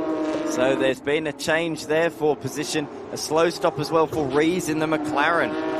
Parker, a 2-minute 0.42 seconds like that. You're not going to get much better than that. No, not at all. Not at all. No, the team will be happy with that, for sure. John Goodacre and Emily Cacchiavello have both come into the lane on this particular lap. There is the SD class car. You can see written on the back in blue, as I say, anything blue, the mirrors are blue, the strip on the top of the windscreen are blue. It's very easy to tell the difference between the two classes as our race leader pits. Danny Studdard remains out there on the racetrack. He is the only front-running IRC car to remain out there without a pit stop. Our South African friends. Dr. Manu is the other car yet to pit. Scott Pye. Taunton, unbelievable opening stint there. That was a great start, but I just saw you get out and you look absolutely cooked. So tell us about it. He had a cool suit issue. Yeah, cool suit. It's a prototype one we're working on, and yeah, no, it didn't work. And even the fan, and I was too busy overdriving the car to try and keep up with Jeff. I kept on making lots of mistakes. I was burning up, And yeah, I don't mind a minute, just stuffed it all up. Opening laps looked really strong. Tell us about the start of the race and what the track conditions are like out there. Yeah, well, I don't know about the start. I thought we had to start within those 2 boxes, so on the second box I went. Jeff didn't. I went, uh-oh. So we'll see how that plays out. I thought that was the rule, but we'll see. But yeah, I was all right to begin with, and the tyre temp came up quite good. But then as soon as I started to push, everything didn't go like I'm used to. Everything went outside the box. So I don't know. It's a tricky track around here. It is warmer today, and it does have really bad degradation, but I was impressed by the opening laps. It's, I haven't heard anything yet, so maybe it's the one where you keep tight-lipped, and maybe Ambrose in the control tower's not listening. Well, we're doing 32s, but yeah, we needed to be in 30s. So I was frustrated. We need to be doing 30s, and then whenever I pushed, I stuffed up more every time I pushed. And maybe the track's not there with all this weather as well, so... All right, we've all been there. Good job, mate. Nice work. Interesting point that Jeff Taunton raises, and I tend to agree with him. I said at the time, I didn't think Emery went within those boxes, and Taunton made a good start as a result. That's what caused the commotion behind, because Emery didn't go within those boxes. Everybody could see he was past them, assumed he'd gone, and that's what caused the melee at the start of that race. We were very lucky not to have quite a big accident, so I wouldn't mind seeing a replay, but I do agree. He went straight after the box, I think, Jeff Emery, but effectively it's just play on. You're not going to get a penalty for going late, Matty Cav. You can't be given a drive to penalty for not going within the box, so you're just giving yourself a disadvantage, effectively. It was definitely very awkward when we watched the restart of that race. Now, Cacavello has done all right, 203, a 203 also for Carr. So they're all running around the 202, 203 marks most of them. Allen there with the 202. Emery and Goodacre both got 202s as well. So they are very even, only 0.6 of a second in that one too, between those two. So that's we're going to start to see the field find its way. Started leading us now, but he has not done his pit stop, and he's got a 35-second lead over Stockdale, who's in the pits. Well, that's going to change just a little bit, but with a 2-minute compulsory pit stop, well, you're going to see Studdard go back. I'm going to say down to about 5th position, back to where he did start the race, unless he's out there being happy. Studdard looks like he might be a solo driver this weekend as well. So he'll be doing the full 50 minutes. He's decided to stay out there, and I know sometimes when Gillison's watching that live data he does have on his iPad there where he can see all the telemetry, as he says, he's in the groove, I don't want to pull him in, I want to wait till the very last minute. Yeah, we mentioned yesterday the fact that Studdard, was he going to share the car with Axel Donaldson, his good mate, who unfortunately has had an issue before the weekend really got underway in practice yesterday, and unfortunately, not able to take any further part in the weekend. But was taught, will he drive the car? In the end, the answer was no, just because Studdard's in a real good championship position, and if he lends the car over for the sprint race later on today, that will wipe him out of any sort of contention for the title fights in the Endurance Championship. An Endurance Championship that all of a sudden doesn't look so bad for Danny Studdard. With Jeff Emery retiring earlier on today, and new championship leader Lee Stibbs retiring in this one, all of a sudden it doesn't look quite so bad for Danny Studdard. And let's wait and hear what might be of that restart as well. That was very awkward. Is there a potential issue there? And potentially will we see a red card come out with a drive-through or something like that? That could change things again as well. So Danny Studdard's really in the box seat at the moment. If he can pull off a good pit stop, he's still got to do one though. He still needs to maintain that pace out there. He's going to run out of time soon though, so his pit window will be closing as he's just entered. So he's just come in the final moments. I do believe there's only 1 minute left remaining to get in there and get the pit stop done, and he was our final competitor. Lee Stibbs, well, he's obviously been tilt trade. He's not going to get that fixed. Let's go for an update in pit lane with Scott. I've got James Parker down here, guys. Sorry, cars are coming in over my shoulder there. But James, you're telling me that's your first dry laps of the weekend. What's it like out there at the moment? Yeah, no, it was good. It was good to get out in the dry and cut some laps and try and keep up. Good fun. Have you done many laps around Sydney Motorsport Park before? No, first time yesterday. So, conditions weren't that great yesterday, but still good fun. What words of wisdom did you give Dan Gillison as he stepped into your race car to go? Oh, nothing, mate. Dan's a ripper, so he's all good. Very nice, mate. Good luck for the rest of the race for Dan out there. Cheers.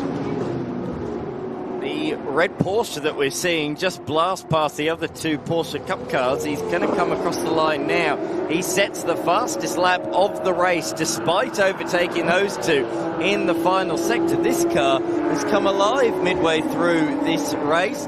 still out there on the racetrack. McPherson was the name on the car in the first stint. He's sharing the car this weekend with Ben Porter. I assume it's Ben that's now behind the wheel. But what a lap that is, a 1 minute 29.9. Absolutely flying out there. And that rate could even be a threat to some of these IRC cars. He's just on a purple sector number 1 as well again. So, oh no, car spun out. Was there any contact made there as well? Oh, and then dug into the ground as well when rejoining. So picked up all the mud in the world and just littering that all over the racing line. That might be an action zone in the next lap or so. It's like a rallycross track down there now at turn number 3. But on the screen at the moment, we got Gartner and a old spec cup car directly behind of Sven Burkhardt. I think it might have been Tommy Stockdale there that went a little bit of off-track excursion. We'll just confirm that in a second. But, yep, that's not one they want to see. Burkhardt's doing a nice job on the back of the Lamborghini as well. Just tucking the number 90 machine up there. Oh, we've had one McLaren's taking a little bit of an excursion as well. They might be under brakes. A little bit of a lock-up here. Cacaviello just coming through, and Emily's doing a great job in this car. Hasn't she really developed over the last couple of rounds? You can see the pace. You know, she opened up with the gap there. I know it's the development car. It's not going to be as fast as the GT without having ABS, but I reckon give her a full season in that car. She's going to be really close to their times. And she's leading the SD class at the moment, as you say. She really is flying at the moment. She was right up earlier on today, in and around the top 3 positions. A badly timed pace car for her late in the race meant that all of the field caught back up, and in wet conditions she couldn't be as brave on the brakes as those other cars, and she did lose out late on. If that pace car stayed away, she would have got a really good result in that race. John Hollinger making up for lost ground, moves through on Dr. Manu for position number 13 out there on the racetrack. But McPherson, we just saw before, ahead of Cacaviello, another fastest lap of the race, back-to-back fastest laps. For a comparison, Matty Cav, fastest lap of the race, 1:29.06 for McPherson. Fastest lap of the race for an IRC car is actually the Parker machine, or actually, it's actually Gillison with a 1 minute 30.7. So 1.7 seconds faster than any IRC car in this race. We're yet to see in this series a legitimate outright victory for an invited car. It might be the case today because he's absolutely flying. He's got a little bit of work to do though, and there's a couple of people at the front I know who will not want to see a little Porsche go sliding by them. They've still got the competitive nature, and a little bit more gentlemanly like, I should say, out there, but they still have a tough competitive nature, and there's a lot of respect shown out there on the road. They are going to make sure that they can't get past. Now, they're allowed to use as much racetrack as possible here at Sydney Motorsport Park, as is one of the great rules of this series, is if it's there, you're entitled to go out there and use it. There's no witches' hats with track limits and things like that. As long as it's on the bitumen and the concrete, we'll let you keep going. But I don't know how much more of the Danny Stutter machine it can take if it's going to keep going out there and grinding away at all that metalwork underneath the car.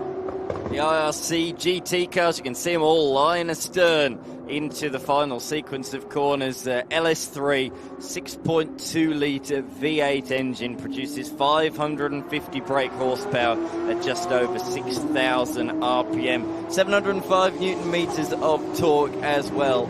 As we've got the McLaren of Rees in the tyre barrier, down on the exit of turn 1, down towards turn number 2. So I think the moment's actually happened at turn 1, and he's gone off through the grass, unable to control the vehicle, and has hit the tyre barrier. And there's a little bit of smoke down there as well.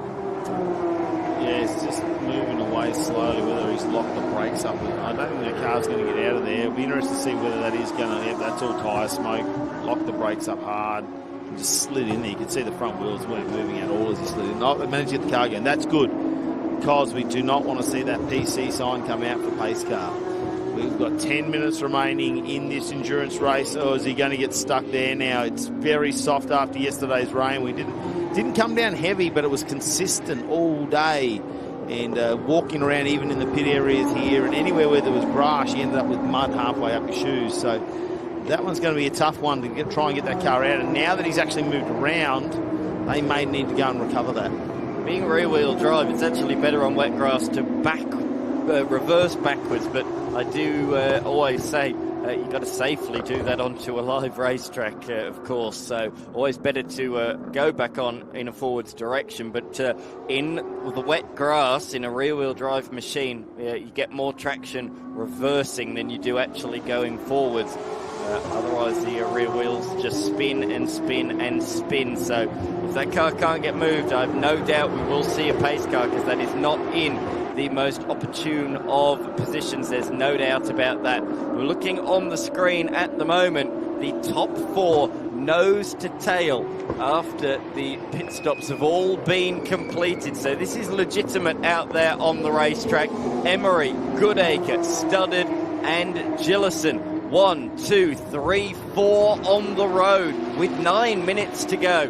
We've said this weekend, haven't we, that this we think is the best field of IRC drivers we've ever had in the year and a half.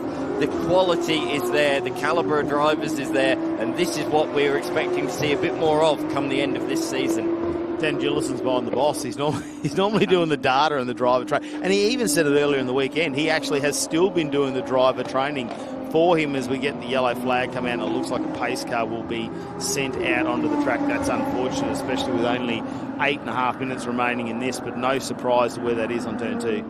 I'll go back to Dan Gillison. He's normally the data man for Danny Studdard. He does work on the cars, but he is the brains behind the film, the driver trainer, teaching him the minor aspects. He's very fast, the New Zealander in a car himself, and now he's behind the boss.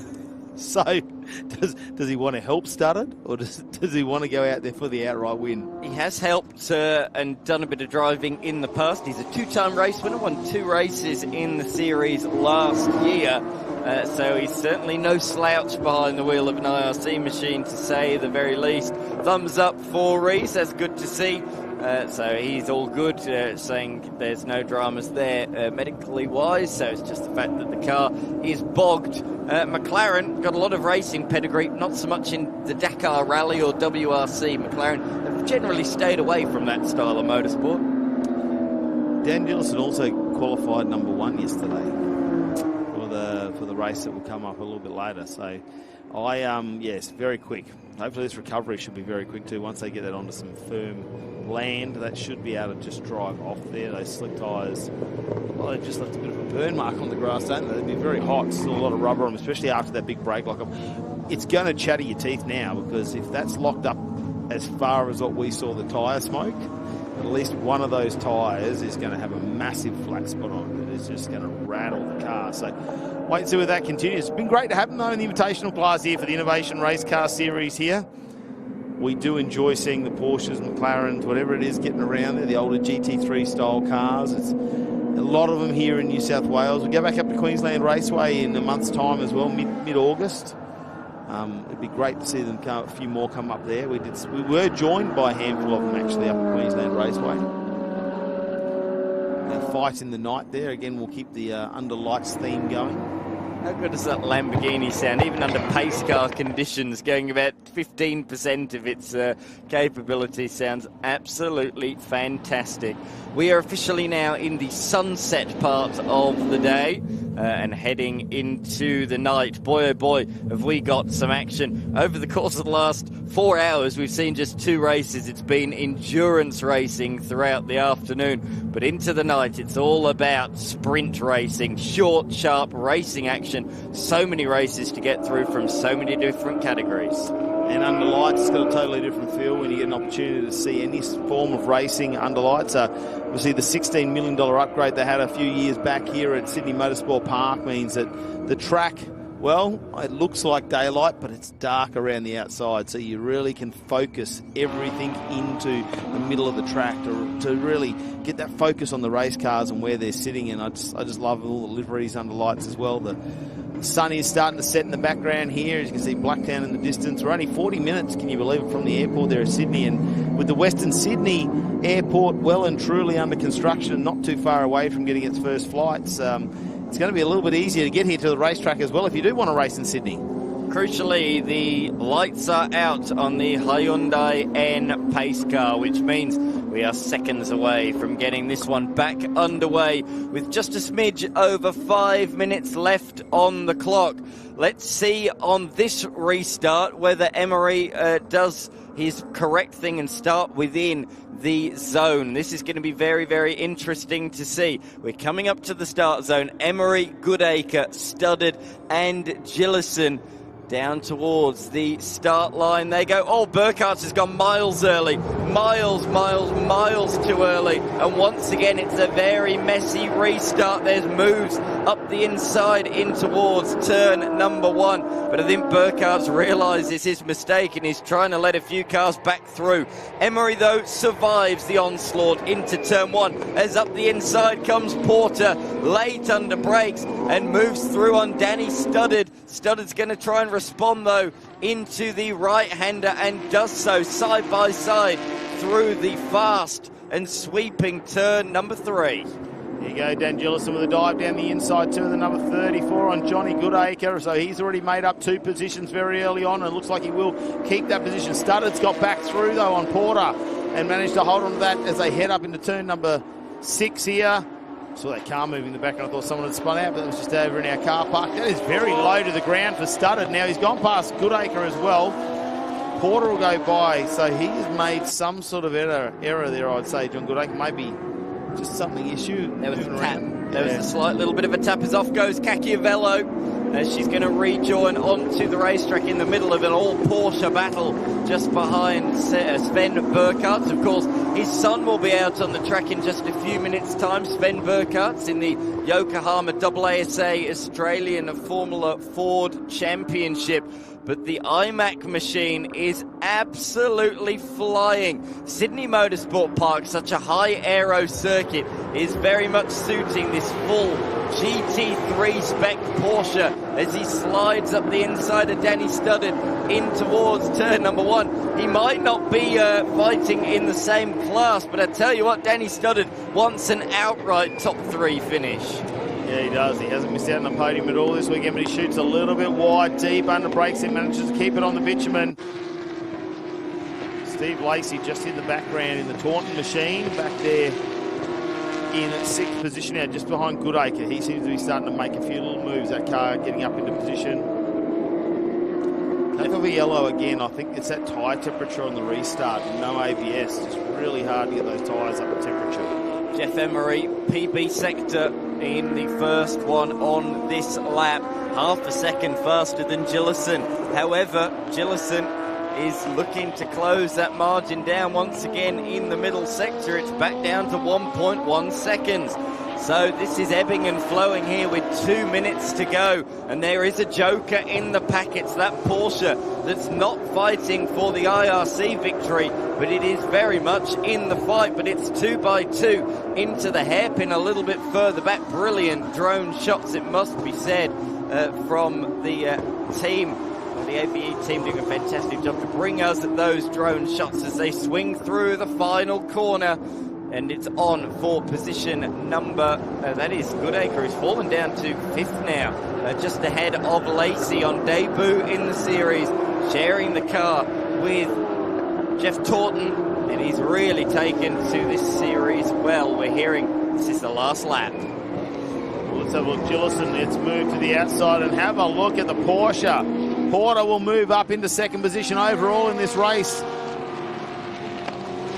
So he keeps moving up the pack, but can he catch up to Emery at the moment? Oh, look at the time. It's a 1:28.68. He's a second and a half faster, as well as I think we're going to get a little bit of a penalty there for Burkhardt on that race start that was very early. Very, very early indeed. I was in the driver's briefing for this category yesterday. Marcus Ambrose, of course, he's overseeing the meeting, said you aren't allowed, even if you're further back in the field, you're not allowed to go until you enter the start zone. And he was about 100 or 120 metres away from that start zone when he decided to put his foot to the floor. He made up about 8 positions before he even got to the start line. Yeah, another awkward start, unfortunately. Now, Will we see an invited car for the first time as part of the Australian Innovation Race Car Series here at the Hi-Tec Oils Super Series take out an outright win? He's only got a number of corners that, he has a dive down the inside. He knows about it. He's a second and a half faster on a lap. He's side-by-side final corner as they head down the main straight. The Porsche might be out in front. He is, and he's got in front of Emery. Can Emery chase him down the main straight? The West Coast Windows entry will end up second, and Porter will get a win there in the Porsche. Emery was in two minds there, wasn't he? I want to close the door, but I'm not really fighting him. But he really wanted the outright victory. But Porter it is that takes the honours by just a smidge over a tenth of a second. Dan Gillison comes home in position number 3. Danny Studdard in 4th, and John Goodacre in position number 5. That was a real enjoyable encounter. Thoroughly enjoyed that one. Yeah, the iMac Quick Mitt Coultainer entry there. The 991 is taken out the overall win here. Benny Porter there in the Porsche over Jeff Emery in the dying meters of the race. And Dan Gillison ends up in 3rd with Danny Studdard in 4th. John Goodacre in 5th, and it's Lacey Donaldson Gardner in the Lamborghini. Cagaviello and John Hollinger makes it into the top 10 after pulling in early to get something checked in that steering. David Allen ends up in 11th with Satori behind him out of South Africa. Kearns, Stockdale and Burkhardt will be down to 15th. Rees in 16th. Lee Stibbs, unfortunately, with that breakage on the car on the front left, retired from this race early in 17th. And Darren Curry also with issues with the car has pulled that in, decided to pull it out of this race. Let's check out the highlights, though, Dan, because there's a couple to go through in this 50 minutes enduro. Certainly is. Cacchiavello made an amazing start. She was trying around the outside at turn 1, but had to slot back in line. Lee Stibbs was an early charger, wasn't he? He moved up from his surprisingly, I wouldn't say low grip position, but not where we expect to see him, but he was making places early on. Darren Curry and John Hollinger came together. The former Darren Curry got some damage from that. John Hollinger did continue despite the spin in the Model A car. But this, as you said, the problem for Lee Stibbs. Something failed in the left front. It meant he could not turn the car, and he found himself beached in the gravel trap. The recovery team were quick on the case, and we were back racing with with quite a bit of the race still to go, and the elbows are out left, right and centre, and a couple of our invited cars had a bit of an excursion, and a second one for the McLaren. Yeah, that was unfortunate there for Cameron Rees there. Just went off and that caused the pace car. This is the restart where he actually ended up with a red card penalty there because he went very early, and it's an awkward position to be in as you head down into turn number 1 at a great rate of knots. Cagaviello again, she's just finding it hard to get that tyre temperature in the restarts. This is the final corner though, and have a look. He come down the inside here in the Porsche. It was a big run to get down there and gets himself a win. Andrew McPherson in the 991 gets the overall win. It's not an IRC win, but it is a race win down there. And to get something on Jeff Emery, I don't care what car you're driving, you've got to be pretty tough and you've got to be pretty quick out there as well. Absolutely. Notably, championship points have just come up in front of us in the Enduro points. Lee Stibbs and Jeff Emery separated now by just 6 points in the title fight. There's one more race to go in the Endurance Championship. There's still the 6-round normal championship, but the Endurance Championship